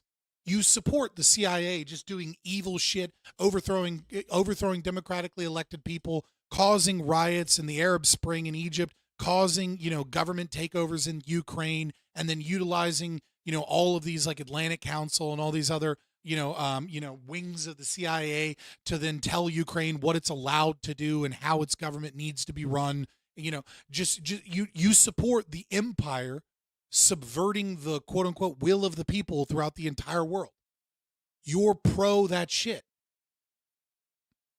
And if you're not, please explain to me how this fucking contradiction works in your mind. Basics and hard work and trickle down economics. And you're telling me you're selling crack? Hey, fuck you, you're going to jail. You know what I'm saying? Yeah. Well, because he can't. That's how Nixon got caught. So McCarthy was base and he did nothing wrong. Nixon didn't organize Watergate. He tried to cover it up. Yep. That's how he got caught. And they would do the same thing with Reagan. Yeah, well, you want to come clean about the crack selling? Do you really? Right. Well, they could present it to them after it's a fait accompli and then be like, so what do you want to do now? Which is what happened with Nixon, right? So it's like, look, this is going to look really, really bad. Good luck explaining this. Right. So he helps him cover it up, and then you go, now we got you. We got you. Now you might as well have been in on planning it because you helped us cover it up. And the whole thing was set up by the government. That's what's really crazy. His intelligence agency set up Watergate. They operated it. Bob Woodward was an intelligence agent before he was ever a reporter. That was his first gig. Tucker Carlson told me that. It blew my fucking mind. He's like, what rookie reporter for their first gig, their first story gets, you're going to take down the most popular president in U.S. history? Yeah. He had won by the biggest margin. 49 states. Yeah. He's a dominant real. The American people had spoken. They supported this guy. And then, Bob Woodward, some 20-something. McCarthy he didn't fail to elaborate properly. No, he didn't. Like, that's bullshit. I mean, like, I probably agree with you, but I'm so mad about how hard McCarthy tried that I'm disagreeing with you on principle of like McCarthy being a hero. Like, he did everything right. Like, they just lied about him constantly, and the president, Truman, worked against him, and the Senate just cooked up bullshit hearings. All the shit that we learned about what he was doing, and like all of these bullshit hearings were done by the Democrats against McCarthy, and they think it was McCarthy's Senate hearings. He did almost everything right. The only thing he did wrong was drink enough liquor so that when they killed him in the same hospital, his best friend, one of his good friends that was a former Secretary of the Navy who was, hospitalized in a mental institution, which was the same hospital he died in, who mysteriously somehow made it to a wing that you're not supposed to get to and committed suicide by jumping out of a window with bars on it. And then he dies in the exact same hospital. The only thing he did wrong was drink enough so that people would believe that he randomly died because he drank too much when they murdered him. That's the only fucking thing he did wrong. Year-old reporter. He gets the biggest story in American history. Right. He happened to just come out of naval intelligence in a weird coincidence. Did I tell you what Bill Murray told me? No. So Bill Murray was on the podcast and was talking about Bob Woodward's movie, the book he wrote. What was it? What was it called? Well, he's written a lot at this point. The one about Belushi. What was it called? It was Wired. Wired. Okay, it was just about Belushi being fucking crazy drug addict. He goes, "That's not my friend." He goes, "That's not how he was." He was like, "That was kind of an." Yeah, Bob Woodward just made up a bunch of shit so that he could say he was like this crazy cokehead. He was a little bit of a lightweight. Like if he had like 2-3 drinks, he was drunk. Like he goes, I think he did that speedball. I think that's the first time he ever did it and died. It's not that he never done drugs before, but he wasn't this guy.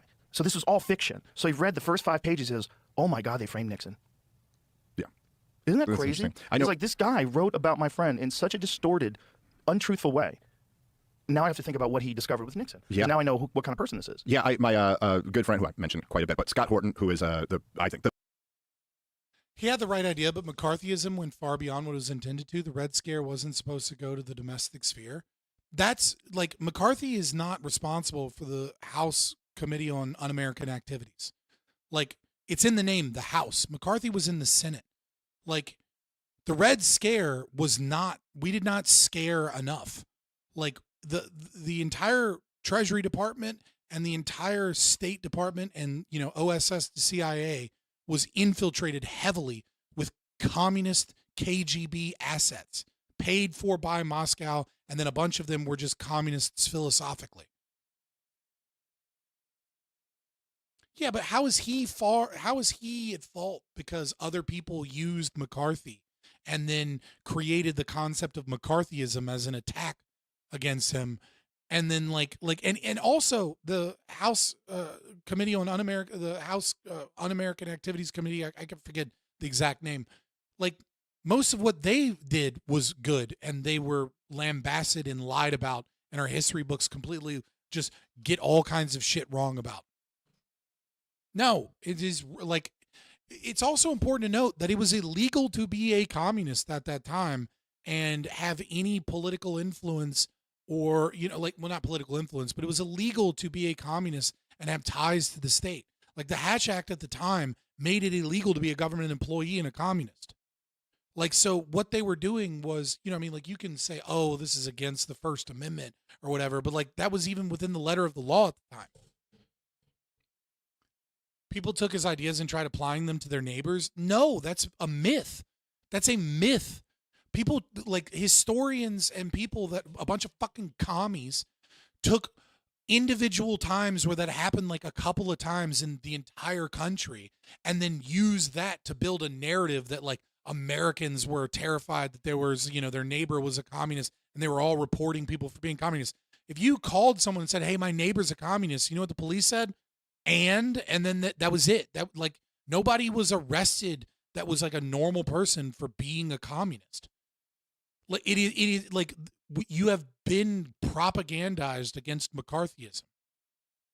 Best foreign policy voice in the United States of America, and he wrote the best book on the terror wars called Enough Already, and the best book on the war in Ukraine called Provoked. But so Bob Woodward's latest book came out, and I remember he told me about this, but so he just happened to be writing his book on Ukraine when he saw this new Bob Woodward book came out, and they had a quote in it, I believe it was a Sergei Lavrov quote, who's like Putin's right-hand man, and Scott said he's reading it, and he goes, this quote's all wrong. He goes, the actual quote, he was just researching this for his book, and he goes, the quote means the exact opposite of what he's claiming it means here. Like, see how he left out this part? He wasn't referring to this, he was referring to that. And then I remember he just told me, he goes like, so for the record, like, you can just never trust anything Bob Woodward says, because he'll take this quote and just get it, mangle it to the point where he's presenting it as if it means 180 degrees opposite of. Yeah, I mean, Bob Woodward has been a CIA asset his whole life, is my opinion. What the quote actually meant. And so, yeah, there's a lot of stuff like that. And then that guy is like the historian of record. Would you ever imagine that? When all the years when I was growing up, that guy was like, hey. What do you mean he failed to elaborate? Like, no, he didn't fail to elaborate. No, you're just making shit up. He tried to purge the government of communists, but the media took it and created it shit show. How is that him failing to elaborate? That's not him failing to elaborate. He elaborated very clearly that he had a list, that he was working off of the list, and that he had other sources, and that he was working within the State Department predominantly, and that there were communists in the State Department, and that they needed to be purged out. He couldn't have been more clear. The fact that the media and history books lie about it doesn't mean he failed to elaborate. No, you're not gonna lay the blame on the media trying to turn McCarthyism into this big red scare, and the Senate and Democrats and the president all working like they hid document. The president intentionally brought documents that would that would showcase some of his work and brought it into the Oval Office, into the White House, so that when he asked for those documents from the State Department, they could legitimately say that those documents no longer existed at the State Department. Like the president, the media, and large portions of the Democrat Party and the Senate were just lying about him and collectively working together to protect communists. And then you're saying, well, that's his fault because he didn't engage in PR to beat the president, a large political party, and the media establishment and all the communists. How dare he not have better PR management? He didn't elaborate enough. He stated his case clearly multiple times. Like, this is crazy. Hero. Mm-hmm.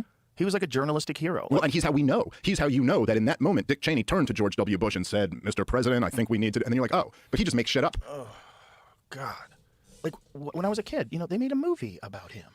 Brother, 420 TV was here when we reacted to the first half of that video by Rageaholic on the stream. Like, you're coping. You're coping because you don't like McCarthy for some reason. Yeah, he's seen all of this shit. He knows all of this shit. He doesn't care because he's like a left Rothbardian or something. And so he hates anybody that's against, that's too mean to the commies or something. I don't fucking know what his deal is on this. Because you're like based like 99% of the time until it comes to agorism, weed, and McCarthy for some reason. All the President's Men is a movie. Who plays Bob Woodward? What movie star plays Bob Woodward? Which one of them? Was it Robert Redford or was it the other guy? Who else was in that movie with him? Who played Bernstein? Dustin Hoffman. That's right. Robert Redford's Woodward. Yeah. So imagine that. You're Bob Woodward. You bullshit everybody, and then you get to watch Robert Redford, the most handsome man alive, play in a movie. Like, outstanding. Look how good looking I am. And look at me kicking ass for America. But also and just think about how much Poval and Somalia. He thinks Somalia is a good example of libertarianism in practice. Yeah, I remember. I don't know. I was in school. And I remember hearing, like, my history teacher talking to another teacher, and this was when Bill Clinton was getting in trouble for Monica Lewinsky. So I was, like, in middle school or whatever. And I remember hearing them talk, and one of them said to the other one, he goes, so what do you think about the impeachment or something? And I remember my history teacher, I thought was a pretty smart guy. And he goes, well, they're treating him like he's Nixon, but he's not Nixon. And essentially what that meant, like what he was saying was like, well, Nixon is the most corrupt president who ever lived. Bill Clinton just got caught cheating on his wife. Like, that's not as big a deal as being the most corrupt. But they just made that. Yeah, Bill Clinton he did a lot worse than fucking Monica Lewinsky. Does anybody here believe that Bill Clinton didn't rape anybody? Like, it's crazy to me to think that he didn't. Like, the amount of people that have credible accounts that line up with receipts and dates in hotel rooms. And they're just like, yeah, but Bill Clinton was suave. He was cool. He couldn't have. It's crazy to me. Like the thing that everybody knows. Like, well, we did have this one corrupt president, but the system works. That's the lesson. The system works, and it got him out of there. Before the internet, it works. I think it's like very... Yeah, we should create a border around Somalia just to keep Johnny Somali there. That's a good usage of our... that's a good usage of our tax dollars. Like, fuck that guy. Or just send him to North Korea. That's where we should send him. Fuck Somalia. Just send him to North Korea. Just drop him off in North Korea. Just leave him there. Little helicopter ride, drop him far enough to break a leg, but not like kill him or anything, and just let him live in North Korea. He'll never make it out. Did have this one corrupt president, but the system works. That's the lesson. The system works, and it got him out of there. Before the internet, it works. I think it's like very hard to make that same system work the same way now. No, I completely agree. I mean to say that the narrative that everybody accepted was but the system works. Like, it figured out that he was corrupt. They had him step down. They got him out of there. When really the answer... Connor said that he would work with Hitler. like if it meant that he could like have a meaningful political means of fighting Stalin. So of course he'd work with Bill Clinton. They accepted. It was but the system works. Like it figured out that he was. Like he's a 90s Democrat, right? Like he's pretty fucking like. Unfortunately, Bill Clinton is slightly too right wing for Connor. The system worked the same way now. No, I completely agree. I mean to say that the narrative that everybody accepted was but the system works. Like it figured out that he was corrupt. They had him step down. They got him out of there. When really the answer is much more like the intelligence agencies took over the United States of America in a hostile coup against John F. Kennedy, and then Nixon comes in like a few years later and is like essentially taken over as well. But they get the American people to believe that like what that was a corrupt president being ousted. This episode is brought to you by ZipRecruiter. There is such a thing as having too many options to choose from. I mean, Nixon isn't blameless, but yeah. From like when you're scrolling on the TV trying to find something to watch, or have you been to one of those ice cream shops where they have hundreds of different toppings to choose from? It's overwhelming. The same thing can happen when you're hiring and you get inundated with applications. Well, it's time to stop stressing and use ZipRecruiter instead. Their innovative resume database can help you find and connect with the best people for your role. Bill Clinton was surprisingly libertine. ZipRecruiter.com/Rogan. What makes ZipRecruiter's resume database so special is the advanced filtering feature. You can use it to hone in on exactly what you're looking for from the hundreds of thousands of resumes that are of uploaded. All the things you use a time machine for, you're going to do it for Johnny Somali? Skip the candidate overload. Streamline your hiring with ZipRecruiter. See why 4 out of 5 employers who post on ZipRecruiter get a quality candidate within the first day. Just go to this exclusive web address, ZipRecruiter.com/Rogan. Again, right now, try it for free. Again, that's ZipRecruiter.com/Rogan. ZipRecruiter, the smartest way to hire. Well, it's also easy to frame Nixon that way because he's ugly. Right? He's not a good-looking guy, and it was just after Kennedy. Look, when Muhammad Ali retired, Larry Holmes couldn't get any love. Bill Clinton is the reason my family lives in Australia. Please explain. Fuck out of Muhammad Ali, and everybody was sad, and everybody hated him because of that. And you're never like, if you're Nixon and you're following JFK who got shot in the fucking head. We got assassinated. Someone assassinated the greatest president of all time, this good-looking guy who was going to really change things and didn't believe in secrecy. And there is what is it called? There's a JFK speech that I think is probably the reason he got killed, that nobody talks about.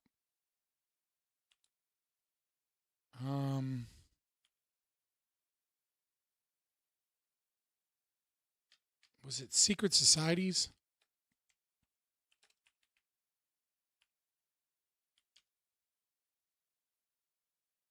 Yeah, here it is. The very word secrecy is repugnant in a free and open society. And we are, as a people... Like, this is the reason Kennedy was killed. Here you go. You want to know why Kennedy was killed? This is why Kennedy was killed. It's really simple. Inherently and historically opposed to secret societies, to secret oaths, and to secret proceedings. We decided long ago that the dangers of excessive and unwarranted concealment of pertinent facts far outweigh the dangers which are cited to justify it. Even today, there is little value in opposing the threat of a closed society by imitating its arbitrary restrictions. Even today, there is little value in ensuring the survival of our nation if our traditions do not survive with it. And there is very grave danger that an announced need for increased security will be seized upon by those anxious to expand its meaning to the very limits of official censorship and concealment. Yeah, like he's just straight up shitting on the CIA trying to grab power and do more behind the scenes in the interests of national security. That I do not intend to permit to the extent that it's in my control. And no official of my administration, whether his rank is high or low, civilian or military, should interpret my words here tonight as an excuse to censor the news, to stifle... Yeah, I mean, Americans have gotten fucking dumb in their vernacular. Like, it is crazy that this was just a normal speech for people. As an excuse to censor the news, to stifle dissent, to cover up our mistakes, or to withhold from the press and the public the facts they deserve to know. For we are opposed around the world by a monolithic and ruthless conspiracy that relies primarily on covert means for expanding its sphere of influence, on infiltration instead of invasion, on subversion instead of elections, on intimidation instead of free choice, on guerrillas by night instead of armies by day. It is a system which has conscripted vast human and material resources into the building of a tightly knit, highly efficient machine that combines military, diplomatic, intelligence, economic, scientific, and political operations. Its preparations are concealed, not published. Its mistakes are buried, not headlined. Its dissenters are silenced, not praised. No expenditure is questioned, no rumor is printed, no secret is revealed. No president should. Well, I mean, dude, a philandering Democrat back then was a lot more base than they are today. But this 110% is why he fucking is why he did.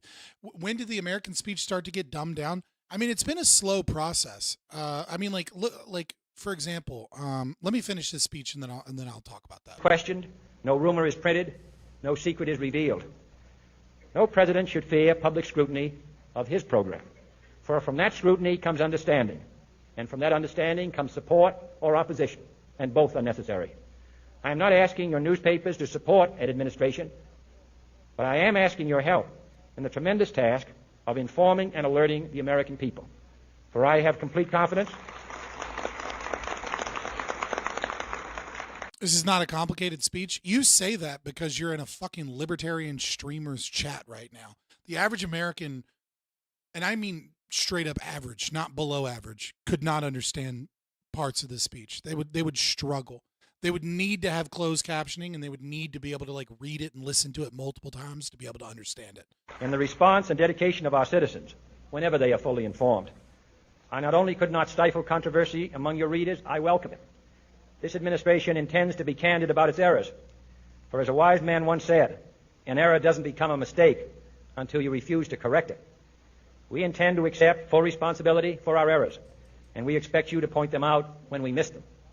Without debate, without criticism, no administration and no country can succeed, and no republic can survive.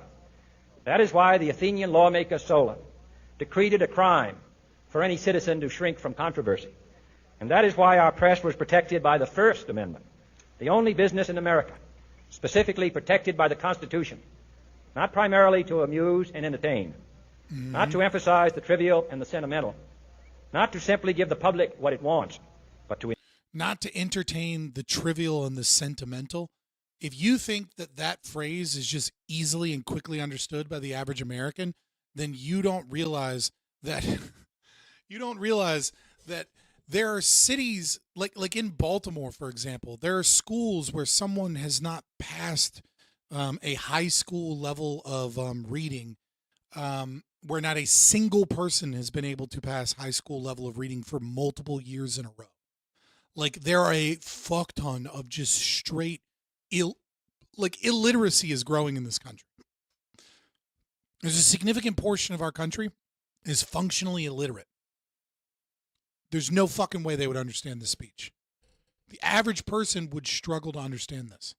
Emphasize the trivial and the sentimental, not to simply give the public what it wants, but to inform, to arouse, to reflect, to state our dangers and our opportunities, to indicate our crises and our choices, to lead, mold, educate, and sometimes even anger public opinion. This means greater coverage and analysis of international news, for it is no longer far away and foreign, but close at hand and local. It means greater attention to improved understanding of the news, as well as improved transmission.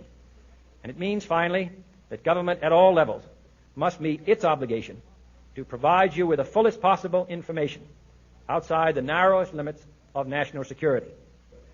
And so it is to the printing press, to the recorder of man's deeds, the keeper of his conscience, the courier of his news.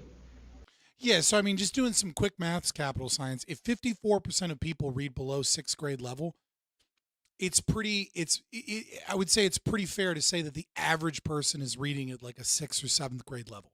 That their reading level is below that of what is expected of a ninth grader.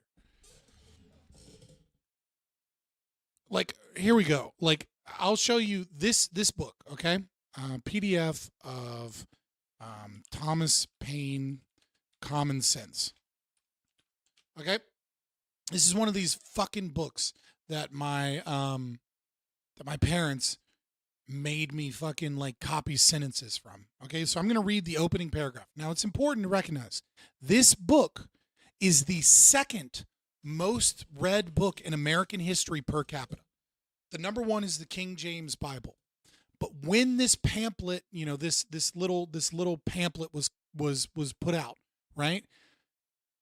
You have to understand that just behind the Bible, this was the second read most book in America. Everyone in America had a copy of this. Every person that had any level of like loyalist revolutionary spirit whatsoever, right? Like a good third of people in the country were reading this, and it wasn't based upon, IQ or something, right? Like the average man read this for entertainment and thought about this. Okay? Perhaps the sentiments contained in the following pages are not yet sufficiently fashionable to procure them general favor. A long habit of not thinking a thing wrong gives it a superficial appearance of being right, and raises at first the formidable outcry in the defense of custom. But the tumult soon subsides. Time makes more convert than reason. My favorite quote. As a long and violent abuse of power is generally the means of calling the right of it in question, and in matters to which might never have been thought of, had not the sufferers been aggravated into the inquiry. And as the King of England hath undertaken in its own right to support the Parliament in what he calls theirs, and as the good people of this country are grievously oppressed by combination, they have an undoubted privilege to inquire into the pretensions of both, equally to reject the usurpation of either. In the following sheets, the author hath studiously avoided everything which is personal among ourselves. Compliments as well as censure to individuals make no part thereof. The wise and the worthy need not the triumph of a pamphlet, and those whose sentiments are injudicious or unfriendly will cease of themselves unless too much pains are bestowed upon their conversation. The cause of America is in a great measure the cause of all mankind. Many circumstances hath and will arise, which are not local, but universal, and through which the principles of all lovers of mankind are affected, and in the event of which the affections are interested. The laying a country desolate with fire and sword, declaring war against the natural rights of all mankind, and extirpating the defenders thereof of the face of the earth, is the concern of every man to whom nature hath given the power of feeling, of which class, regardless of party censure, is the author. Okay, this is the average American can read and understand this in 1776. Like the average American reads that and doesn't have to sit there and be like, what the fuck did he say? This is written as a pamphlet for general distribution for the average person. This isn't him trying to be smart. This isn't him trying to be like extra special or anything. This is just regular old everyday American understands this and can read this fine.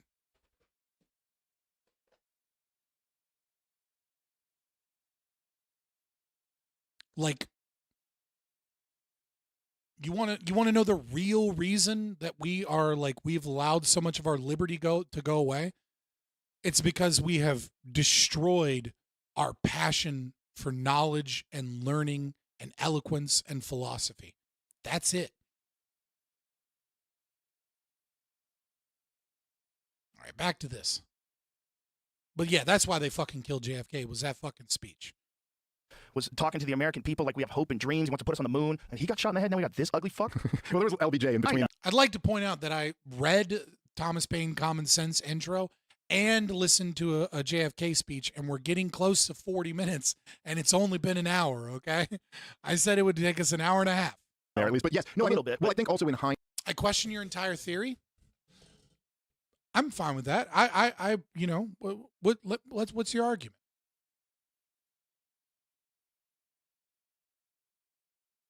I think we are devoid of a hunger for learning and education, predominantly in philosophy. That's my argument.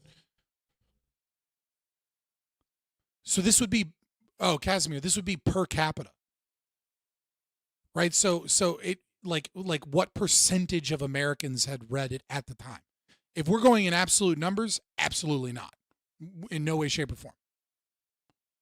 Insight. He wasn't that good looking. He also came off as kind of well, an I was evil going to say he's figure. also very authoritarian. Yeah. Which is unfortunately when you have a society where you do have ubiquitous crime, you do need some kind of an authoritarian leadership. Not saying you need tyranny, not saying you need a dictator, but you need fucking laws and you need rule of law. And sometimes those people come off very harsh and very uncaring and unloving. Yeah, you need order, but that doesn't mean that you need strongmen politicians, and you certainly don't need secret fucking CIA organizations that are subverting those strong men. Fucking laws, and you need rule of law. And do you think it was the change from print to TV that caused the dumb down of speech? I mean, I think there's a ton of factors. But what I would say is that I would say the predominant dumbing down of speech has been the loss of, up until the Civil War, the great American pastime was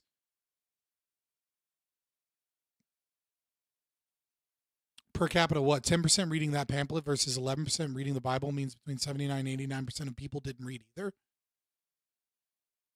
So you think the pamphlet wasn't written for the average person to be able to understand, that it was written at a higher level? Maybe.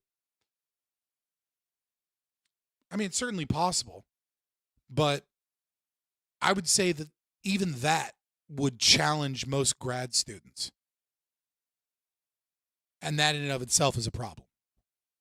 And I would say it's undeniable that the vernacular of America and the reading comprehension of America has decreased over time.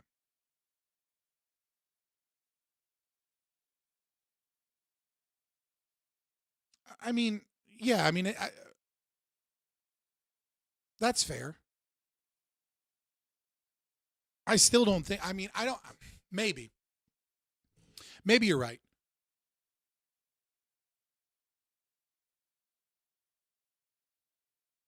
Maybe. But even still, I don't know. I'm throwing random numbers here just to illustrate that it isn't necessarily a decline. Well, I think it is. There is an obvious decline in the way that we communicate, and the speeches and the way that the language that we use and our eloquency with it, and et cetera, et cetera. Maybe it's not as sharp of a decline as I hold in my head, but I do think there is a decline. And I do think it comes from, predominantly, I think it comes from a lack of knowledge, of a thirst for genuine knowledge, and of a rigorous means of gaining that knowledge, right? Like I think the internet has played a role. I think media has played a role in the fact that we've left from, a pastime of reading and gone into a pastime of just consumption of media, via algorithms and, and news and TV, et cetera. But I think predominantly it comes from a place where over time, political and just general philosophy has fallen out of favor as a pastime and an interest. Trump's dumbing down his own language to fourth grade level supports your position better. Yeah. Sometimes those people come off very harsh and very uncaring and unloving, and it's total opposite for the reason why people voted for Jimmy Carter. I think because Jimmy Carter represented like a genuinely sweet, good guy. Right. But look how that presidency was a disaster. Because I mean, Malcolm X wrote some pretty cool base shit, but most of it was trash. They were all working against him for sure. And on top of that, it's hard to, you gotta be a bit of a hard ass if you want to run the world. But the way Nixon did it, we're still suffering through that today. That motherfucker, he's partially responsible for that sweeping Schedule 1 Act of 1970. When they did that and they made everything illegal, everything Schedule 1, including things that are 100% medicinal, like marijuana, all that fucked up society, and they did it specifically to target the anti-war movement and to target the civil rights movement. I don't buy this narrative that they did it specifically to target the anti-war movement. We have reports from people in the room that that's what happened. We don't have any hard evidence of that. We just have he said, she said, that this was a means of targeting the anti-war movement. And we also have earlier ways in which Nixon, like when he first started the war on drugs, there was a lot more money that was put in towards treating it like a medical problem and a lot less of it towards treating it like a criminal problem. And then we saw that it pulled poorly, and we saw the evolution of it being more of a tough on crime situation and less of a medicalized situation. And so that to me is something we can verify, that it seems less likely that it was, just to target the anti-war movement, and more likely a means of gaining currying favor with the American public and the electorate for elections, and that he changed the way in which he enacted the war on drugs because people had no sympathy for drug addicts, and instead they wanted a tough on crime position. It wouldn't shock me or surprise me in the least to learn that it was in part, to target anti-war protests. But I just don't buy this narrative that we know this because some people 20 years later when it's, or 30 years later when it's politically expedient to shit on Nixon long past the time after he's dead, right? To then say, oh, well, I was in the room and let me tell you, it was actually to target black people and to target the anti-war protests. It's like, yeah, I don't like, that's not enough for me to be able to just be like, we know this. Like, no, we fucking don't. We have some people that it was politically expedient to say that they knew this. Maybe they're not, maybe they're coming clean later. You know what I mean? Like the truth sometimes comes out of people as they age, or maybe they're full of shit and they knew that they'd get attention and they'd get pats on the back for being the good guy, for saying the shit that the wokies wanted them to say. So it's not like Nixon was the best. Oh, no. What he did was fucking horrible. Nixon had a lot of policy failures, and I would put the number one, and I completely agree with you. I mean, launching the war on drugs was a disaster, but taking us off the gold standard was one of the worst policy decisions in the history of the United States of America. That is, we're so many of the problems we face now. No, this is another thing too, right? Like, this is another misnomer, is that like, oh, it was actually such a terrible idea for Nixon to take us off of the gold standard. Nixon took us off the gold standard because we no longer were on the gold standard. Like, Nixon didn't just decide one day that we were no longer going to back up our currency by gold. Nixon inherited a presidency where we were already lying to Europe about how much gold we had, or the fact that you could exchange your money with gold. And I mean, we weren't lying per se. It's just that we had fiat currency in circulation where fractional reserve banking was multiplying the currency, and we were getting more and more inflation, but we weren't getting gold to back it up. So if we had a run on the banks, there would not be enough gold to exchange for the currency. That's what he was left with. So I'm not saying, Nixon is blameless in this in any way, shape, or form, but I am saying that it's like we treat it like Nixon just decided one day to like take us off the gold standard, when in reality, it's like Europe was like, okay, we want our money, we want our gold, and the gold wasn't there, and we were facing some type of economic collapse. And so his response, which was bad, was to take us off the gold standard and tell us to go fuck ourselves, Europe to go fuck themselves, and then struck a deal with Saudi Arabia to put us on the petrodollar so that the dollar was backed by material resources of some kind, and so that we could export our inflation, and so that everyone kind of rise or fell with the US dollar, which was a genius act, not a good act, not a moral act, but a very smart way of backing up the dollar and keeping our inflation from being isolated to America, but instead exporting our inflation to the rest of the world. But it's like, it's important to recognize that the gold standard, we were already basically off the gold standard. Like we were all like, since 1913, right? But especially since after World War II ended, like we were just printing money. We were printing money over and over again, and banks were printing money by having a fractional reserve banking. And so inflation was happening at a much higher rate than we were able to gain any level of gold. Now is because of that. And people could say, like, I've heard Pat Buchanan defend Nixon on this before. Pat Buchanan was in the Nixon administration. He was a speechwriter for him. And he was like, well, look, what were we going to do at that point? And so he was basically saying, because what happened was... Oh, God damn it. I hate when I go into this whole thing and then I unpause and then the argument comes up. Like, I hate when that happens. Essentially, so you had like the makes me feel Bretton Woods dumb. Agreement, which started after World War II, or actually, I'm sorry, it started at the very end of World War II. It was in 1944, where they had the Bretton Woods Agreement, where they could kind of see where World War II was going, and it was basically like, okay, well, forfend you straining minds from the chicanery, return to your solipses and ellipses where language has progressed. Thanks, Drayle. I appreciate you. All of Europe is destroyed, and a lot of Asia is destroyed. Or not yet, I guess it's 44, but it was getting there. And America had, at least on the homeland, hadn't really been touched. And we had like a wild amount of the world's gold. And so the deal was essentially that like we will peg the dollar to gold at $35 an ounce. Everyone else can peg their currency to the dollar. And then the dollars are refundable. You can get an ounce for $35. And so that, was whatever. There were problems with the Bretton Woods Agreement, but that was what stood from after World War II from 19... How much longer to cover the next 5 minutes? Listen, you shut the fuck up, all right? We're here for it. We're here for however long it takes, all right? This is a stream of consciousness. No, the agreement was 90 minutes at 3.5 hours to get to 40 minutes. We are now at 40 minutes and 42 seconds. Okay. And we still have 24 minutes. 1944 to 1973 or 1971 when he took us off the gold standard. We've been making great essentially time. what happened was through. Also, I fucking went on to a JFK speech. I went on to fucking, Thomas Paine's Common Sense. You leave me be. So from 1944 to 1973 or 1971 when he took us off the gold standard. And so essentially what happened was through the 60s, we started cheating. And it became very obvious to the world that we're like, in the 1960s, you're like, you have the Great Society. So we created Medicare and Medicaid, and we went to the moon, and we were fighting the war in Vietnam. And we're just printing money for all of this, which is what we still do to this day. But so essentially, the Europeans started looking at us, and they were like, I don't think you got enough gold to cover all these dollars that you're printing around. Wasn't that thing where they were going to do an audit of Fort Knox that we never heard about? Well, what I know is that I'm pretty sure it was the French, might have been the British too. It was definitely the French. The French basically called their bluff, and they just went, okay, we'll take gold. We got all these dollars. We'll take gold. We get an ounce for every $35 that we have, and we have quite a lot. And that's when Nixon went, no. He just basically defaulted in front of the entire world, and he said he's temporarily suspending the convertibility of dollars into gold, and they framed it. Dude, they also shut down the banks for like a week so that no one could do a run on the bank, so that no one could get their gold. Like the president just goes, actually, you know what? No, you can't get your gold, and all the banks are shut down for a week.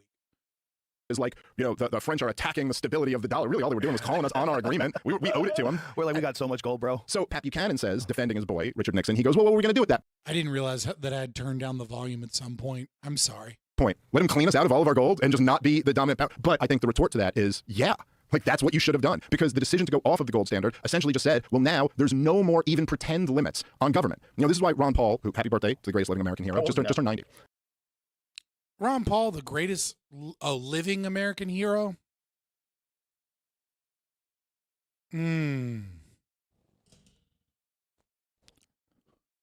Maybe. I don't know. Who's better?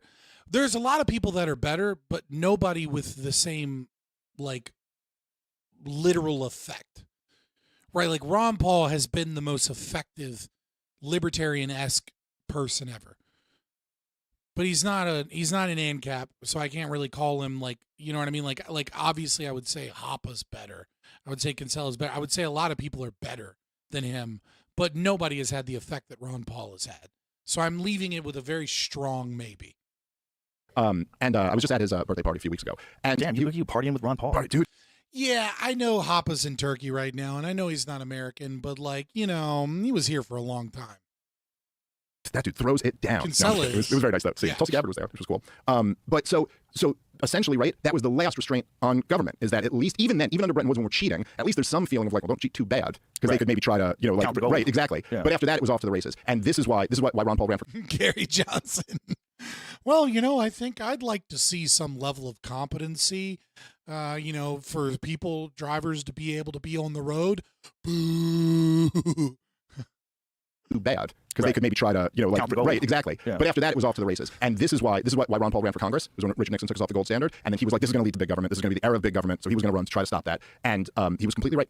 This is what has really destroyed everything, is that there's just no, and it's a big part of the reason why I'm so angry about all these wars too, because it's all related. The Federal Reserve was created in 1913, or the Federal Reserve Act was signed into law by Woodrow Wilson in 1913. And then in 1914, I think is when it actually got up and running. And in 1914 is when the income tax was passed, also signed into law by Woodrow Wilson. And 3 years. Hey man, the income tax of 1914 is just a temporary thing, okay, guys? It's just temporary. We've only had it for 110 years, okay? Where it's 111 years, okay? Clearly, the income tax is Donald Trump, who is now rehiring all of the IRS agents he said he was going to get rid of. Clearly, he's going to get rid of the IRS any day now. The income tax is going to go away.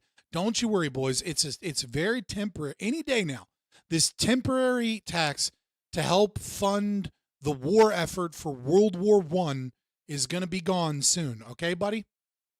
Later is World War I. 3 years or American entry tax was passed, also signed into law by Woodrow Wilson. 5D chess, boys. Trust the plan. And 3 years later is World War I. 3 years or American entry into World War I. So it's this is the banking system and the tax system are very interrelated with the warfare state. You need this stuff in order to fight wars. And even just over the last 25 years, we've spent close to $10 trillion on wars, and they didn't tax the American people for that, because they know they couldn't tax us enough to pay. We would put an end to it. If they yeah, this is one of the clips I saw that I was like, fucking holy based, bro. On wars, And they didn't tax the American people for that because they know they couldn't tax us enough to pay. We would put an end to it. If they tried to raise everybody's taxes enough to come up with $10 trillion because we want to go fight regime change wars all over the Middle East, the American people would have been like, no, we're not doing that. But they didn't do that. They kept taxes where they were. I think they even cut some rates during those years, the top rates. And then they borrowed the rest, and they still couldn't borrow enough, so they just print the money. And then essentially what happens is that the price of everything just goes up and up and up, and you just put more money into the system, and then people start looking around and going like, geez, why is the price of housing and healthcare and energy and childcare totally unaffordable? And the answer is because you're paying for the war in Iraq. And nobody thinks about it like that. But that's really what... Yeah, so I quote tweeted this one, and I was just like, look, Dave Smith is based here. This is like he's like 99% right in spirit. The problem is there's this whole other elephant in the room that nobody really wants to talk about, which is that 74% of the federal budget is welfare or spending on the debt.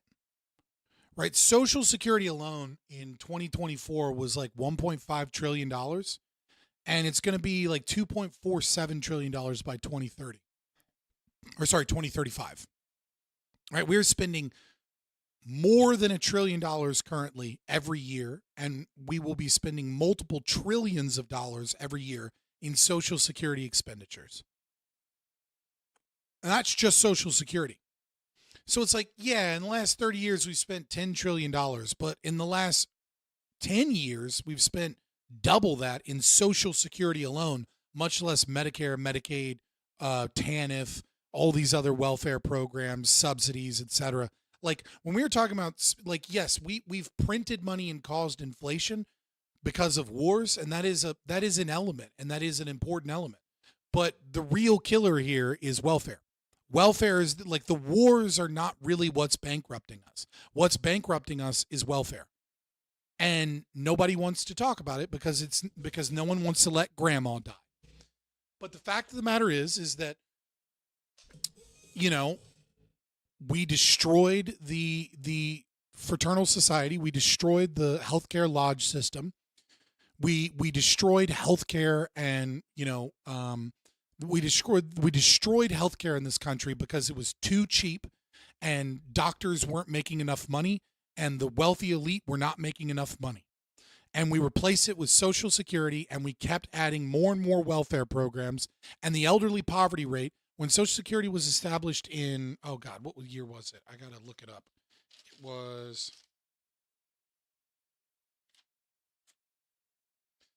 so the elderly poverty rate was 40% in 1935 when Social Security was established. In the 1910s, the best data that we have shows that the elderly poverty rate was somewhere between 10 to 20%. Okay, so at the peak of the mutual aid societies, the fucking elderly poverty rate was, at worst, half of what it was in 1935. It was 35% in 1960. It didn't reach parity with the mutual aid societies until 1995. And guess what? It's rising. It's 11.3% in 2023. Right? So, like, we created this welfare state. And the people that actually benefited from this are the boomers. The boomers benefited from all of these socialist programs. Now, the silent generation did to a certain extent, but predominantly it was the boomers that benefited from all of these socialist programs. They got cheap college, they got affordable housing, they got these great retirement plans, they got all of these things that were designed to funnel wealth to them. And what we did is we bankrupted America and inflated the ever-loving shit out of our dollar. And the only people that really benefited were the boomers, to a small extent, the greatest generation, or the silent generation, to a small extent, the Gen X, and millennials and Gen Z, and obviously soon Gen Alpha, are all paying for it. Nobody can buy a home. No one has any hope of actually getting Social Security. And even if they do get it, they know that it's going to not keep up with inflation. Like, we are being taxed to death to pay for the retirement of boomers that own all of the fucking wealth in this country. So, I mean, like, I'm with him and I understand it. And I and maybe he's doing a univariate analysis. Or maybe he's just kind of like talking on topic. So I don't want to like shit on him, right? Like he's 99% there in spirit. but the real killer is welfare. Like it's overwhelmingly welfare is the real problem. So I'm trying to flip back to my notes where I was. What's going on? They can't. So for all the young people who are coming out of college now, and they're like, I'm 150 grand in debt. I have a gender studies major degree or whatever, maybe something better than that, but they got an English degree or something, and they're working at DoorDash, and the average house is going for 600 grand, and they're like, what am I possibly going to do? It's like the reason why these kids are all demanding socialism, at least on the left, is because like, what else are you going to do? But like, how do you? But the reason why that is the case is because your government decided to spend trillions of dollars on blowing up brown countries, and in some cases then rebuilding them to blow them up again. I mean, this is the actual cost of. Yeah, and so it's like, I don't know. I'm trying to give Dave Smith the benefit of the doubt here. But it feels to me, maybe you guys disagree, right? I would welcome chat engagement on this. It feels like he has learned that the popular thing to talk about is quote unquote blowing up brown kids because he wants to attach himself to the left-wing narratives.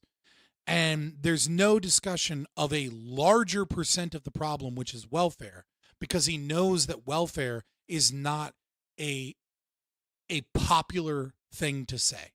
So he's saying the safe thing, which is our government prints checks to fight wars in other countries and like destabilize brown, and kill brown people. And isn't talking about the fact that the predominant thing that is bankrupting this country is welfare. That welfare is that corporate welfare and subsidies and then paying off the debt is literally 74% of the federal budget. That military spending, infrastructure, paying for government employees, like everything else that the government does and that we vote on that isn't entitlement spending is 26% of the budget. And the other 74% of the budget is this problem, this giant elephant in the room that he's not going to talk about because that doesn't get him more followers and more listeners on his podcast and more opportunities to go speak to people, because that would piss off a bunch of leftists and a bunch of people that are loving him because he's fighting the Free Palestine, anti-Israel, warmonger fight. And like, he doesn't want to alienate this big populist portion that won't like him saying, no, Social Security is killing. Opposite, left regurgitates libertarian anti-war talking points. Dave has said he sees this as an anti-war movement in the U.S. and so is driving that right now. It feels like a very grifter bullshit thing. It feels very sleazy to me. Because I know that he knows that Social Security is a huge part of this. That Medicare, Medicaid, TANF, corporate subsidies, that not only is it a huge part of it, that it's far more a part of our debt than war. That war is a cherry on top.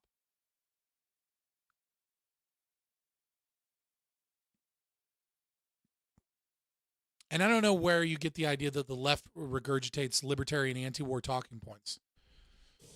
I find that to just be complete and utter nonsense. Like, the left is anti-war, libertarians are anti-war. Show me one leftist that is talking about private property rights and why this is aggression against, that is a violation of the non-aggression principle. Like where the left is not regurgitating any libertarian anti-war talking points. That's like, I don't agree with that at all. If you can show me evidence that the left is turning libertarian and the left is talking about private property rights and aggression versus non-aggression, like, sure, then I'll buy it. But I haven't seen a single leftist regurgitating libertarian talking points. What I've seen is the left and libertarians regurgitating talking points that are anti-war. The thing, and I feel like it's almost nobody outside of like the Ron Paul libertarians, the Austrian economics guys, almost nobody else ever. It's not so much grifting, but it's also stream of consciousness, right? Before I finish reading here, right? Like, it's a stream of consciousness. So like, I can forgive him to a certain degree that we're talking about war and we're talking about taxes and we're talking about this, but it seems like he's going over this history that is almost crafted towards a populist message. and is leaving out a lot of libertarian analysis. Like there's certainly libertarian analysis in there, especially talking about the gold standard and like economic impacts and things. Like it's a very libertarian argument, and I think it's a good one. But it's like we're not talking about the elephant in the room, which is welfare. Makes this connection. That it's like this is the deal. You can't be a world empire without having. Yeah, strategic liberty. I agree with that. Like they're there because it's oppressor oppressed. A central bank that can print money for you, because otherwise it just doesn't work. Resources are finite and you'll run out of them. And so you can't do that without having this monetary system. But the cost of this monetary system is that prices always go up and up and up and up, and that rigs the entire economy against the working class and the middle class in favor of the rich. It's just the way it is. Yeah, but Scott Horton, Dave Smith talking points are the left-wing anti-war talking points that have been a part of the narrative for the last 50 years. I mean, they have a ton of history and data and good arguments, but they're not libertarian arguments. They're anti-war left-wing arguments. And so they ally with left-wing philosophy and causes, and they're not interjecting libertarianism into these arguments at all. Are finite and you'll run out of them. And so you can't do that without having this monetary system. But the cost of this monetary system is that prices always go up and up and up and up, and that rigs the entire economy against the working class and the middle class in favor of the rich. It's just the way. No, I'm not saying being anti-war is inherently left-wing. What I'm saying is that the left has an anti-war movement, and there's very little libertarian being interjected into this anti-war movement by presumed libertarians. Prices always go up and up and up and up, and that rigs the entire economy against the working class and the middle class in favor of the rich. It's just the way it is. When the value of assets is going up and up and up and up, that's great if you own stuff. That's great if you own stuff and you're selling it. If you got $1 billion in the bank, inflation is your best friend. But if you're on a fixed income or you're a working class person, it just destroys you. Well, they don't have $1 billion in their bank. I get what he's saying. He's correct, right? This is like a minor critique, but like billionaires don't have $1 billion in the bank. Billionaires have assets, and assets, appreciate with inflation, right? So like, yeah, so their assets just become worth more money. And then the other thing that they do is they take off loans based off of their assets. And then if you get a bunch of inflation, then the interest rate on that loan ends up becoming less and less of a problem. So they can take money that they don't have based off of assets that they do have and then put them in investment so that they grow the value of their assets. And then inflation further grows the value of their assets. And then what ends up happening is the bank makes money and the person that took out the loans make money, and they're both making money because you're making less money because your dollar is being devalued. Everybody who's working class knows this just from living through the last 5 years. But your grocery prices go up 30%. That is, that's people have this idea that there's like economic issues over here, and then there's like social issues over here, there's foreign policy over here. But it's all one thing. I agree, Casimir, I've been 100% with you at this point, but like when two criminals fight, Smith picks the one that is against the USA. Yeah, and when two criminals fight, we pick the lesser, or we pick neither. But I get what you're saying. Like I'm like 99% with you here. I just want to be careful to be like, we don't have to pick either of them. We can tell them both to fuck off. I mean, we can't for some fucking reason, but like we should. The prices of groceries go up by 30% and families get destroyed. Men swallow pistols. Kids grow up without fathers. That's the cost of this shit. And that's what we're living through now. And what we'll continue to live through as long as we have a government that it spends way beyond our means. Like Dr. Ron Paul used to say, when you spend beyond your means, you're destined to live beneath your means. And we have an economy that's built around doing the exact same thing it's always done, right? And if you think about the amount of money, just in shuttering U.S. aid, think about the amount of money, whether you agree with U.S. aid or not, the amount of money that... Strategic liberty, you're just wrong on that. Like the left has been opposed to American empire since World War II, right? Like the left has been, the left. Now, obviously, like your typical neoliberal left, maybe, but no. This is a distraction. Just think of the U.S. aid is retarded by Rogan. I'm missing something. Bring U.S. aid. Think about the amount of money, whether you agree with U.S. aid or not, the amount of money that was being... I didn't know that you had viewed this previously and you were like saying what he was about to say. I was like, what? Like... And if you think about the amount of money, just in shuttering U.S. aid, think about the amount of money, whether you agree with U.S. aid or not, the amount of money that was being pumped through that system, to all sorts of weird places, right? There's when the Department of Energy gave out $93 billion in loans in the months between Biden losing, or Kamala losing rather, and Trump taking office. Where's that? There's so many of these instances of insane amounts of money just being allocated while we're in $39 trillion in debt. It's like You got to go. Thanks for the stream tonight. Hey, brother, I appreciate you. Thank you so much. You got us over 31. You know, we got a new member. That's $3.99 as well. You can add that in there. But I appreciate it. The number one thing we should think about is the printing to investments funnel that fuels shit like BlackRock. Yeah, I mean that and welfare. But you're not wrong. Like you're absolutely not wrong on that. And the way banking and fiat currency works. It's so unmanageable, and yet it just keeps marching on, and people are upset if you try to pull a Band-Aid off. Like, the idea of shuttering some of these government organizations, all you hear about is people are going to die, people are going to starve, this is going to happen, that's going to happen. Like, are you fucking sure? Yeah. Are you sure that this isn't a giant money-sucking scam that's been going on that does some good? Yeah, well, that's most of it, right? Yeah, well, like, number one, yeah, if you go, hey, I think, which, by the way, no one in Congress, I mean, short of, like, Thomas Massey. I was there in the 80s when they were pushing Reagan to intercede in the Middle East for humanitarian reasons, and in the 90s pushing Clinton to support Rwanda and the Balkans. You're not wrong. I think it is. I think there was a Marxist part of the left that was much smaller than at the time, right? And this is taken over a much larger perspective of the left. And when I think of the left, I'm thinking of it from critical theory, Marxist, neo-Marxist, right? Like I'm thinking of like left-wing philosophically movements as opposed, as opposed to like classical liberals that have some left-wing economic views. Right? So I think you are kind of right. When you think of the left as like the Democrats, in the Democrats were people that were, that were left-wing, but not to the degree that they are today because the Overton window has shifted. So maybe you're right. Maybe I'm like right, but like what I am talking about is like, the academics, the philosophers, the intelligentsia, the activists, right? The new left that took over in the university campuses, like the anti-war people, not the neoliberal left, not the Democrat politicians. Right, like so those people were the slugs.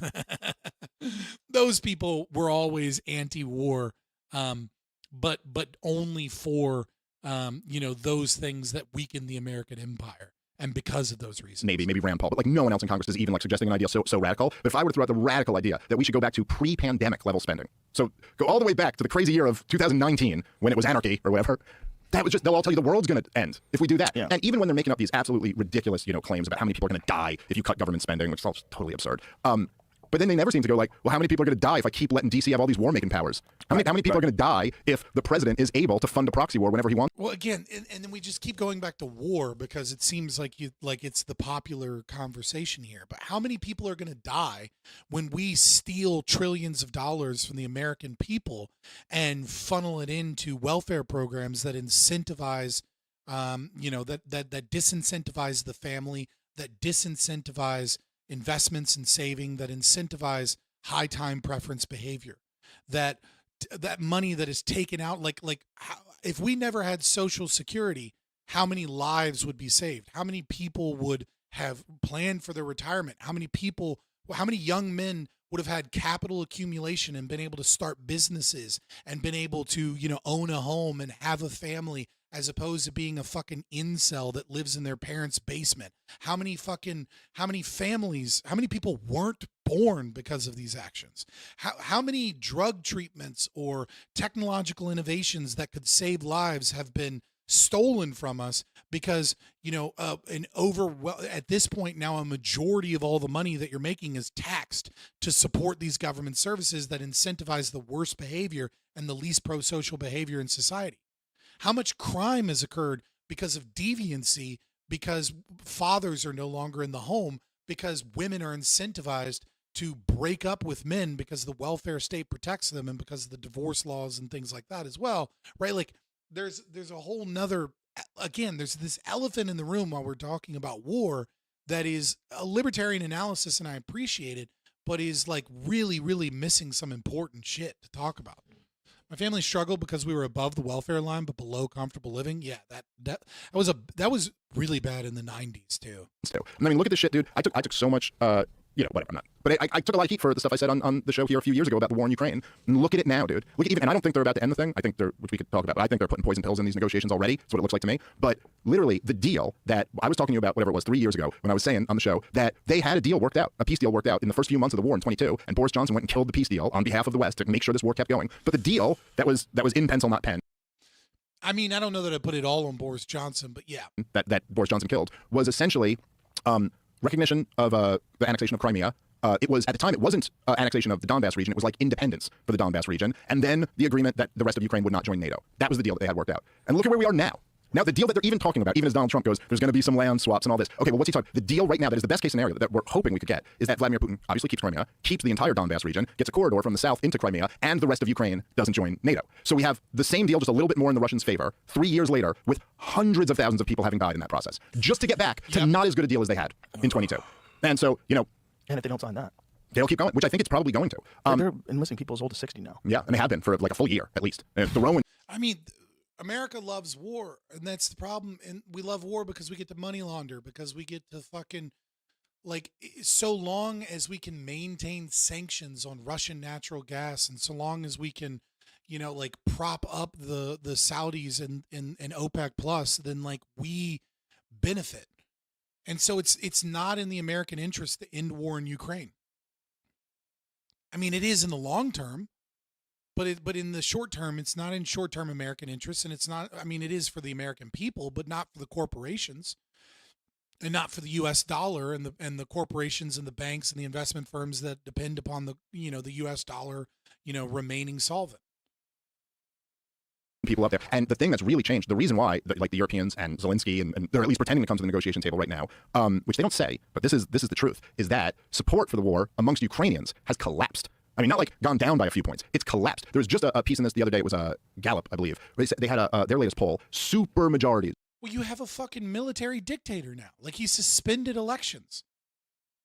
Like, what the fuck? Of course. Of Ukrainian people, 70% around, want an immediate end to the war with negotiations on land swap. Like, let's settle it however we got to settle it. They don't. I remember for the first 2 years of the thing, everybody who I argued with. Like, this reminds me of like, this is the same strategy that Lincoln used in the Civil War. Crack down on war protesters. And, I mean, he held an election, kudos to Lincoln, I guess. But, I mean, he did everything to ensure that the anti-war Democrats that were a part of the North were, like he cheated in the elections. He arrested war protesters, put them in Confederate uniforms and marched them through the street. I mean, he did everything short of just suspend the elections to ensure that he won again, right? But Ukraine is even worse in this regard, that they just suspended the elections. This is, like, we heard over and over and over again in Ukraine that this is a fight for democracy, our democracy. Replace the word democracy with fucking bureaucracy or corporate welfare or whatever other fucking term you want to use, and it makes a lot more sense. But, like, what democracy? About the war in Ukraine, their talking point would always be the Ukrainian people want to fight, and who are you, Dave, to tell them that they don't have a right to defend themselves? And then I would respond by saying, like, yes, it's true the Ukrainian people want to fight, but, like, might that have something to do with the blank check that they've received from the world and the backup of the entire world? It's a different proposition to go, like, do you want to fight if John Jones is at your back and goes, I got your back, dude, let's go fuck these guys up? You're like, hell yeah, I want to fight. But then John Jones leaves, I might be like, let's talk about this, like, but now that is funny. That is a funny way of putting it. The Ukrainian people don't want to fight. And by the way, I never believed any of that, because I don't, I have my own libertarian views on things, and I'm like, if you're telling me that people want to fight, like, well, why do you got to conscript an army then? Like, if they want to fight so bad, why you got to put a gun to their head and force them? Why do you have to fucking kidnap people in the streets to make them fight? To the front line. Like, you could just make it a voluntary force, and then we'll find out real quick who wants to fight. But the point is now that even the Ukrainians don't want to fight over this stuff anymore. So there's just no justification for it. So now they move to phase B, which is essentially to pretend like they're negotiating, but putting all types of poison pills in the deal so that the other side won't take it. This is what they did with Iran, too. This is why we got into that 12-day war, as they're calling it now. But, it's like you put things into why do you have to shoot deserters if people want to fight? I mean, Ukraine, like, some of the videos that have come out of the Ukraine, I think that I think the Ukraine, whoever is, like, running media and propaganda for Ukraine, I don't know, like, the CIA needs to do a better job or something. Because, like, I remember there was one drone footage that got leaked, and, like, all these NATO accounts were putting this drone footage out there, and all of these pro-Ukraine accounts were sharing this drone footage, and it was it was a drone, and there was like a Russian soldier, and like he just sits there. He doesn't run. And like the drone goes to him and goes back and goes to him and goes back and goes to him and goes back. And then eventually the drone just flies into him and blows him up. And everyone was like, yeah, this is what we're doing. And it's like, if you just look at the drone footage, the guy has no laces on his shoes. He's sitting out in the field. He has no laces on his shoes and he has no weapon. And it was very, very obvious. And he had no patches on his uniform. It was very, very obvious that what Ukraine was doing, and people will say like this is a conspiracy theory, but like I'm just looking at no, he wasn't wearing loafers. He was wearing boots, but combat boots with no shoelaces. So it was, when you look at the video, it was very obvious that they were celebrating and putting out this video and didn't realize that people that weren't retarded would know exactly what it is. And what it is they captured Russian soldiers. And then they took those prisoners of war and they put them out in an open field and they told them, run, you can run for your life, as they train drone pilots on blowing people up. So they're executing with drones prisoners of war. But for whatever reason, it's magically like not a problem if it's a drone. There's like this legal loophole that like you don't have to accept unconditional surrender because it's not an unconditional surrender because it's a drone and it's not a person. And then also it seems like they've found a way, I don't know how, that they can just execute prisoners of war and use their bodies to train new drone pilots.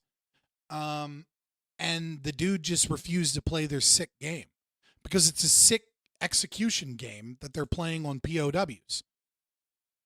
And they'll deny it, and the pro-Ukraine people will deny it. But you can just look at the footage that they were putting out, and it's very obvious with the lack of shoelaces, the lack of a weapon, the lack of a proper uniform. Like, yeah, uniforms go into disarray in combat. That happens. But you don't lose your shoelaces. You lose your shoelaces because people take your shoelaces away so that you don't hang yourself or harm yourself with your shoelaces. That's why he doesn't have shoelaces. It's the same thing you do with people that are on suicide watch. And you don't want them using your shoelaces as like some type of weapon or some means of escape or whatever, right? Because like shoelaces are actually pretty tough and they can take human weight for like a little bit of a time. So you can use them sometimes to like as a rope. You can use them to like, grab something outside of the bars of where you're at. Like, so they get rid of shoelaces. Ukraine is like, I'm very confident in that war. I don't know to what degree it is, but it is very obvious that they're executing POWs and training their drone pilots on captured Russian soldiers. And maybe that guy's a conscript, maybe that guy isn't a conscript. But if he is a conscript, then you have a young Russian man who's been forced into war by his government, who is then captured by Ukrainians, and then they execute him and train drone pilots on executing a conscript.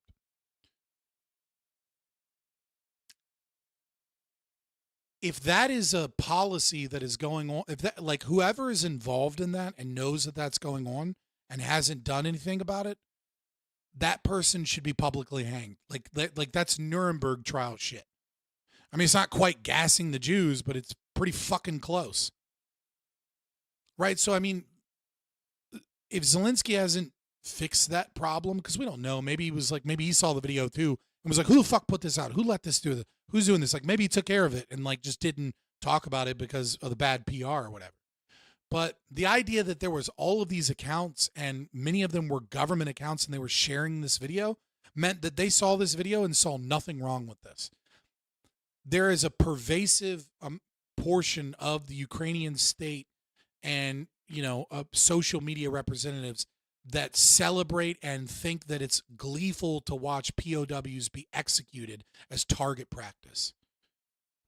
So I don't care. I don't care if you're a Ukrainian and you die. Like, I just don't. Like, do I think Russia are the good guys? Fuck no, they're evil. Like they should surrender today, right? Like they have done a war of aggression. They should absolutely surrender. They should give up the Donbass region. I mean, hopefully maybe negotiate like independence for Donbass, right? I don't know what to do about Crimea. I'm not an expert on, on like, I'm just not an expert on all of the situations. Like I've gone into it before, but like there are a lot of people that are way more knowledgeable about, 2014 and about like the elections and about like what was happening with Orthodox media and Russian, et cetera. And like, I'm not aware of all of the ins and outs of the exact thing there, but Ukrainian leadership is just straight up evil. Both sides are known to execute POWs. I would say the root of the issue is poor chain of command on both sides. Yeah, I mean, like neither of them have a solid NCO core, which is super important to fighting a war and doing so effectively and keeping your men in like, which is part of the reason why a volunteer force is superior to a conscripted army, because you can't conscript experienced soldiers.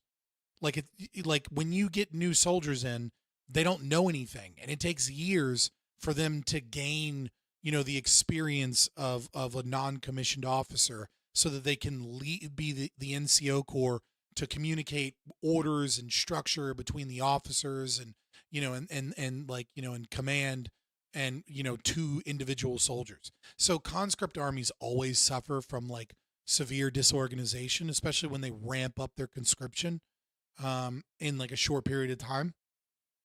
But the state media and a lot of people are sharing these videos gleefully. And that's not a problem of poor chain of command. That's a pervasive problem with your entire command structure. I would agree with you if the video got leaked and then they were like, this is a problem, we need to take care of this, right? Like this isn't what we're doing. This isn't the freedom we're fighting for. And they put out a statement saying that like the people involved in this have been punished. Like, no, they like a ton of government representatives celebrated the killing of POWs. And they pretended like there was a Russian soldier. They lied, the most obvious and blatant lie that this was obviously a POW. They just pretended like it wasn't, and they like retweeted and were excited about, yeah, this is what we do to Russians. That's a pervasive problem throughout the entire military chain of command, not just like the NCO corps and like what's happening on the ground. So I was just reading the other day. It was on Axios. There's reports that Zelensky and the Europeans are like open to land swaps as long as there's, in their words in the Axios piece, Article 5 like security guarantees. So in other words, the rest of Ukraine's in NATO, which is the thing that caused the whole conflict to begin with. Oh, so like, God. yeah, and that's what that means. Article 5. Article 5 is the article in NATO, in the NATO agreement, that says that like, it says that like if one of the countries is attacked, like all the countries have to join together to help. It doesn't exactly say you got to go to war over it, but it's like you have to help in the effort if they're attacked. Yeah, it's hard to get experienced soldiers who haven't been killed yet. Yeah.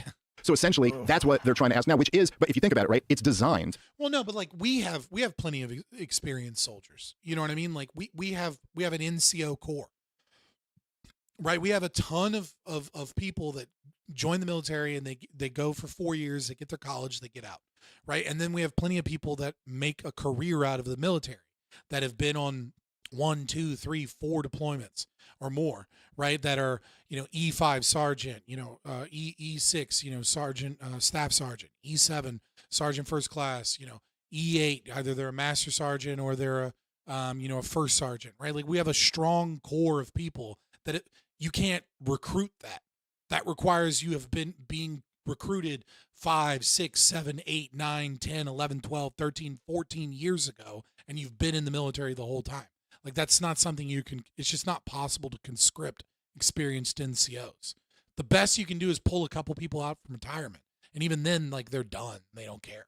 To incentivize Putin to keep the war going. Because if you're telling Vladimir Putin, let's just say, which it's not exactly clear that he would even take the deal that I just laid out before, but I know that it's been reported that it was being signaled that he might be open to that deal. I get the Donbass region, he's got still, like the Donbass region is Donetsk and Luhansk. And in Luhansk, I think, as of right now, I think the Russians control like 75% of it. They got all of Donetsk, they got most of Luhansk, but there's still Ukrainians controlling part of it. And then he's controlling part of these territories in the south. So this is what Trump means when he says the land swaps, meaning essentially you get out of the Donbass region, give me that, and I'll give you back.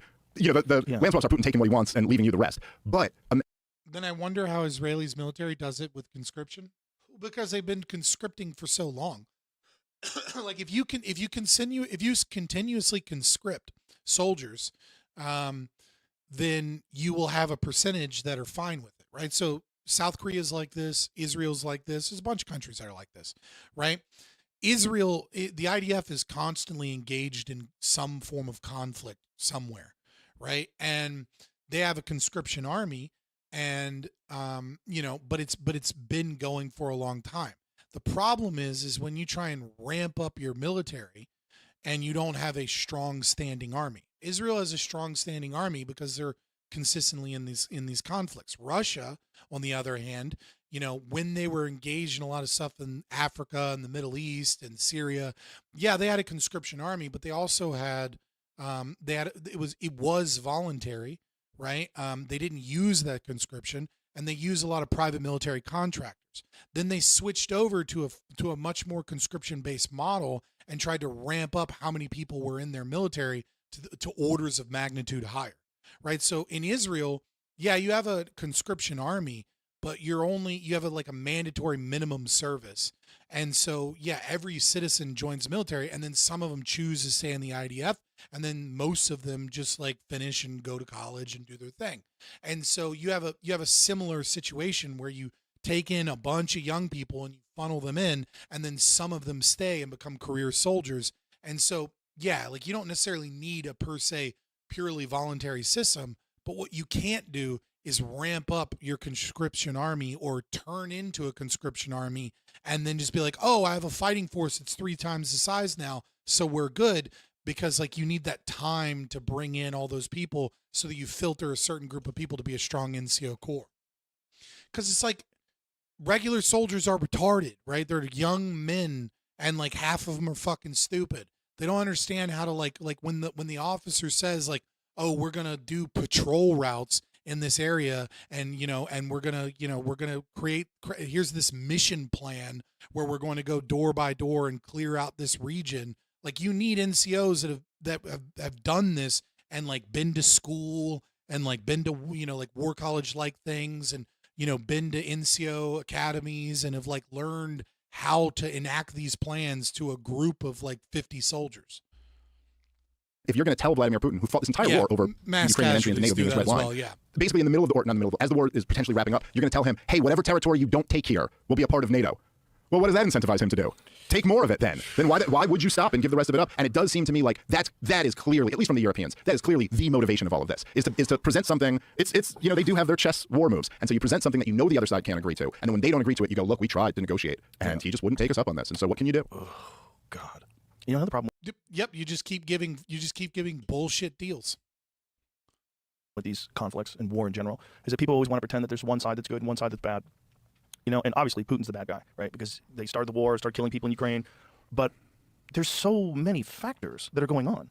And then there's also the long history of corruption that Ukraine has always had. Mm-hmm. And then there's also the weird deals that they were making with the Biden family to control all the different, it was natural gas, and there's incredible supplies of rare earth minerals. Right. It's really valuable.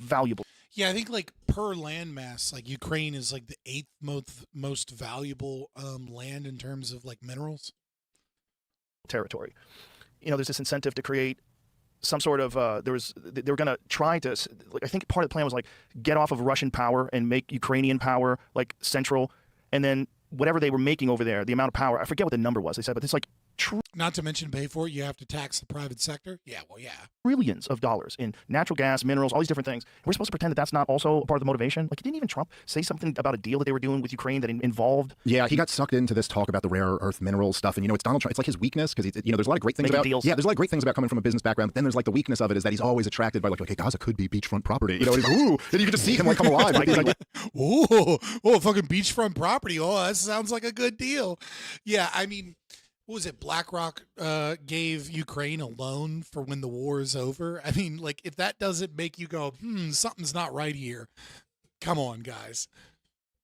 And again, a lot of the resource-rich region that we're talking about is the region that we're fighting over.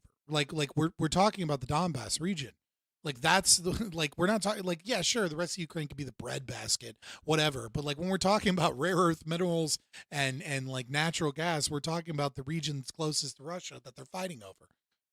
Yeah, it's always this stuff. But then the problem is that, and look, I've been very harsh on Donald Trump over the last few months, but I think he deserves it. And I think this administration is failing on so many levels, so profoundly, especially given the opportunity that they had. But, I heard him the other day. You voted, you supported him, you fucking tool. He called into a Fox News show, and he was telling the story of the war in Ukraine, and it's it just seems like he's telling, like, it seems like you learned this on a TV show. Like, can we get some books in your diet? Like, you know what I mean? Like, it's like, we really need someone here who's read a book about this, because he kind of had an idea of what he was talking about, but then he got it completely wrong. So he's trying to tell the story, and he's talking about the corruption of the Bidens in Ukraine, and you're like, okay, yes, that is true, but like, there's a whole story here that I don't think you're really understanding. Because he goes, look, this goes back to 2014. And so I'm watching this, and I got like so excited for a minute. Like, I was like, yes, it does go back to 2014. Thank you, Donald Trump. And he goes, it goes back to 2014, when Putin took Crimea, and Obama let him have it. He just let him have it. Never would have happened on my watch, but Obama...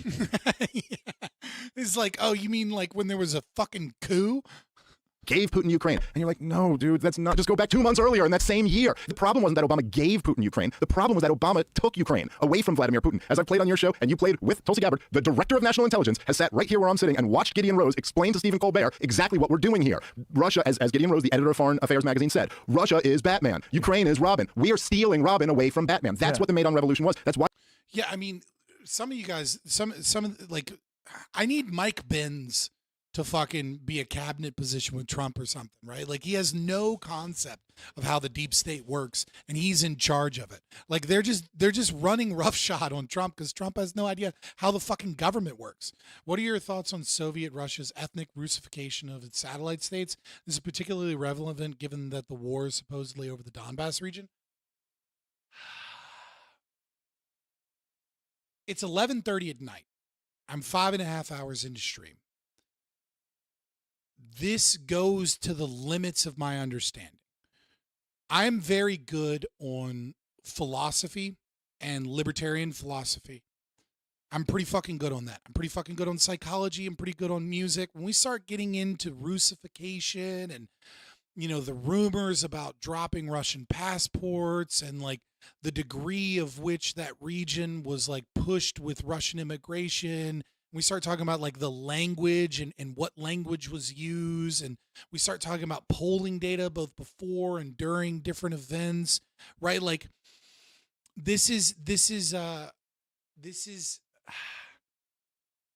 to the point where I don't feel confident in being able to give an accurate assessment of the region and its conflicts. This is where, like, you know, I know some stuff about foreign policy. I'm probably better versed on it than your typical person, but it's not my wheelhouse and it's not my strength.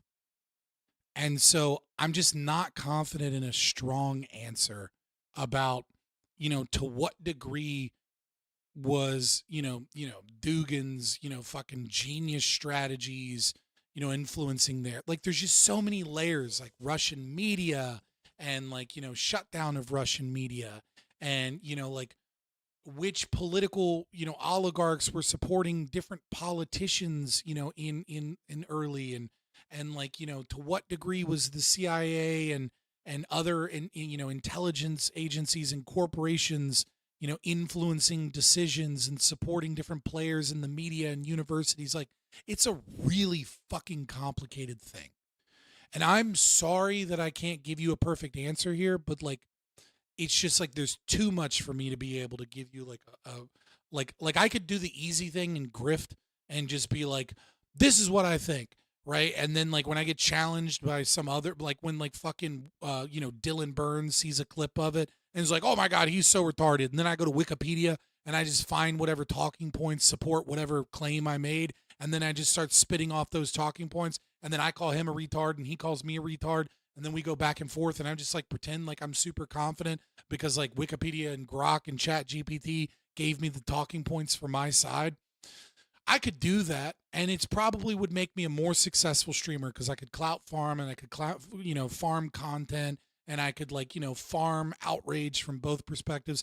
But the truth of the matter is it's super fucking complicated. And hopefully I've given you enough information to know that I'm aware of a lot of the different power players here, right? But like, to what degree do the National Endowment for Democracy Fund, you know, setting up media organizations in Ukraine affect that process in the Donbass? I don't know. I know that we're dirty. I know Ukraine is dirty. I know that Russia is dirty, and there's a fog of war, and I have a hard time parsing through all of that. You didn't even pay me, and that was a really long answer, and I'm sure that's a really unsatisfying answer, but I hope that it's an honest one and that you understand that I'm trying to be sincere. Nationalism is actually a big reason why the USSR fell apart. Many Russians grow tired being in a multi-ethnic empire. Yeah, it definitely plays a role. The USAID and the NED poured $100 million into the street protest, right? And so they overthrew the government, and then a bunch of the former Ukrainian prime ministers started floating out that we should tear up the Sevastopol lease in Crimea, because this is Russia's only year-long warm water naval port. They've always had it. This was their agreement. They had like a 50-year lease or something like that. But after the West backed a coup that overthrew the government and put in a pro-Western government, they started talking big, like, well, maybe we'll tear up that lease. And as Vladimir Putin went, no, I'll just take it. And that was like, so anyway, so he goes back to that, doesn't go back a few months earlier, and then misses the entire point. That because like the point is that it's not just like me being like, oh, I wish Donald Trump was into the same books I'm into or something like that. I appreciate your honesty. Sorry for no, dude. Don't apologize for derailing. Like, that's what we do here, boys. We're fucking 3.5 hours into a reaction on a sped up stream, and we just hit the 1 hour mark. Like, that's what I do. If you're here to watch me like react to a video and basically just listen and give like a small commentary, then like you're in the wrong spot. But if you're here for me and my thoughts and a libertarian perspective, I appreciate you, and I love derailing questions. You have to play this as the outro, like keep letting it go, or is that what you're saying? Like, because I'm getting at 11:30. I'm about to get going. You're saying keep going because it's about to get based or something. Point is that when you don't get that piece of the chapter, then you miss. Oh, what, you linked me? Oh, you linked in Discord. Okay. Oh no. You know what? We're at the 1 hour mark. It's 11:30. We have to play this as the outro, boys. Listen, like, share, subscribe, continue, make clips. Hopefully, put them in the Discord. If you are here Sunday, when I get done dropping the kids off, we're going to watch The Big Short, because apparently a bunch of you Gen Z, a bunch of you Zoomers said you've never seen it. And if you're a fucking libertarian, like, it is a great film. It's definitely something you've got to watch. Obviously there are better documentaries, but it's entertaining and funny and fun. And it honestly does a great job of explaining all the major points of the 2009 financial collapse. It's not perfect, but it is a great film. And so hop in the Discord. We'll do a whole movie night thing. I'll be in there between 7 p.m. and 8 p.m. Eastern between 7 and 8 p.m. Eastern. Just depends on how long it takes me to clean up and like feed the cat and like, whatever. It just depends on how much they fuck up the house and I have to like straighten everything up. Love you guys. Appreciate you guys. Appreciate all the money and the support. Appreciate the memberships you can get. But the best thing you can do to support me, the best thing you can do is actually give me money. Why am I lying? But the second best thing you can do is make stream clips, okay? Like, click those little scissor buttons if you find something interesting or funny, and throw it into the stream clips in Discord. And like, when I have a day off or I have some time and I'm not doing anything, I can turn those into YouTube shorts if they're good ones. And then I can, we can grow the channel. We can grow the community. We can get more people in here. Because just because you don't have money to give me, because, life sucks and it's hard, doesn't mean other people that come in won't, and we'll get a bigger growing community. Follow me on Twitter. Let me play this as the outro. Let's see what happens. Hey, from the highlands to the desert winds, this is the market's anthem, lad. Scott from Fabian Liberty, coming for Dave Smith's career.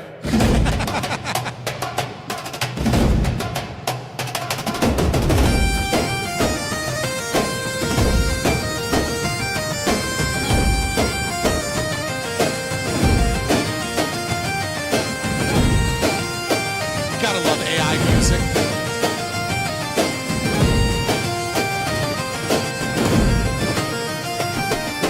Scott steps in with a Rothbard grin. Free market file, let the battle begin. Dave Smith's act is Oh no, it was kind of a jam, but now it's getting bad. bigger than Fiat, talking like a king, but his throne got repoed squat. Kinsella in the back, yelling property rights. Mount High dropping bombs like a Hoppy night. Liquid Zulu flowing, logic cutting like steel. Melis with the mischief, smirking at the deal. Marcus rise, states collapse. Scott brings truth while Dave just claps. And Cap flames, no status fix. Misses in the mix, dropping out his tree and kicks.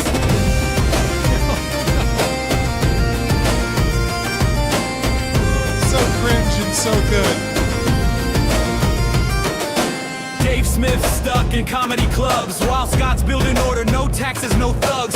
Hop drops the hammer, time preference low. Civilization climbs where the free men go. Davey's libertarian act, bro, that's cap. Scott tears it apart in this market rap. From Rothbard's pen to Mrs. Charts, Scott's theory got teeth, Davey's just throwing darts. Civilization, that's the status curse, but free markets flip it, reverse the hearse. Order from freedom, profit from trade. Scott's voice echoes, no rulers obey. Who's the poser? Dave Smith, loser. Who's the handicap champ? Scott the bruiser. Who's the poser? Dave Smith, loser. Who's the handicap champ? Scott the bruiser. Who's the poser? Dave Smith, loser. Who's the handicap champ? Scott the Oh, this is bruiser. bad.